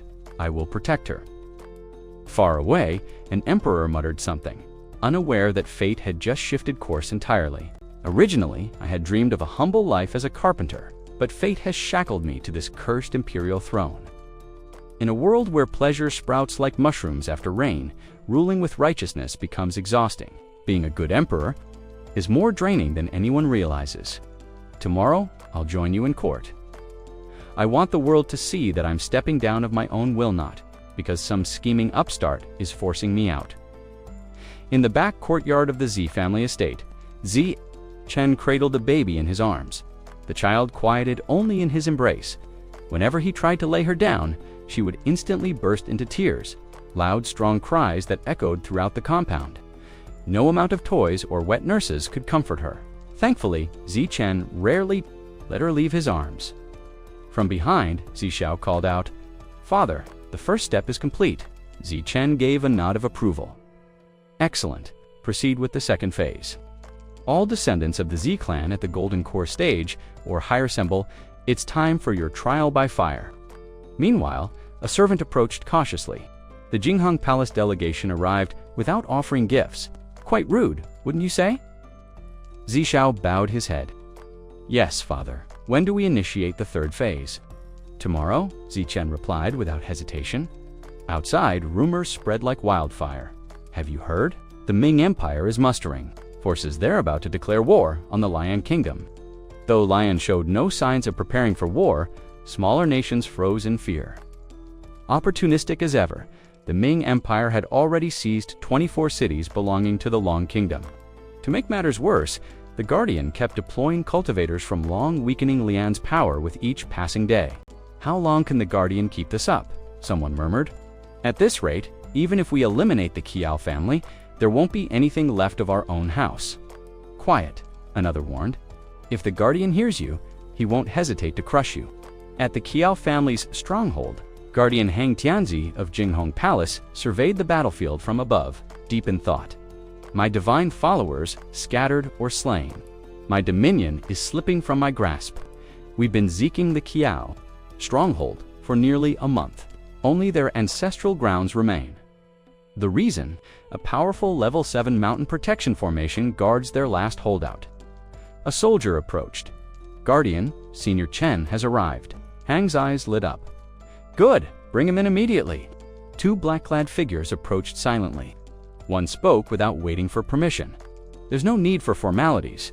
I've brought Senior Chen myself. Guardian Hang, the palace master, is aware of your delays. 3 months have passed with no result. You understand what that means. Hang's expression darkened. Guardian Wang, what are you implying? Wang, the masked envoy sneered. What else? You've turned the entire southern region into a disaster zone. And thanks to you, I'm being dragged into your mess. Just because we haven't crushed the Kiwiao doesn't mean we've come away empty-handed. Their descendants, though lacking in cultivation roots, can still serve as fodder-load sacrificial offerings. Hang gritted his teeth. People can be replaced.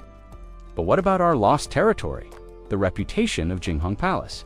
You're the fool if you think that's acceptable. You dare speak of ignorance. Wang scoffed. You've brought disgrace upon us all. Hang's fury erupted. Enough. Do you think I asked for this chaos? Who would have thought this forgotten barren land would hide a level 6 mountain protection formation? Seeing that neither guardian was willing to back down, a calm but firm voice interrupted their argument. Guardians, cease this pointless bickering, the elderly man interjected. Let me handle the formation. Recognizing the authority in his voice, both guardians turned and respectfully bowed. Thank you, Senior Chen, they said in unison. Hang's fury erupted. Enough. Do you think I asked for this chaos? Who would have thought this forgotten barren land would hide a level 6 mountain protection formation? Seeing that neither guardian was willing to back down, a calm but firm voice interrupted their argument. Guardians, cease this pointless bickering, the elderly man interjected. Let me handle the formation. Recognizing the authority in his voice, both guardians turned out. Thank you, Senior Chen, they said in unison. Chen, known as a master of formations and a cultivator equivalent to the unity stage, quietly assessed the protective barrier. In his mind, dismantling a 6th grade formation like this would be child's play for someone of his caliber. And once the Zhao clan fell, the road ahead would become much clearer. Our original goal was to gain control over Li country, Chen thought, but the Zhao family, ...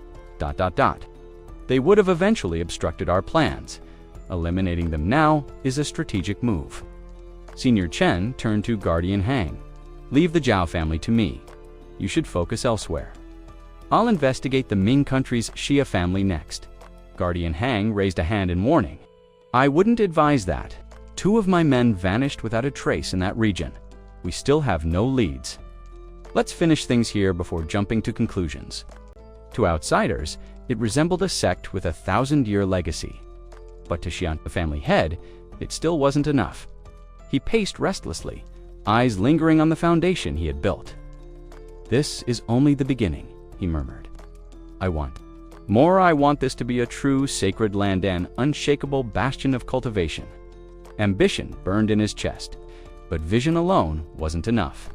Power and foundation were essential. They now possessed a 6th grade spiritual vein, enough to support 5 or 6 unity stage experts in their training. Yet ironically, the Xia family had no cultivators at that level. But fate, it seemed, was listening.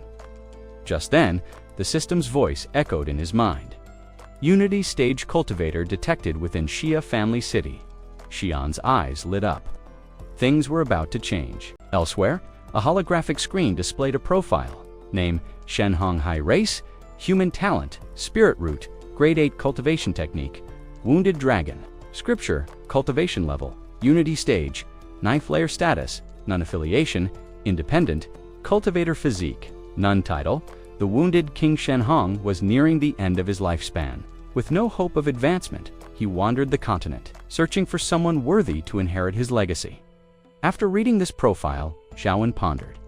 So he's looking for a disciple. As long as he's not here to make trouble, I won't intervene. Shenhong stood outside the Xiao family grounds, awestruck. Unbelievable, he thought. When I left the southern region, the Xiao family was unheard of. In just a century, they've risen to rival the great sects. That tower alone surpasses most cultivator clans. As he reflected, A commotion caught his attention. "Let her go," shouted a young man, standing protectively in front of a frail girl. He bore the Shao family crest. Shen Hong observed silently. Impressive foundation. If his spirit root isn't too poor, he could be the disciple I'm looking for. His gaze fell on the family badge hanging from the youth's waist. So he's a Shao descendant. Before Shen Hong could approach, a wine flask came sailing through the air. He caught it instinctively. A voice rang out cheerfully. "Man, you look familiar. Why don't you join me for a drink?" Turning toward the voice, Shen Hong raised an eyebrow and continued to observe, quietly amused. Shen Hongwan evaluated the young man quietly, his eyes thoughtful. Impressive foundation. Upright posture, open mind, generous aura. Someone like this might even surpass others in learning my techniques. But his expression shifted when he noticed the family crest near the young man's waist. Yet another member of the SIA family. He scratched his head, momentarily frustrated. Just then, a girl dressed in worn-out clothing approached him hesitantly, trying to mask her movements as she crept closer. Sensing her intention, Shen Hongyuan acted fast and seized her wrist. A sudden energy radiated from her 6th grade spirit root. "Remarkable," he muttered, eyes narrowing. "Whose daughter are you?" Root, and forced to beg. The girl froze in place, caught red-handed. Her face paled. "Esteemed senior, I was wrong. Please, forgive me this once." Meanwhile, a young master who had been observing muttered with a sigh. How did he see through everything so easily? He even figured out what we were planning. The girl looked mortified. "I've been found out." Sorry for the interruption, but if you're loving this series, you don't have to wait. Get up to 16 episodes ahead right now on Patreon. Support the channel, unlock exclusive content, and stay ahead of the story. Links in the description. Now back to the video. Shen Hongguan, however, showed no anger. Instead, he turned to her calmly. "After I finish my stroll here, I'll visit the Shia family personally." Elsewhere, in the Shia family's rear courtyard, Zhao En sat holding a child in his lap, massaging his temples in frustration. "Those 8 brats are hopeless," he grumbled. "I went through all that trouble staging a scenario to attract a master, and their acting was painfully stiff. This isn't working," he sighed. "Looks like I'll have to bring out our final trump card." A younger clan member cautiously approached Xiao Chen. "Ancestor, my forebear was a question pavilion cultivator, an elite in his day. And now you want me to bow to a unity stage practitioner as my master," Xiao Chen chuckled. "You don't have much choice. After all, you're the most gifted in the clan right now." That old man wouldn't even glance at someone with just a 6th grade spirit root. But with your heavenly grade spirit root, he won't be able to resist. The youth grew flustered.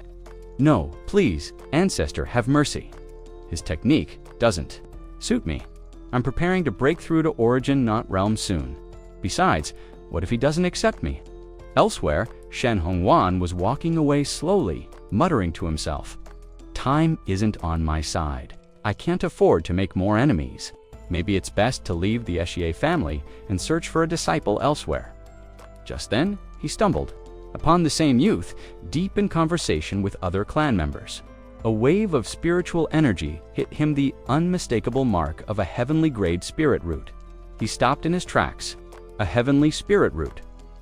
In the North Polar regions, his face brightened in awe.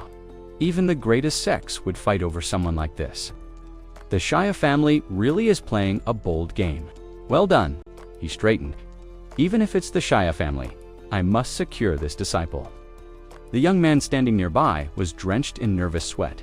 He thought miserably, "Don't look at me. Please, don't look this way." But Shen Hongwan had already spoken. "Lead me. I'd like to see what your clan is plotting." Tears welled in the young man's eyes. "Why do I feel like a daughter being forced into a political marriage? Worse, I'm the one luring the groom." In the guest hall of the family, Shen Hongwan entered. Facing him was Xiao En, still holding the baby. With the young man standing awkwardly beside him, Shen Hongwan glanced at the infant, then the young man, and was astonished. 2 heavenly spirit roots.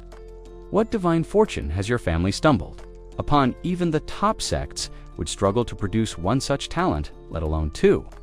The young man quickly stepped forward. "Ancestor, I've brought." Our guest Zhao En bowed with grace, a slight smile.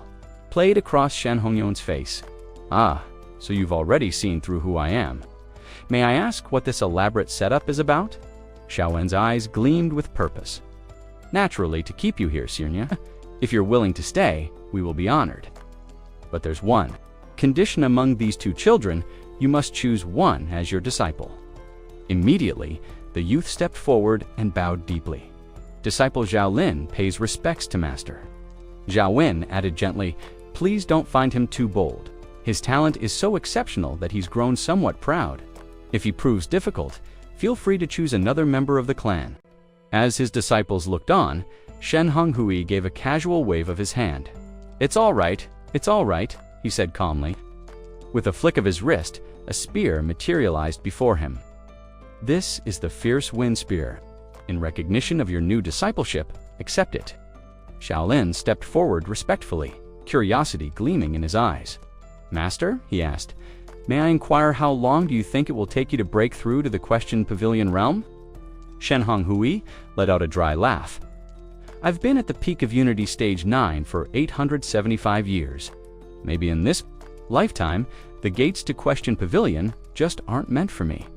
Still, Shaolin pressed on. "May I ask, what holds you back? Is it something about your spiritual root? Your cultivation technique? Perhaps a lack of resources pills, maybe? Or injuries? Or is it a matter of comprehension, a barrier in understanding the Tao?" Shen Honghui studied the young disciple silently. Though he said nothing, his thoughts raced. Why is this new disciple asking such pointed, almost disrespectful questions? He eventually turned his gaze to the horizon, hands folded behind his back.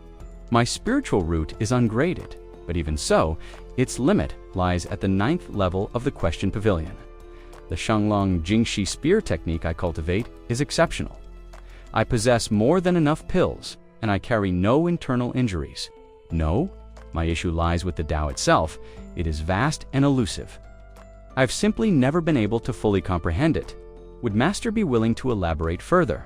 Shaolin asked, his tone steady. A flicker of irritation crossed Shen Honghui's face.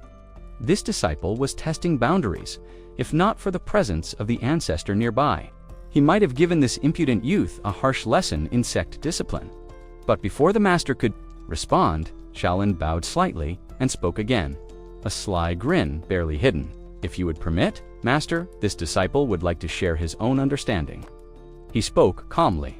"To truly approach the Tao, one must seek without seeking. The great Tao has no fixed shape, no definite path. Over 1,000 years, everything shifts and evolves. How can we expect to grasp it with rigid minds? Origins differ, paths diverge. Why must we force a definition onto the boundless universe?" Shen Honghui's eyes widened, his heart trembled. That was the insight of the Question Pavilion. Without hesitation, he dropped into a seated position and began meditating on what he had just heard. Meanwhile, Shaolin slowly closed his eyes. What a nuisance, he thought. A master of the Question Pavilion realm taking in a disciple stuck in Unity Stage. How embarrassing. If only I had a master on the same level.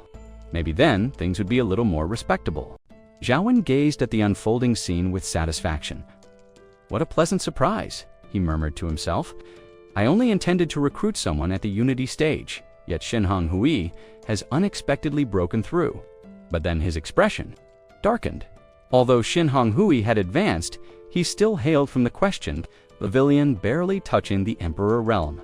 Compared to someone at the Unity Stage, that level of power was as different as night and day.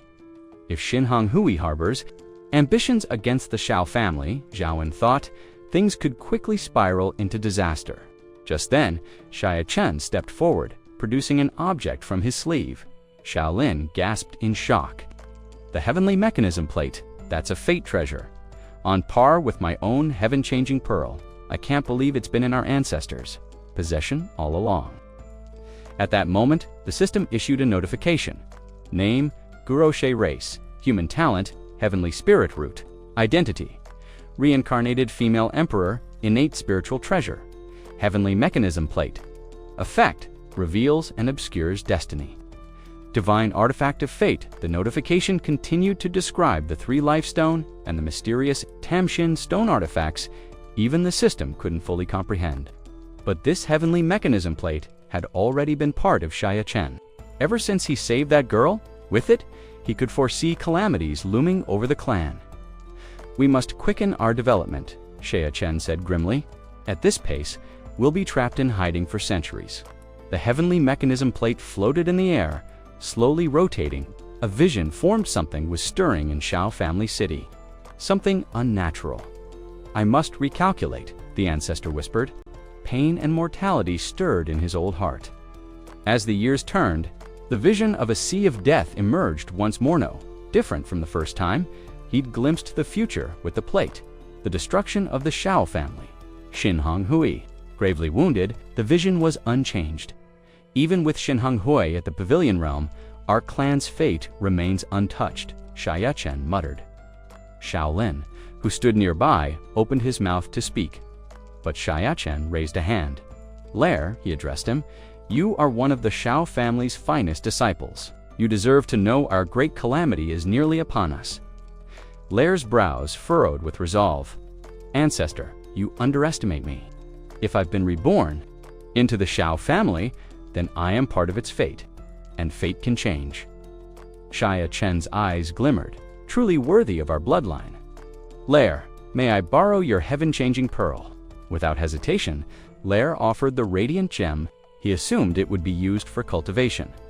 But Xia Chen shook his head. "No, I intend to conceal the entire Shao family city with it." Shaolin, listening in, looked worried. "But ancestor, won't that risk exposing the spiritual treasure's presence?" Xia Chen turned his gaze to Xinhong Hui. "Even a pavilion-level expert like him is enough to make enemies think twice. But if we draw the attention of those greater than him, we'll meet the same end I saw in the vision." Shaolin now understood. So the plan is for Lair to take Xinhong Hui as his master. At that moment, Xinhong Hui approached, his form radiant and his laughter hearty. Who would have thought? In my twilight years, I've stepped into the pavilion realm at last. He looked at his disciple with pride.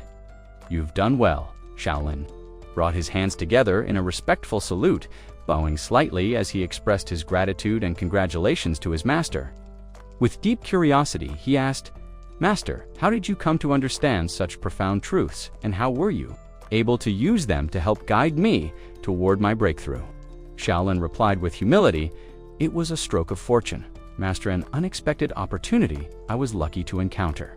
At that moment, Xia An also stepped forward and offered his congratulations. "Remarkable, simply remarkable," said, addressing the World Emperor.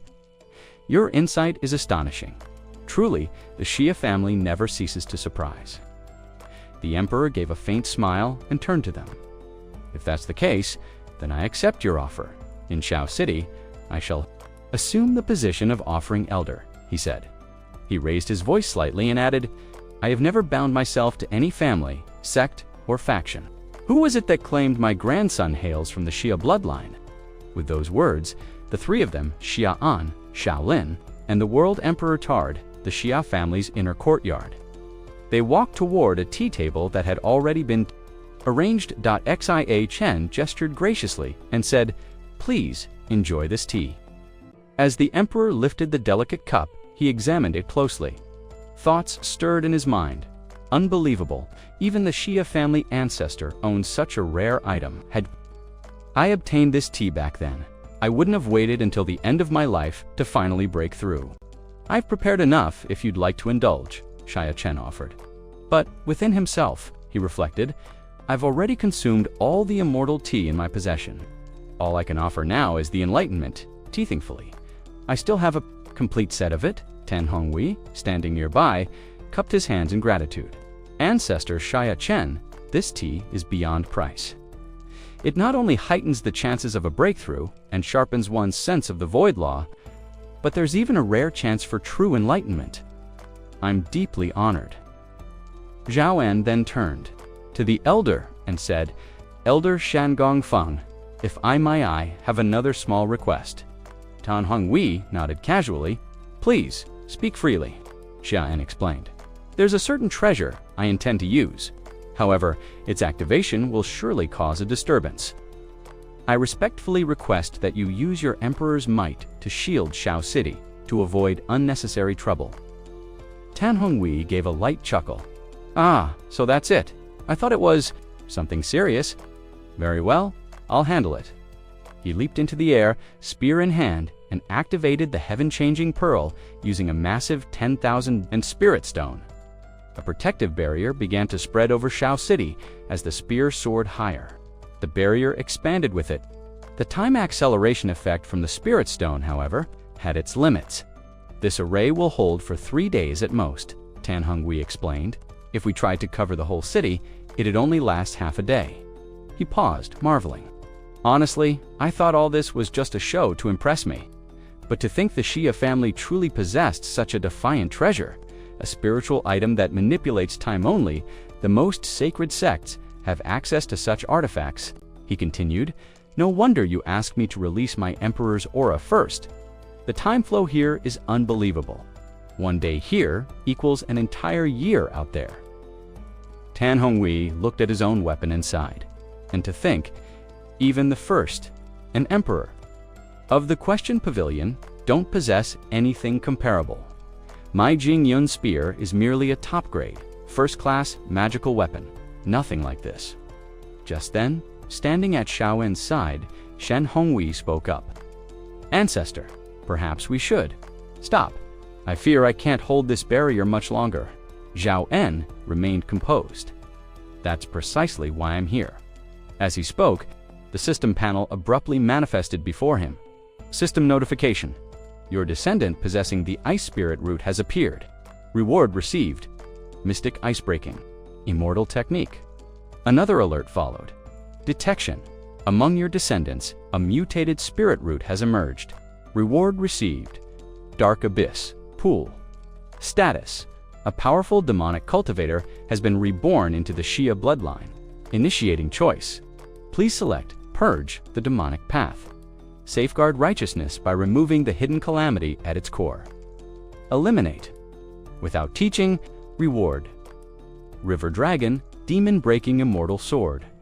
Guide with compassion, offer instruction.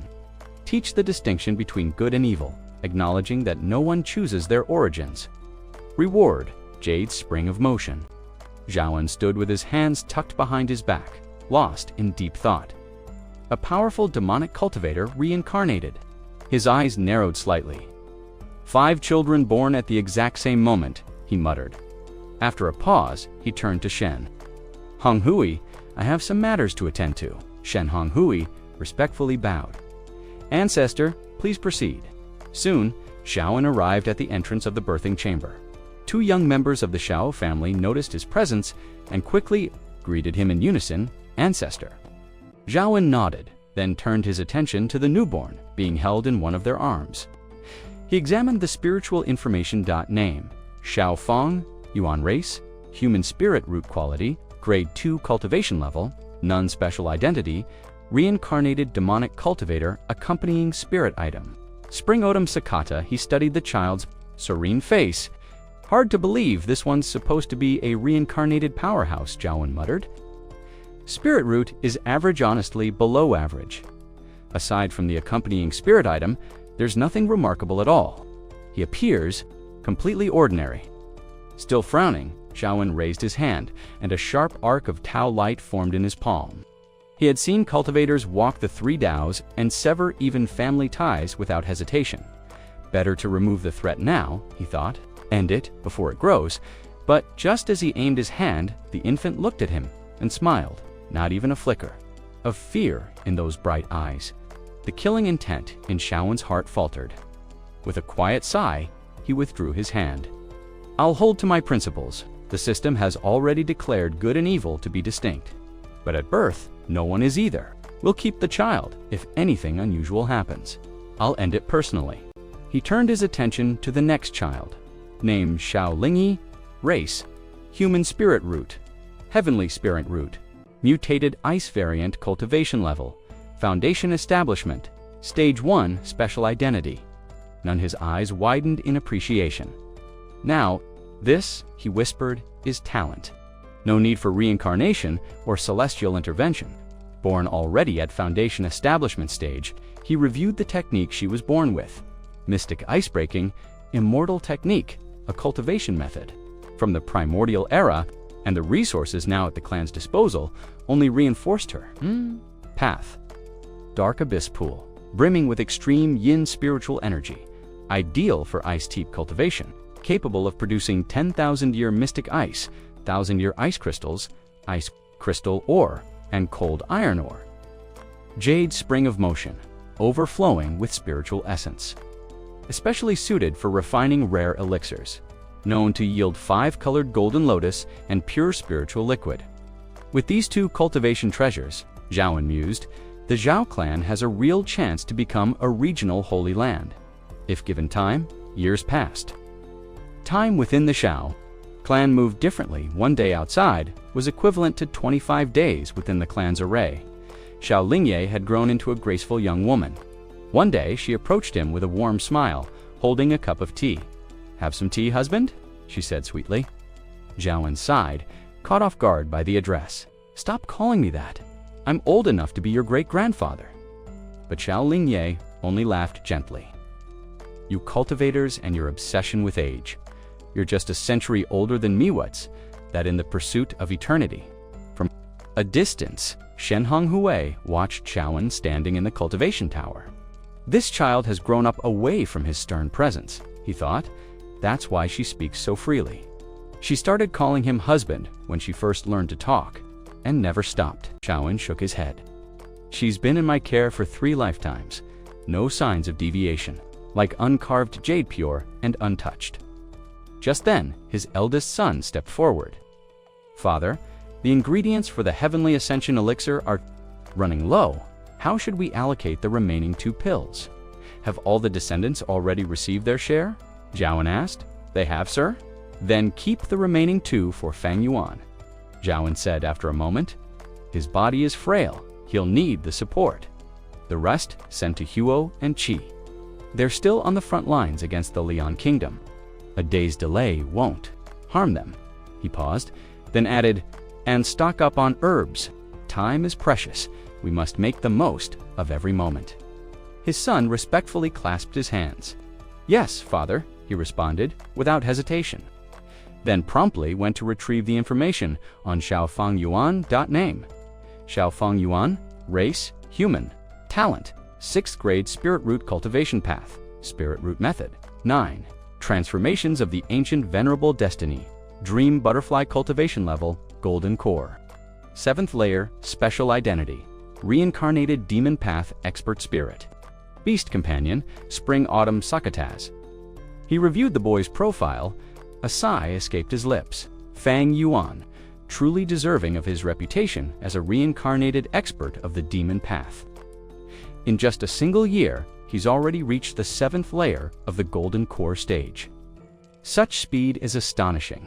Despite the Xia family currently having vast cultivation resources, Fang Yuan's progress far outpaced the children of his generation. Even Zhao Ling, born the same day and gifted with a rare ice spirit root, had only managed to reach the 5th layer of the golden core stage. Moreover, Fang Yuan was still walking the ancient path of cultivation. One few dared to tread these days, yet even those at the 9th layer of golden core might not stand a chance against him in group battles. Just then, a system alert chimed. Notification. The number of your descendants has surpassed 4,000. You are awarded 1.5 million spirit stones, spiritual treasure. Ancestor Xia's divine weapon. Cultivation.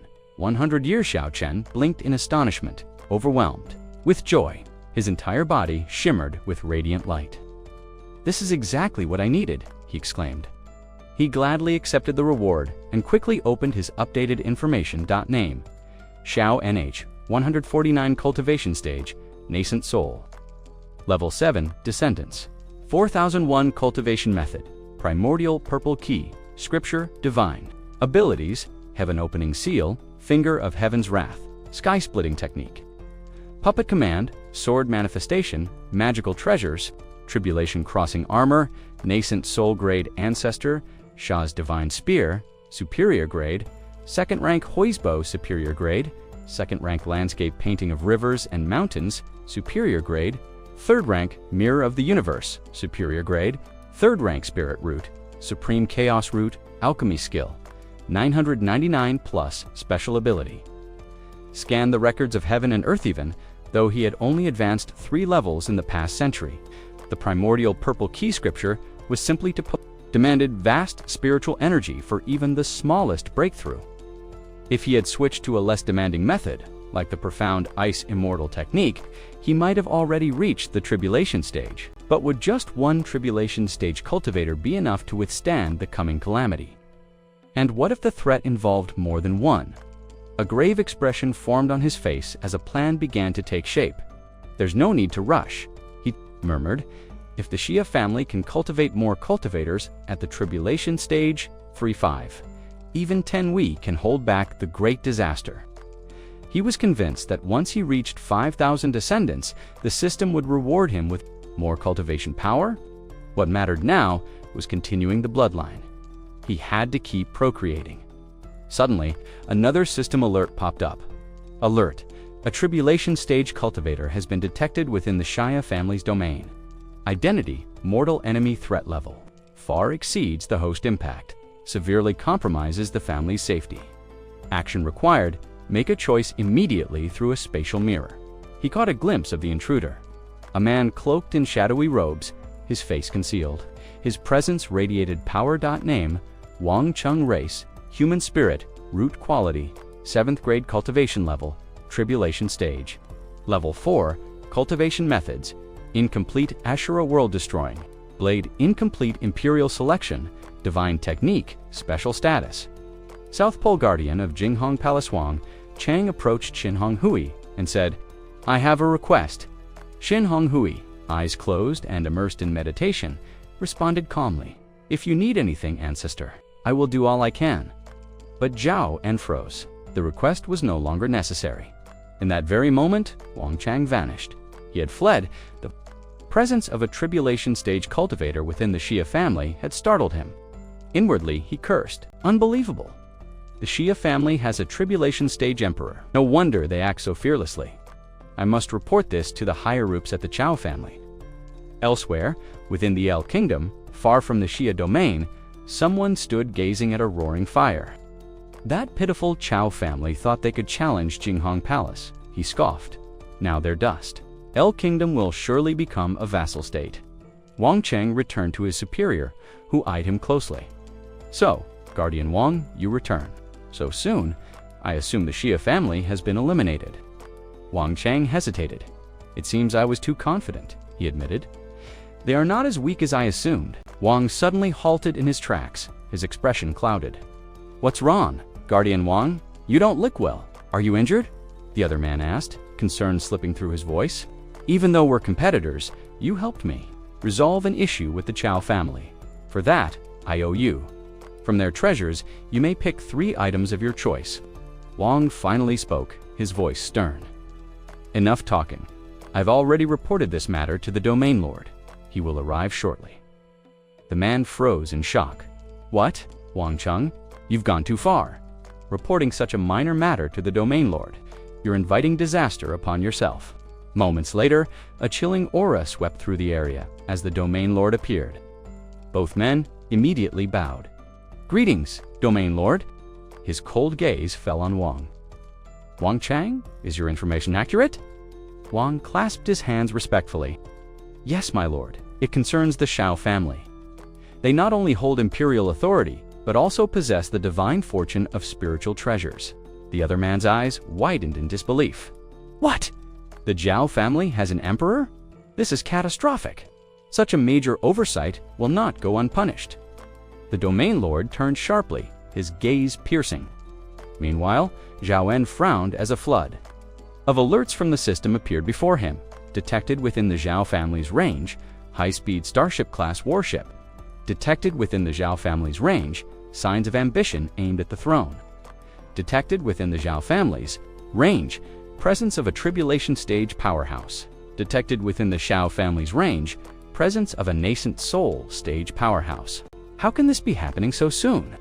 It's only been 2 days since Wang Chang escaped. Could today mark the Shao family's great calamity? The Domain Lord's voice broke the silence. Bring me the profiles, one by one. A projection appeared, name Quinn Race, Asura Aptitude, 5th Grade Spirit, Root Divine Ability, Asura Destruction Body, Prison Imperial Selection. Spirit Transmission, Scripture Cultivation, 3rd Layer of Tribulation, Stage Special Identity, Domain. Lord of the Southern Domain, Jinghung Palace. Next profile, name Heng Tian, Sea Race, Human Aptitude, 6th Grade. Spirit Root Cultivation Technique, Divine Ability, Hang Fu, Blood, Sky, Great Method, Incomplete Cultivation, 4th Layer of Tribulation. Stage Special Identity, Guardian of the Southern Pole, Jinghong Palace. After reviewing both, the Domain Lord murmured, "So, the black-robed cultivator predicted. By the heavenly mechanism, it must be him." High above, the Domain Lord's aura dominated the horizon, eyes fixed on the Zhao family's estate. Beside him stood Tansha, an ancient bronze spirit from 1,000 years past. Xinhong, the Domain Lord, spoke lightly. "If you yield a strand of your divine soul, I vow to protect your clan. I swear absolute loyalty until death. Today, no one from the Shao family needs to die." Xinhong, whose voice rang out in defiance, resolute as steel. "Xinhong Palace has poisoned the 5 domains for a year. That ends today. The Zhao family and I, Xinhong Hui, will stand firm." The Domain Lord chuckled coldly. "Escaping the southern domain for 100 years and reaching the tribulation stages that your confidence, show me what you've got." With a sudden burst of power, he launched himself toward Xinhong Hui. One wielded a spear, the other a sword. Their clash unleashed a cataclysmic surge of energy that shook the heavens. The Domain Lord sneered mid-battle. "Impressive. Your tribulation stage power isn't bad. I'll give you one last chance. Hand over your divine soul and serve me." Xinhong Hui laughed in defiance. "Xinhong Palace slaughters innocents and defies the heavens. This old man will never bow, then die." The Domain Lord's blade descended like judgment. Asura World Destruction / Xinhong Hui countered without hesitation. Shocking Dragon, Spear Hidden Dragon in the Abyss. The Domain Lord's eyes gleamed as his weapon rang against Xinhong's spear. A spirit-level treasure. "So that's your trump card? Then you must die today." He turned sharply, shouting, "Why are you still standing there? Wipe out the entire Zhao family." Wang Kai immediately launched a devastating barrage toward the Zhao family. "No," Xinhong Hui's heart sank. "It's over. The Shao family can't withstand this assault." Deep within the Shao residence, Shao En clenched his fists, his voice cut through the chaos. "Where is the sword?" Zhao En now stood before the Domain Lord, his expression stern, as he spoke with icy resolve. "Very well, it seems you understand what awaits you. As long as your family is willing to submit to Jinghong Palace, I will show mercy. However, every year, you must hand over the most talented children from the Xia family." The Xia family leader, Shao Chen, stepped forward, his voice filled with defiance. "What nonsense! Our Xia family has not yet fallen." The Domain Lord threw back his head and laughed, the sound echoing with arrogance. "Your tribulation emperor is already dead by my hands. What strength remains to oppose me, that pitiful star?" As he spoke, his blade gleamed menacingly, his eyes locked onto Shao Chen. "You're the ancestor of the Xia family, aren't you? Good, I'll kill you first and see if your descendants still have the courage they boast of now." Shao Chun's brow furrowed and his heart sank. "It seems I have no choice but to use the trump card dot system now." On the other side, Shaolin channeled his power, forming a blazing red spiritual orb that pulsed with terrifying energy. Time seemed to blur, like a shadow passing over glass. The other Xia family members unleashed their own strength, spiritual power surging wildly around them. Years of hardship had forged warriors who could not be shaken by mortal distractions. 3 lifestones glowed ominously, carrying ancient souls that chanted like whispers in the wind. The air was thick with killing intent. The Domain Lord, sensing danger, panicked. He reached out, seizing Wang Chang and yanking him forward as a living shield. "Come here," he barked. "Domain Lord, save me." Wang Chang screamed in terror as the Domain Lord retreated at lightning speed. Zhaoen let out a cold, mocking laugh. "To think one of my descendants would be so ruthless. Do they have a system too? Or is it just me?" The devastating strike landed. Wang Chang's body was obliterated, both arms and legs severed, his flesh barely intact. Yet, unleashing that attack came at a price. Zhao Chun's 3 grandchildren, who had lent their strength, visibly aged before everyone's eyes, their vitality fading like autumn leaves in the wind. Shaowen closed his eyes briefly, a bitter thought crossing his mind. So this is the price. Of their final moves, their lives for one strike. He then activated a sealing space, locking down all Jinghong Palace disciples. Unfortunately, Hang Tansi barely managed to escape. Nearby, Xin Honghui clutched his mangled shoulder, blood soaking his robes. Even with the aid of spiritual medicine, his grievous wounds would take no less than 15 days to heal. Turned to Shaolin. What was the cost of that strike? Shaolin's voice was solemn. 500 years of lifespan. But with my talent, the remaining 500 years are enough for me to reach the tribulation stage. Far away, in the Liang Kingdom, where Jinghong Palace's forces gathered, the Domain Lord seethed with fury as he addressed the kingdom's ruler. Gather the Lanching Guardians. That wretched Xia family nearly cost me my life. Detestable. The ruler hesitated, his voice cautious. Domain Lord, please calm your anger. The Domain Lord cut him off with a sharp glare. No obstacles. The Xia family will be annihilated completely. Send word to the Western Domain Lord, tell him there's a divine spear-class spiritual treasure. He practices spear arts he won't. Resist then notified Duan and Ming Shank. They dream of building a holy palace in the Western Domain, but they lack a time treasure. Tell them it awaits. The messenger faltered, but before he could speak, the Domain Lord waved him off. I know. What you're thinking? I have no intention of giving away these treasures. It's a ploy borrowing a knife to kill, and they'll come running because these items are too tempting to refuse. He paused, recalling the earlier battle, his expression darkening. 3. You and young stage cultivators unleashed a strike strong enough to kill me. If not for my escape, I'd be dead. Such a minor clan shouldn't have forced me to this point. Now, leave me. I must heal. Inform me the moment they arrive. The Liang Kingdom's emperor clenched his fists in silence, resentment burning in his heart. If my soul and cultivation weren't bound by Jinghong Palace, I'd have fled long ago. Meanwhile, in the Jinghong Palace branch of the Four Domains continent, a man with flowing purple hair sat high upon a throne, gazing coldly at his subordinates. You claim this Kuming fellow has a divine spear-class spiritual treasure waiting for me. The men bowed low. Domain Lord, your subordinate believes there's no need for suspicion. Kuming is your most loyal general. If there's any trick, we can counter it. A low chuckle rumbled from the purple-haired man's chest. You understand me well? Kuming has always been driven by immediate gain. Very well, we'll see. Back at the Shaya family estate, Zhaowen stood in the courtyard, lost in thought. System, is there any way to grow stronger, fast? The response was blunt, have more children. Zhaowen froze. Seriously? Before he could process the absurdity, another alert flashed. Warning, detection of new entities nearby. Through his spiritual sense, Zhaowen pierced space itself, observing 2 figures approaching. Information streamed in. Name, Jai cultivation, nascent soul. 3rd layer identity, executive elder of the Duan sect name, Wenwu cultivation, nascent soul. 5th layer identity, executive elder of the Ming Shen Sexian's eyes, narrowed. Duan sect and Ming Shen sect, 2 major forces from the Western Domain. Why have they come all the way to the Southern Domain, to my Xia family? When the 2 figures arrived at the Xia family's city gate, one of them spoke in a firm tone. I am Xiao Yi, executive elder of the Duan sect. I have urgent matters to discuss with the Xia family, the other added, and I am Wen Wu, executive elder of the Ming Shen sect. I am here to negotiate with the Xia family. Moments later, the Xia family head appeared to receive them. Esteemed elders, please come inside, he said politely. Zhao Yi's expression remained calm, but his thoughts were sharp. The Xia family actually sent an old man at the foundation establishment, 9th layer, to greet 2 nascent soul stage executive elders.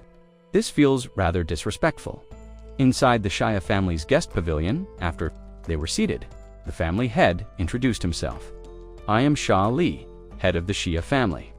May I ask what business brings the two of you here?" Both elders exchanged glances, each with their own doubts. This is supposed to be the poorest region in the southern domain, yet they've managed to trouble Jinghong Palace. Could our sects have underestimated them? And this man, a mere foundation establishment 9th layer, as the family head, breaking the silence when Wu spoke first. "To be frank, family head Sha, the Duan sect, wishes to purchase your time treasure." Yi immediately followed. "Mingshen sect has come for the same reason." Sha Li's expression hardened slightly. "My apologies, esteemed elders. The Xia family has no intention of selling the treasure." When Wu's face darkened with anger, "How dare you refuse? Never before has anyone rejected the combined will of our two great sects. This is an insult. If it weren't for our sect's orders, I would have already wiped out your entire family." Zhao Yi tried again, his tone icy but measured. "Family head Sha, perhaps you should reconsider.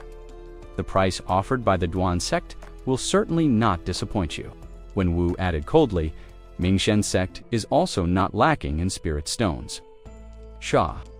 Li clasped his hands respectfully, his voice firm yet courteous. "I truly apologize to both of you, but the time treasure is an item of utmost importance to the Xia family. We cannot sell it under any circumstances." Zhao Yi's expression turned grim. "Do you understand that your family is about to face a great calamity?" When Wu leaned forward, his voice dripping with menace. "Brother Xiao speaks the truth. With this treasure, your Xia family is like a child, flaunting gold in a crowded marketplace. This time, we came here to save your family. Do you realize that by refusing, you are becoming the sinner who will bring about the Xia family's destruction? Jinghong Palace has already contacted our sects. We do not wish for a bloody massacre in the southern domain," he continued, his tone persuasive but threatening. "If you sell the treasure to the Duan sect, they will guarantee your family's safety. If you sell it to Mingshen sect, you will become a direct subordinate of our sect. I assure you, Jinghong Palace will not dare act against you in the southern domain." Sha Li shook his head, unwavering. "Please, both of you, return for now. If you wish to discuss cooperation, we can talk. But if your intention is to buy the time treasure, that is absolutely impossible." Hearing this, both elders rose to their feet, their expressions stormy as they walked out, when Wu muttered coldly, "They don't know what's good for them." Mingshen sect will have no choice but to join forces with Jinghong Palace. Within a month, Duan sect's warships will surely descend upon the Xia family city. Fools! Meanwhile, in his room, Xiao Jun had witnessed the entire exchange, his brows furrowed deeply. Duan sect, Mingshen sect, and Jinghong Palace, all of them, were mighty forces. After 15 days of investigation, he had learned that their power was spread across various nations. The so-called domain lords of the 5 domains were nothing more than mid-tier players, not even qualified to enjoy the spoils of war. At the speed of those warships, it would take roughly 10 days. Before, they would arrive in 10 days. If nothing changed, Xiao Jun would only gain a mere 100 years a delay, not a solution. The only viable path now was to rely on a powerful sect. The southern domain had no major sects, but the western domain was different. Beyond the Duan sect and the Mingan sect, there were also the Gulun sect and the Shushan sect. If they brought the entire Shao clan along, there was a reasonable chance of being accepted. Yet there was also a possibility that some sects might dismiss Xiao Zun entirely, or worse, eradicate them without hesitation. His expression hardened. Hundreds of years of experience had taught him one thing: relying on others or entrusting one's destiny to them was the height of folly. He turned to the system. "If I die, can you protect the Xiao family?" 6 cold characters appeared. The system cannot do that. He had expected as much. That answer only confirmed what he already knew: there were still preparations to make. He summoned his eldest child, Xiai. "Send a message to Wu and Shi. In 5 days, everyone must disappear. Begin arranging for the Xiao family members to evacuate Xiao family city." Father Xiai asked cautiously, "What do you plan to do?" Zhao Chen met his son's gaze. "Execute the final plan. When everyone has left, you leave as well." Xiadi's face stiffened. "I am the head of the Xiao family. If I run, the people in Jinshang Palace will know immediately. Zhao Chen produced a puppet that mirrored Xiaoyi's likeness. As long as the Xiao bloodline survives, the family endures. You must live. Take Shaolin and the others with you Xiaofangan, and the rest are the finest seeds of our clan. They are the hope for our resurgence. Xiagi hesitated, worry flashing in his eyes. Father, I can leave, but Shaolin and the others might not obey me. I will handle that, Xiao Chen said firmly. Just be ready. Yes, father. Far above the clouds, an airship glided steadily forward, carrying members of the Duan sect under the leadership of the Chiking Emperor. At the same time, another airship approached, this one bearing the Mingan sect, led by the Yun Emperor on. Fu Wu leaned toward the man beside him. Kuming, I permit you to notify the Yushan sect and Mingshen sect. Kuming frowned. Why? What's going on? You'll know soon enough, Fu Wu replied coolly. This situation isn't normal. Soon, the two sect groups hovered above the Xiao family's city. The sight below left them stunned. The entire city was abandoned, lifeless, like a ghost town. One voice broke the silence. Domain Lord Ku, what happened here? The Xiao family? City looks dead. Cold sweat beaded on Kuming's forehead. He dared not speak the truth. Every disciple of Jinghong Palace stationed here had been annihilated. In Ming country, Jinghong Palace was practically sacred ground, yet it had been erased without a trace. The domain lord turned to the emperors. The Xiao family must have fled. It's a natural response. As the words fell, a lone figure appeared before them. Xiao Chen. Who is this? Someone muttered. Xiao Chen spoke calmly, introducing himself. Xiao family ancestor, Xiao Chen. The group exchanged glances, their tone turning mocking. Everyone's gone. Whatever treasures your family had aren't worth anything now. Unfazed, Xiao Chen replied slowly, honored emperors and domain lords, the Xiao family, is willing to hand over our treasures in exchange for a chance to live. A purple-haired man smirked. And where might these treasures be? Zhao Chen met his eyes. On me? Another voice barked, hand them over, and the Mingshen sect will withdraw. At that, Xiao Chen drew his weapon, blade gleaming as he leveled it toward them. A furious roar answered him. Insolent wretch! How dare you! As the battle intensified, reinforcements surged in from all sides, Kuming eyes glinting with cold malice. Sneered as he pointed toward the old man. Don't fall for his theatrics, he barked. Take him out, first deal with the rest. Later, without hesitation, he lunged at Xiaowen. Search him.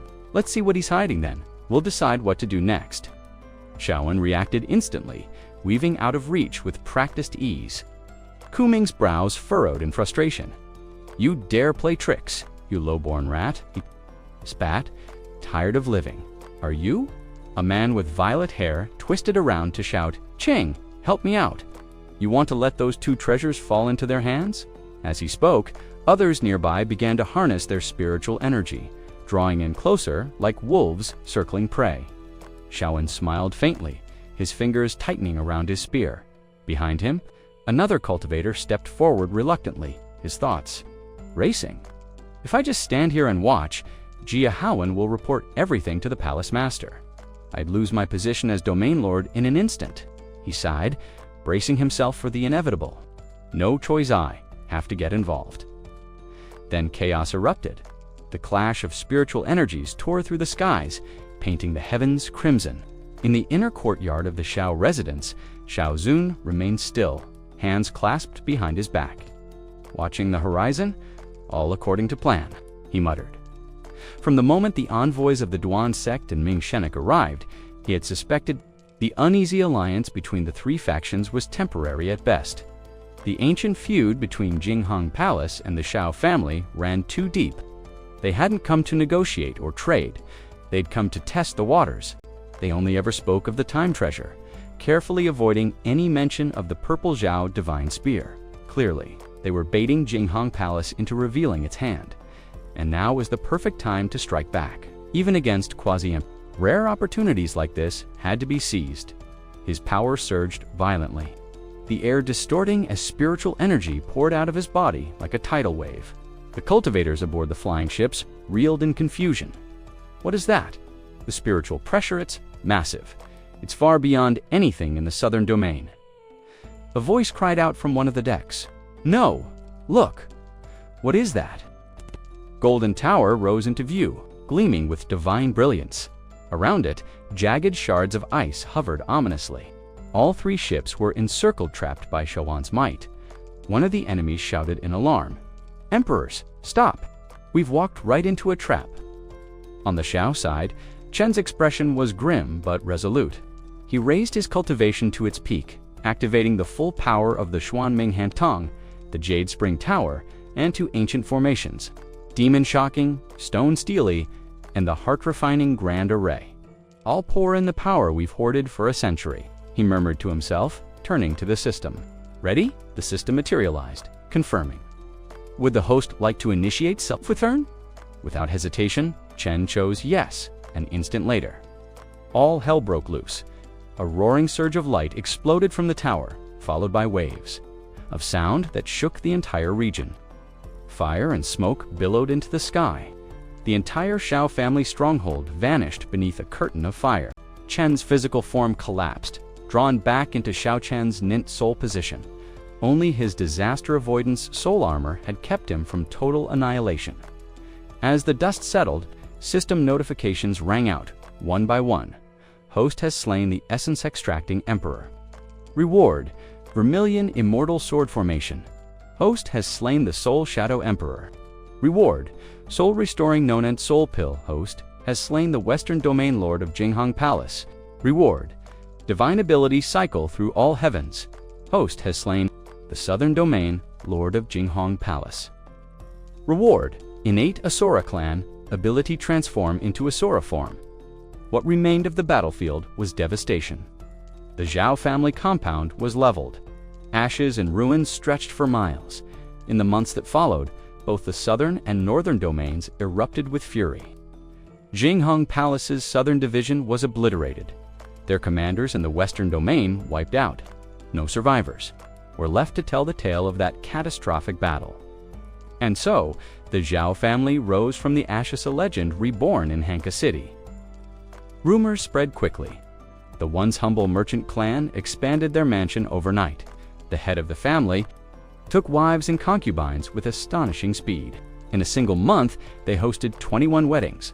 Fortunately for their guests, the Zhao family never demanded wedding gifts, or else even their closest allies might have been driven to sever ties. One morning, a local whispered in awe, "I heard today's another celebration. Didn't the Zhao patriarch just welcome his 13th nephew's bride?" Someone else replied, "It's also the 1-month birthday for his 17th child." Hanka City buzzed with gossip. The Zhao family's resurgence was nothing short of mythic. In the quiet chamber of the Xia family residence, a frail woman lay on the bed, her voice trembling with emotion. "My lord, must you really take number 17 away?" The man standing at her bedside didn't meet her eyes immediately. Cradling the child in his arms, he finally spoke with a calm but firm tone. "Hunger number 17 possesses spiritual roots. You know what that means? Only in the ancestral land can a child like this be truly nurtured." Tears welled in her eyes, and her voice cracked. "But I can't bear to be separated from my child." The man sighed softly, gently rocking the infant. "This isn't a decision I make lightly. The patriarch has already issued the command. It's not permanent. In no more than 15 years, our entire family will be reunited together again." On a flying ship, far above, cloaked figures clad in black gathered on the deck of one such flying vessel. "All the infants have been gathered," one of them reported. "We're ready to depart." With that, the ship surged forward, vanishing into a shimmering space gate.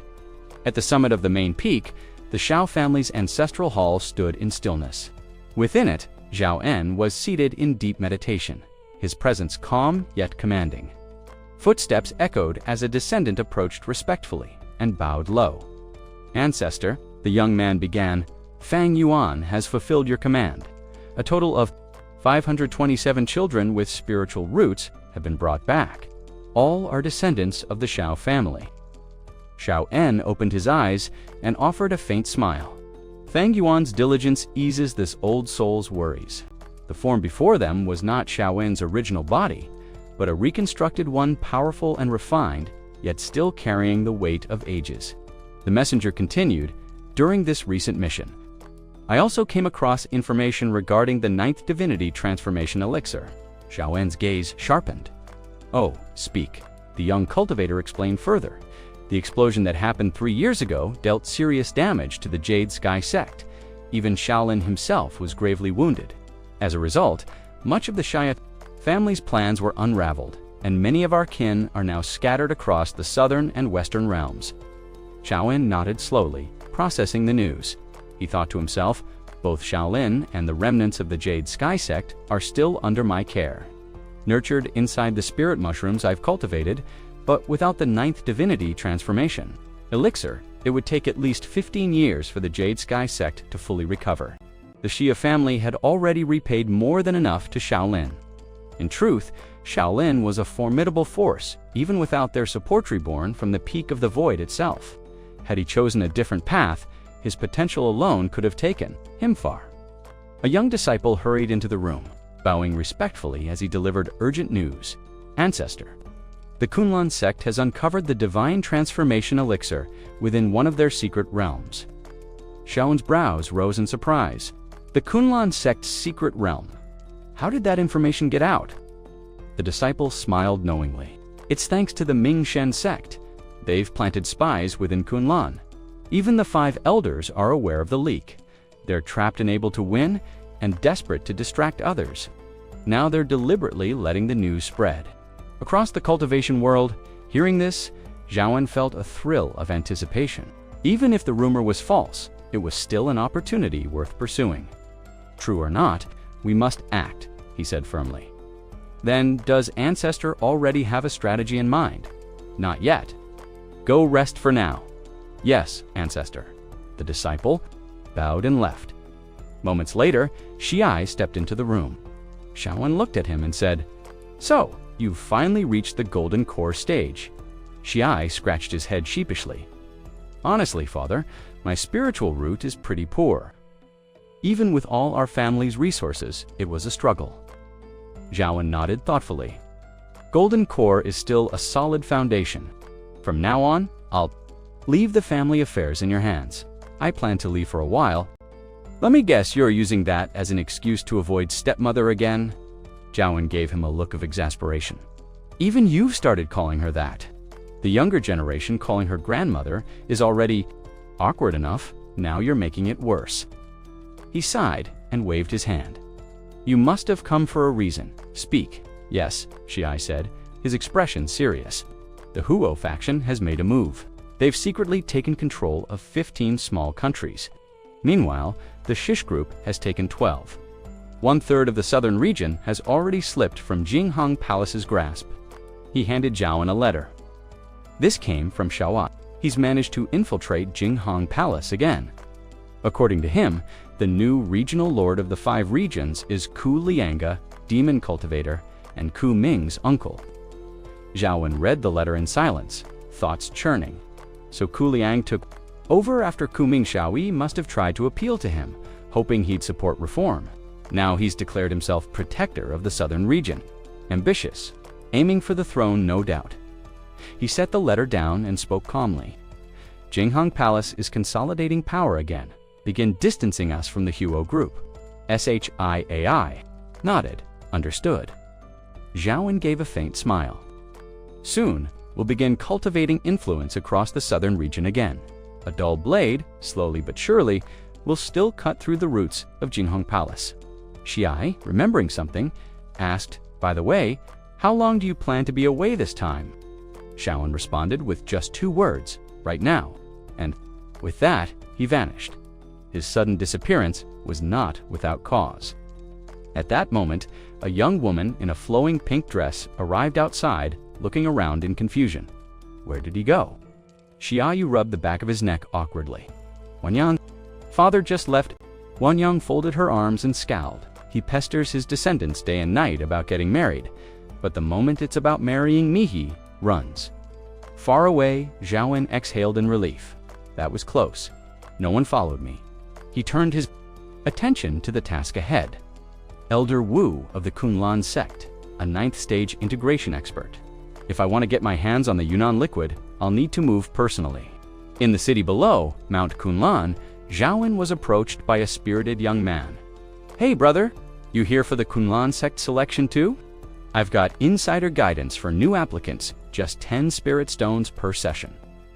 Guaranteed to get you in." Interested, Zhaowen grinned. "Sure, I'll take a session." As the man walked ahead, Zhaowen thought, scamming people like this, he must have pulled this trick dozens of times. But that's fine. He's the key to getting me inside. They arrived at a plain wooden door. The young man opened it and called out, "Sis, I got 3 more today." Inside, a young woman with delicate features frowned at him. "I told you to stop conning people. Focus on your cultivation. You've made no progress at all." The man rolled his eyes. "Don't start. Just guess how many spirit stones do." "You think I made today?" She sighed. "How many could it possibly be? You need to stop wasting time and start taking your own cultivation seriously." As the two continued chatting, Xian observed them from a distance. His gaze lingered on the girl beside the young man, and a question arose in his mind. Why does the woman standing next to him seem so unremarkable? Isn't she supposed to be the head disciple of the clan sect? Almost instantly, the system interface flickered to life, displaying detailed information. Name: Muqing Talent, 4th grade spirit, root cultivation, key refining, 9th level status, crippled cultivator name, Yilang Talent, 3rd grade spirit, root cultivation, key refining, 7th level status, crippled cultivator special tag. Object of affection of the clan sect's head disaplexion narrowed his eyes, thoughtful. Is it just simple admiration, or something deeper? Before he could dwell on it further, the system triggered another alert. Detected presence of primary system holder name. When Zeros, human talent, 9th grade spirit, root divine abilities, clanned sword technique, divine thunder method, nascent soul, 8th level special role. Systems conquest target, head disciple of clan sectrist. Then, a figure approached the trio. Both Yi Lang and Mu Qing immediately lowered their heads in respect. "Greetings, senior sister." "Greetings, Elder Chan." Elder Chan looked at them and addressed Wen Zhu. "This is the one you asked me to evaluate." Wen Zhu gave a small nod. "Yes, Elder, I'm sorry to trouble you." Chan examined Yi Lang for a long moment, then spoke, plainly. This boy's talent is mediocre. I see no redeeming traits. Are you sure, head disciple Wen, that you want me to take him in?" Yi Lang's expression darkened slightly, but he held his tongue. Wen Zhu, keeping her voice calm, replied, "Yes, I've made up my mind." Though outwardly composed, her thoughts told a different story. He's a complete fraud, the kind of loafer you'd find scamming villagers in a backwater town. Compared to the noble protagonist I imagined conquering, he's a complete letdown. The very idea of conquering someone like Yi Lang made her stomach turn. Elder Chan exhaled slowly. "If that's your decision, very well, I will accept him." Just as the decision was made, Yi Lang looked up with a faint smirk. "Senior sister, Wen, if you truly want me to join the inner sect, then Sister Mu must come along too." He knew exactly what he was doing. After all, when Zhu had already revealed to him that he was her designated conquest target, she wouldn't risk upsetting him not, without consequences to her progress. Mu Qing, startled, quickly dropped to her knees. "Senior sister, Wen please? It's not necessary. Just let Brother Yi Lang enter. I'm fine remaining as a servant." In the outer sect, when Xu watched them, a flicker of irritation in her eyes. Are they really this close? She sighed inwardly. If the system weren't involved, I wouldn't have gone so far as to seek Elder Chan's help. But if I refuse Yi Lang now, his affection will drop, and my mission will fall apart. After a moment of internal debate, she made her decision. "You both may enter the inner sect." The elder turned to Wen, his tone grave. Wen, already steeled in her decision, replied without hesitation, "I'll explain everything to the sect leader myself." With that, the elder and the 2 senior sisters took off into the sky, leaving only Wen behind, standing alone beneath the drifting clouds. She sighed softly, her thoughts troubled. It's been a year since I was forcibly bound to this mysterious system. My cultivation has been stagnant ever since. I've tried everything: rituals, pills, even forbidden techniques, but nothing works. The system's grip won't loosen. I had no choice but to find the conquest target it keeps demanding. She looked down, her brows furrowing. But I didn't expect things to become so tangled. He already has someone in his heart, and he's nothing like the cultivator I imagined. Just then, a calm voice broke her thoughts. "I can solve your problem," she asked sharply. A figure slowly stepped out of the shadows. It was Shendat. He was so close all this time. Yet, I couldn't sense even a trace of his aura. She stared at him, eyes cautious. "Senior brother, you said you can help me. Is that true?" Xian offered a faint smile. Naturally, when hesitated, then her expression hardened. "That's not possible," but Xian had expected her answer. "Don't you want to complete the systems?" "Mission," he said smoothly. That caught her off guard. Her brows knitted in confusion. How does he know about the system? She glanced away, unwilling to answer. "That man Yilong, I really don't like him." After a moment of silence, she offered an alternative. "Senior, is there anything else I can offer instead?" Xian nodded. "There is. Bring me the Yuna Shen liquid. In exchange, I'll help you." Relief softened her face. "Agreed. I'll return with it in 10 days. Shen gave her a satisfied nod. "Then I'll wait here. But let me remind you, this system is not just restricting you, it's reshaping your will." When frowned, "What do you mean?" He turned away, hands clasped behind his back. "Nothing. Just remember, if all else fails, my offer still stands." Her tone was resolute. "No, I will return in 10 days. I don't want anything to do with Yahello," she thought. "The sooner I fulfill my promise to Senior Xian, the sooner I can escape this madness." 10 days passed swiftly when emerged from the gates of the Y realm, her expression bleak. "I found rare treasures from heaven and earth," she thought bitterly, "but the Yuna Shen liquid eluded me. I must find Senior Shan quickly. If he leaves, I may lose my only chance to break the system's curse before she could go far." A familiar voice called out, "Senior sister Wen, I've missed you." It was Yi Lung. He approached with a bright smile, but Wen could sense the frustration. Beneath it, so fake, she thought. He continued speaking, his tone eager. "It's been 10 days since I waited at Kunlun Mountain. My cultivation is the weakest in the sect, and the moment I arrived, I was bullied. People insulted me, and even you. I waited outside the secret realm every day until now. When walked past him coldly, I have something to attend to." He followed quickly. "Wait, senior sister, when I really did miss you." Something in his words made Wen pause. Her heart fluttered for a moment. Maybe if he says that again, maybe. He really does like me. He took her hand gently, causing her to blush. "Senior sister, I'm not feeling well today. Can you comfort me?" Wen's mind swirled with confusion and desire. "If Yilong wants it, I'll do anything." Later, at Kunlun Mountain, Yilong led her to a small group of disciples. "These are the ones who bullied me," he said, without hesitation. When drew her sword and pointed it at one of them, he panicked immediately. "Senior sister Wen, it's me, please don't." The others dropped to their knees, begging for mercy. After dealing with them, Wen turned to Yilong and said, "These are the treasures I brought back from the clan's secret realm. They're all yours." Yilong grinned. "His senior sister, Wen is so generous." He lowered his voice. "I've had a few issues with my cultivation lately. Could I ask for your guidance?" Wen smiled nervously, scratching her head. "Of course. Ask me anything, junior brother." He led her into a quiet room, then leaned in close. "Senior sister, come here." Wen blushed again. "I knew she wouldn't refuse me," Yelling thought smugly. "Good thing I prepared that special cultivation method in advance."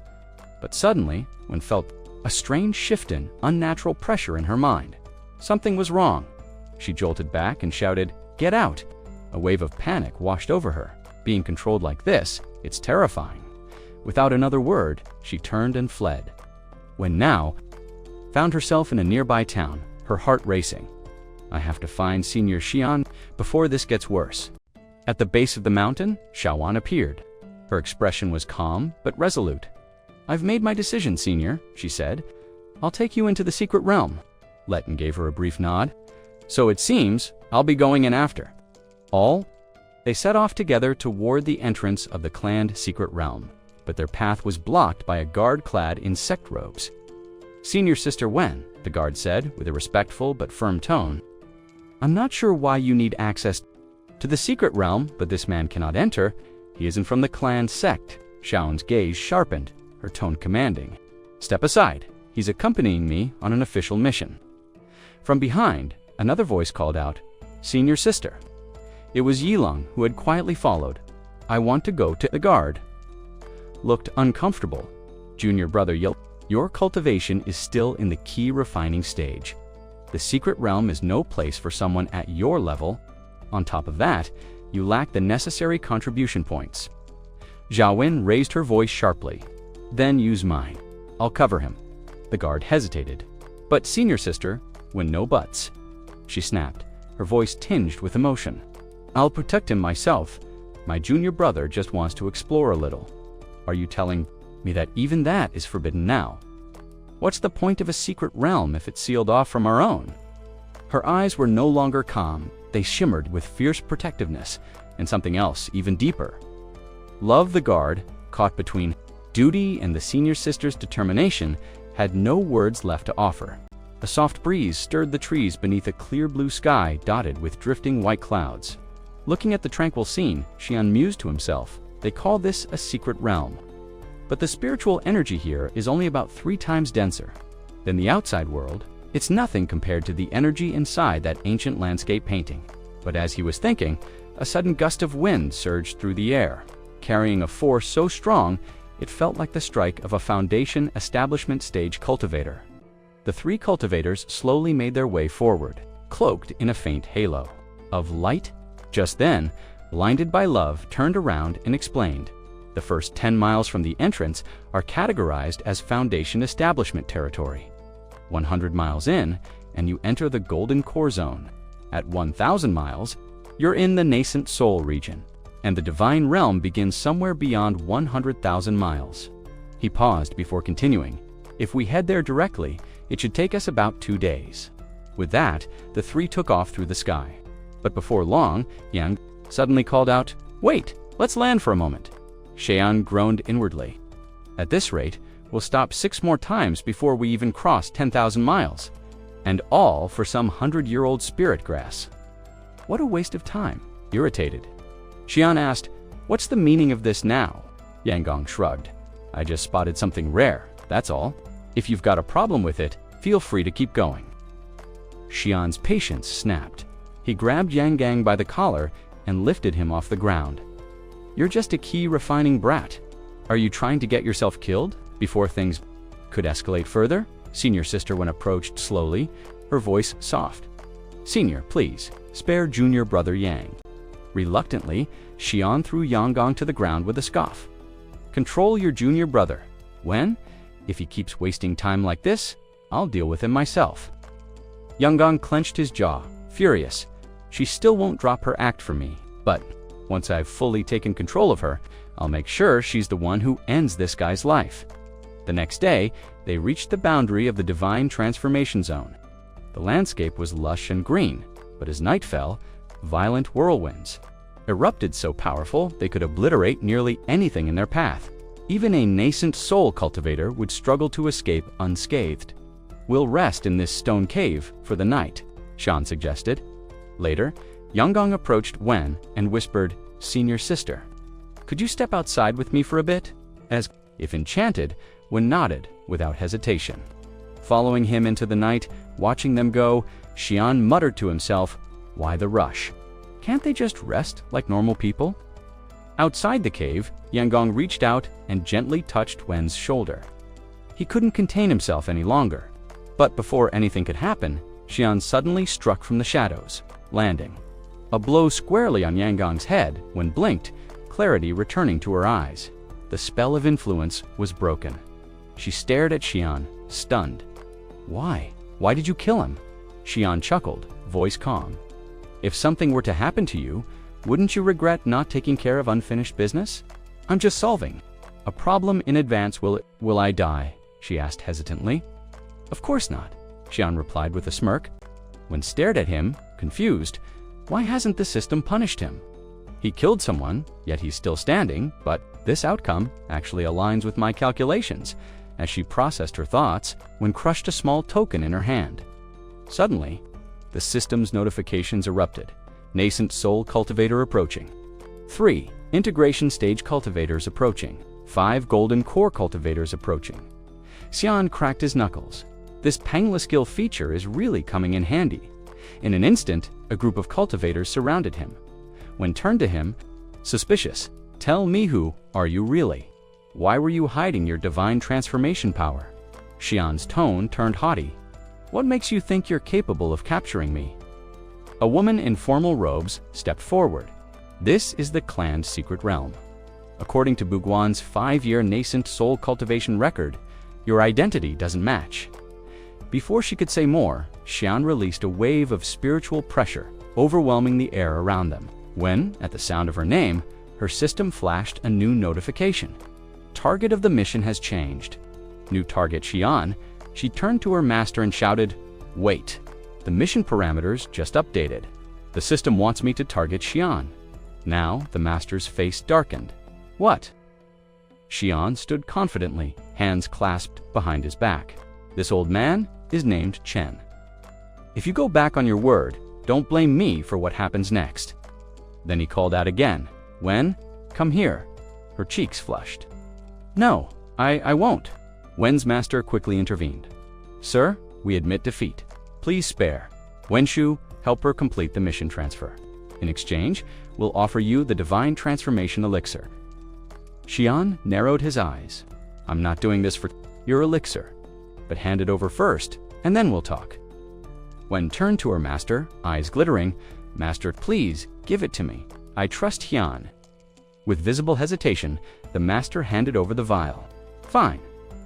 But after he takes it, he must help change your mission.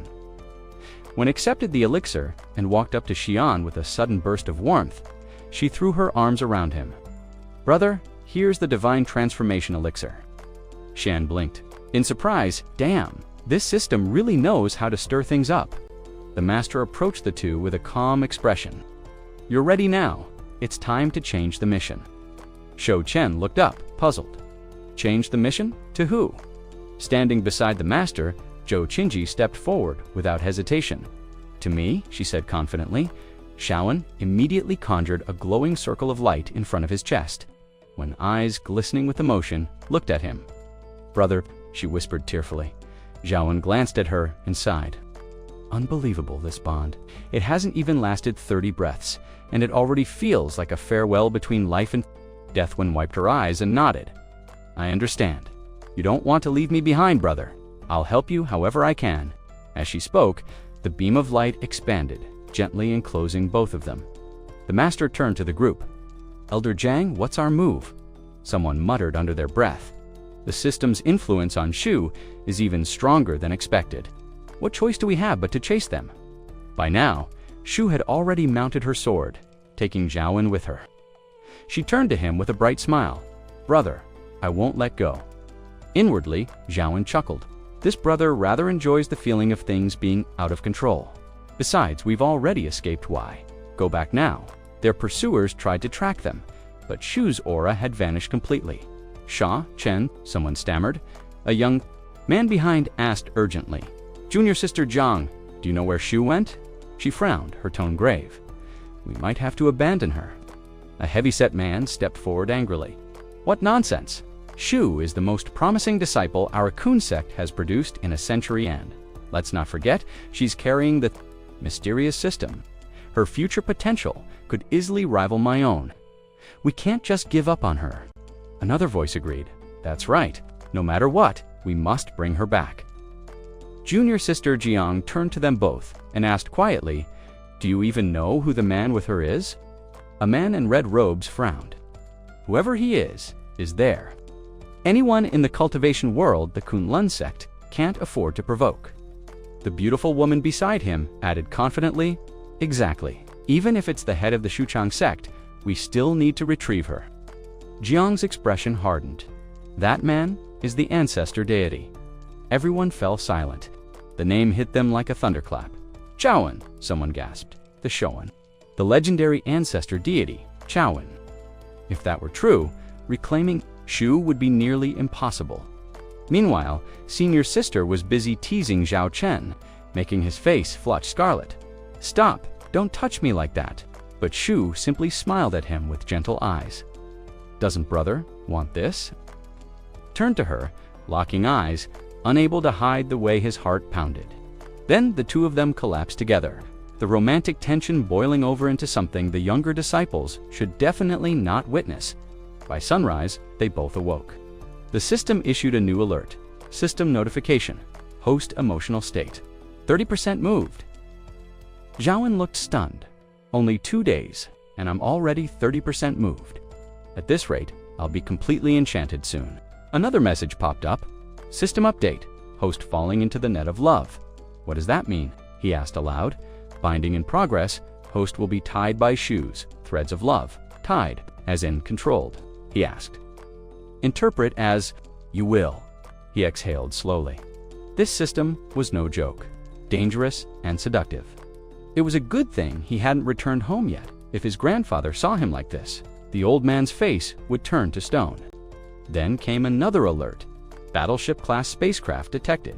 He peered through the lens, narrowing his eyes. That's a Ginghung palace ship. So our karmic link wasn't just coincidence. He rubbed his chin thoughtfully. There, heading southwest, toward Shu, mountain sect.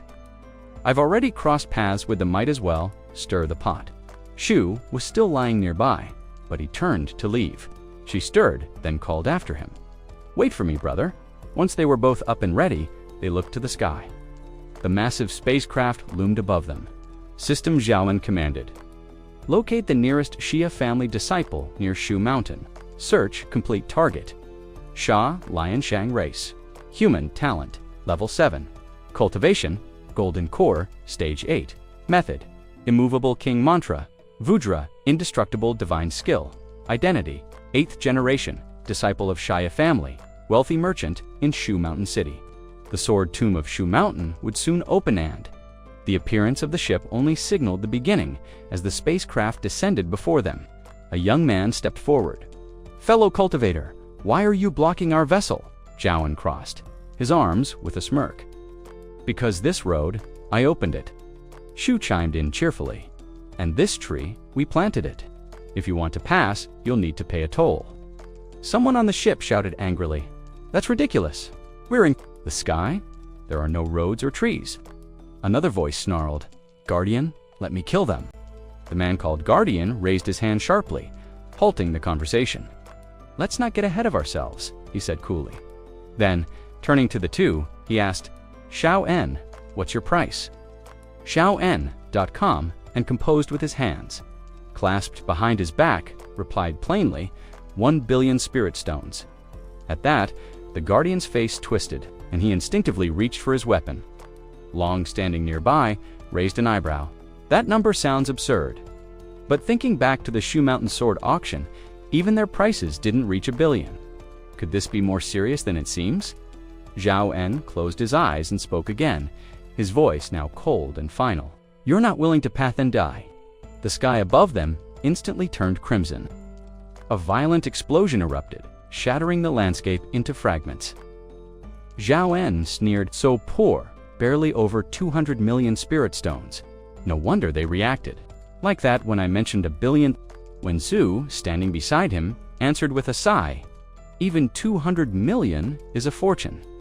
For a cultivator in the nascent soul stage, just having 10 spirit stones is already considered wealthy.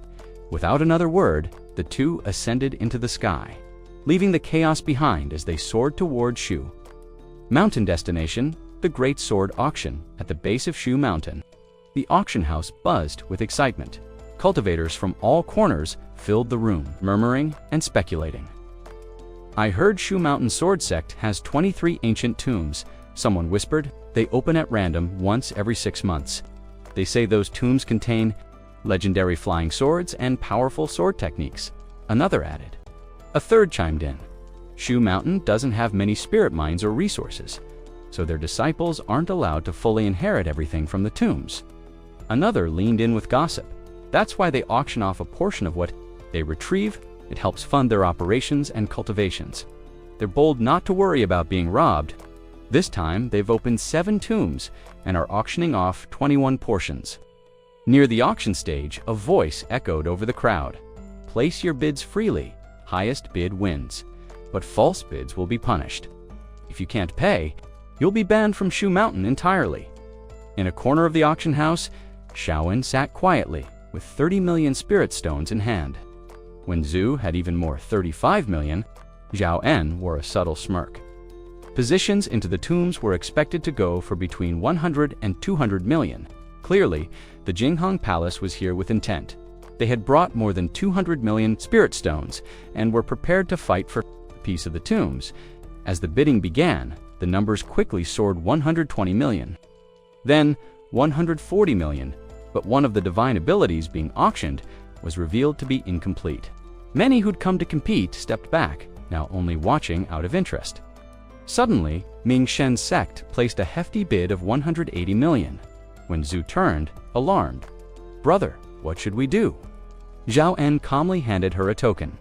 "Don't let Ming Shen's sect get that position." Wen Su blushed faintly, but nodded with resolve. "Yes, brother."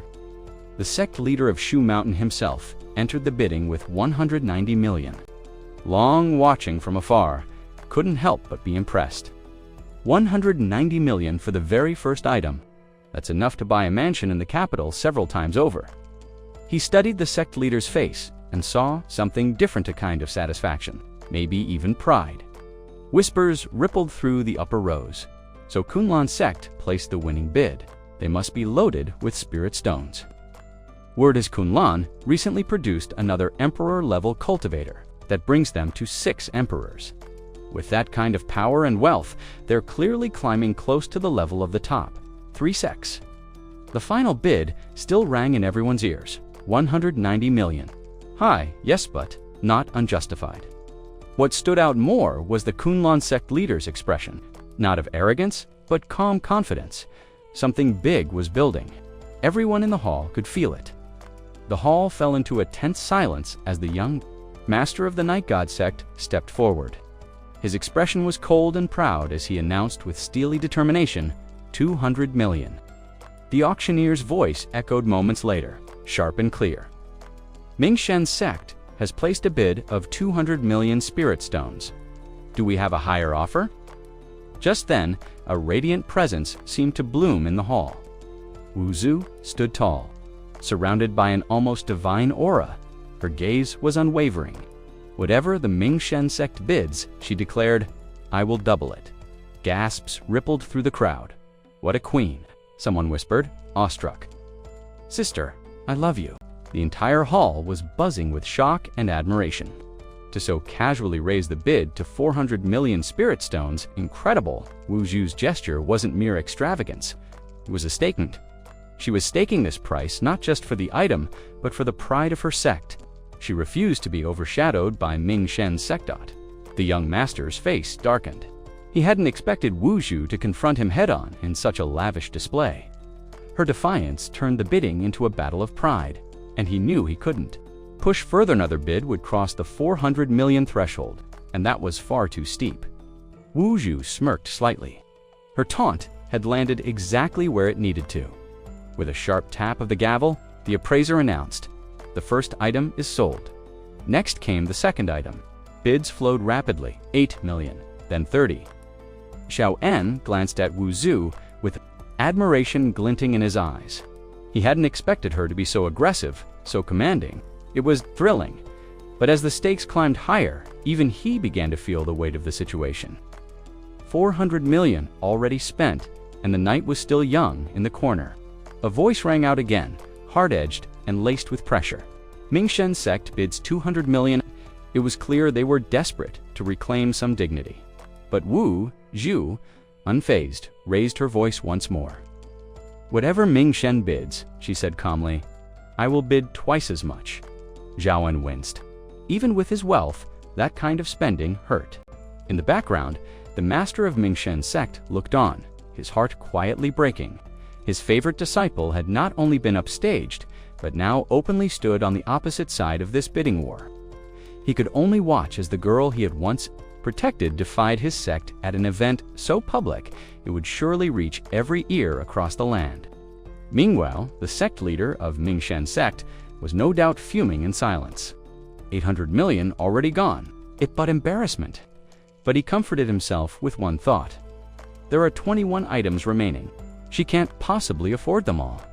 Still, Wu Zhu's calm composure made everyone nervous. The second item was sold. Then the third, fourth, fifth. Each time the crowd watched closely. Would Wu Zhu continue? Now came the sixth item. Had enough, someone from Tong's sect muttered. Elder Zhou stepped up and slammed down a bid. 200 million. He hoped to shut down the Mingshen sect before they could speak again. But once more, Wu Zhu's voice floated through the room. I bid twice as much. The elder's eyes narrowed with rage. This Kun sect girl thinks she can trample over the major sects, he growled. Do you think we'll... In the background, the master of Mingshen's sect looked on, his heart quietly breaking. His favorite disciple had not only been upstaged, but now openly stood on the opposite side of this bidding war. He could only watch as the girl he had once protected defied his sect at an event so public it would surely reach every ear across the land. Meanwhile, the sect leader of Mingshen's sect was no doubt fuming in silence. 800 million already gone. It but embarrassment. But he comforted himself with one thought. There are 21 items remaining. She can't possibly afford them all. Still, Wu Zhu's calm composure. The appraiser's voice echoed once again, loud and commanding. The seventh item is now open for bidding. Mingshenik wasted no time and offered 200 million spirit stones. Shu, who had already burned through 1.02 billion spirit stones, blinked. In disbelief, how does he still have more to spend? He thought. But before that disbelief could settle, the next bid came crashing down 400 million. From the Kunlun sect, Bot Mingshenik was stunned. Could they really be that wealthy? The bidding war continued. For every item that appeared, he offered 200 million. And every time, Shu calmly countered with 400 million. At some point, Shenik's outrage gave way to something worse boredom. He stopped even reacting. Now they were on the 17th auction item, and the Kunlun sect was still doubling his offers without hesitation. His gaze shifted to Wu's section. Did Kunlun sect unearth the tombs of 2 ancient ascensional-level cultivators or something? Even so, how can they throw out spirit stones like this? Meanwhile, Xiao En, seated beside Wu, was smiling calmly. Go ahead and use it, he whispered. Once you start, do it right. Don't hold back. He meant the mountain of spirit stones. Over the years, he'd quietly amassed more than 600 million. Why hoard them, he added. There are a few chances in life where spirit stones truly matter. At this point, the sect leader of the Mingshen sect had had enough. Seething with fury, he shouted, 500 million. Shu didn't blink. He raised the bid to 1 billion immediately. The sect leader let out a low, angry grunt. The appraiser didn't pause. The 19th auction item begins now. An elder stepped forward to bid 475 million dot, without skipping a beat. Shu once again calmly bid 1 billion dot. The elder spun away in frustration, unwilling to look at Wu any longer. From his position, Wu's master silently tallied up the numbers. The Kunlun sect has spent nearly 10 billion spirit stones so far. This could bring disaster. We'll need to take precautions if we want the sect to survive. Xiao En glanced at Wu affectionately. You keep spending like this. I'll head out and speak to Ling Shenk and Thans to see if we can recoup some of these costs. Wu grinned. Thanks, brother. Outside, white clouds drifted lazily across a bright sky as the group approached their flying ship. But their peaceful departure was cut short. The elder, already frustrated beyond reason, suddenly drew his blade and lunged at Xiao En without warning. Xiao En, ready for this, activated heaven and earth binding. His strike wasn't aimed at the elder, it targeted the flying ship. The elder froze in midair. WHA. That technique. You're a questioning peak emperor. Xiao En crossed his arms calmly. Space Sealing Pearl. A system notification blinked in the air before him. Host has slain a sky-shaking emperor. Reward. Submission, Divine Pill. Then, Xiaowen's detailed status appeared. Host name, Xiaowen age, 152 cultivation. Questioning peak first. Layer descendants, 587 cultivation method. Mystic ice heaven breaking technique. Red dream purple cheese. Scripture divine abilities, mystic ice heaven breaking technique. All heaven's wheel transmission. Heaven opening seal, heaven defying finger. Puppet division technique, sword summoning aura, transformation, and more. Spiritual treasures, cloud shadow, treasure Shia family, divine spear, among others. Spirit root supreme chaos, spirit root pills, 999 plus special ability, heaven and earth domain detection. Xiaowen smiled to himself. With my cultivation at this level, most other emperors aren't even a challenge anymore. Somewhere along the way, his path had changed. If he'd had 3 more years back then, the Xia family would never have fled. Near the auction house, the Mingshen sect leader blocked the path of 2 members from the Xia family. His tone was cold and arrogant. Do you realize who you've crossed? Offend my sect, and you'll die without a grave. Back off now, and I might forget this ever happened. He barely finished his sentence before he was ruthlessly beaten down. Zhao. En turned to his people and said, "Let's go. We're heading back to Shu Mountain." Inside the auction house, Wu Shu walked hand in hand with Xiaowen. The auction is finished. Now we just wait for the quota distribution. The appraiser from earlier approached. "Chairman, when your people have arrived, let's head out." But Zhao En raised a hand. "Wait," he offered a light smile. "Elder Li, actually, our bidding today wasn't really for the Sword Realm quotas, it was meant to target Think and the Mingshen sect. We're not interested in entering. Would you be willing to cancel the deal and return half the spirit stones?" The elder frowned and crossed his arms. "They've spent 8 billion spirit stones. Even if we refund half, that's 4 billion. No auction this year has even come close to that kind of number." He looked up and said, "Don't you think your request is a little much?" Xiao En met his gaze coolly. "So you're refusing?" The elder scoffed. "You have 17 quotas. Pick 17 people and follow me into the Sword Realm." Someone behind him hesitated. "Ancestor?" The elder raised a hand to silence them. "It's fine," he pointed. "Fang Yuan, you're always the calmest. What's wrong with you today? Pick 16 people at random to accompany me.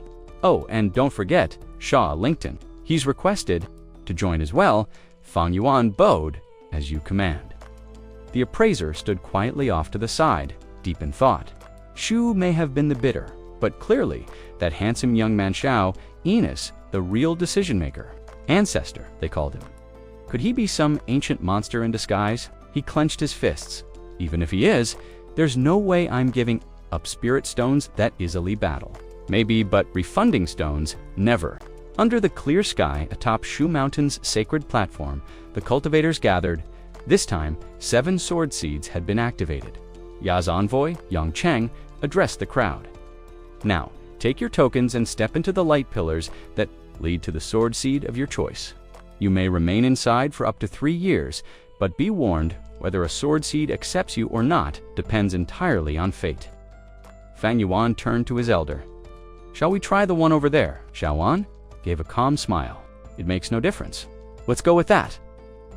They all entered the sword seeds. Within the Ya sword seed, Zhaowen took the lead. A younger disciple approached him. "Ancestor, how do we search for the flying swords?" Xiaowen smiled faintly. "No need to search. Old Le Chunfeng refused to pay his dues, so I'll just confiscate all his swords." The disciple asked again, "But Ancestor, isn't each person only allowed to take 1 sword? If we try to take more, don't we have to surrender the first?" Xiaowen's smile turned proud. "I am Zhaowen. Alone, I am worth more than 1 million. Why should I give anything up?" Inwardly, he thought, "My clones, my avatars, operate independently, free of realm restrictions.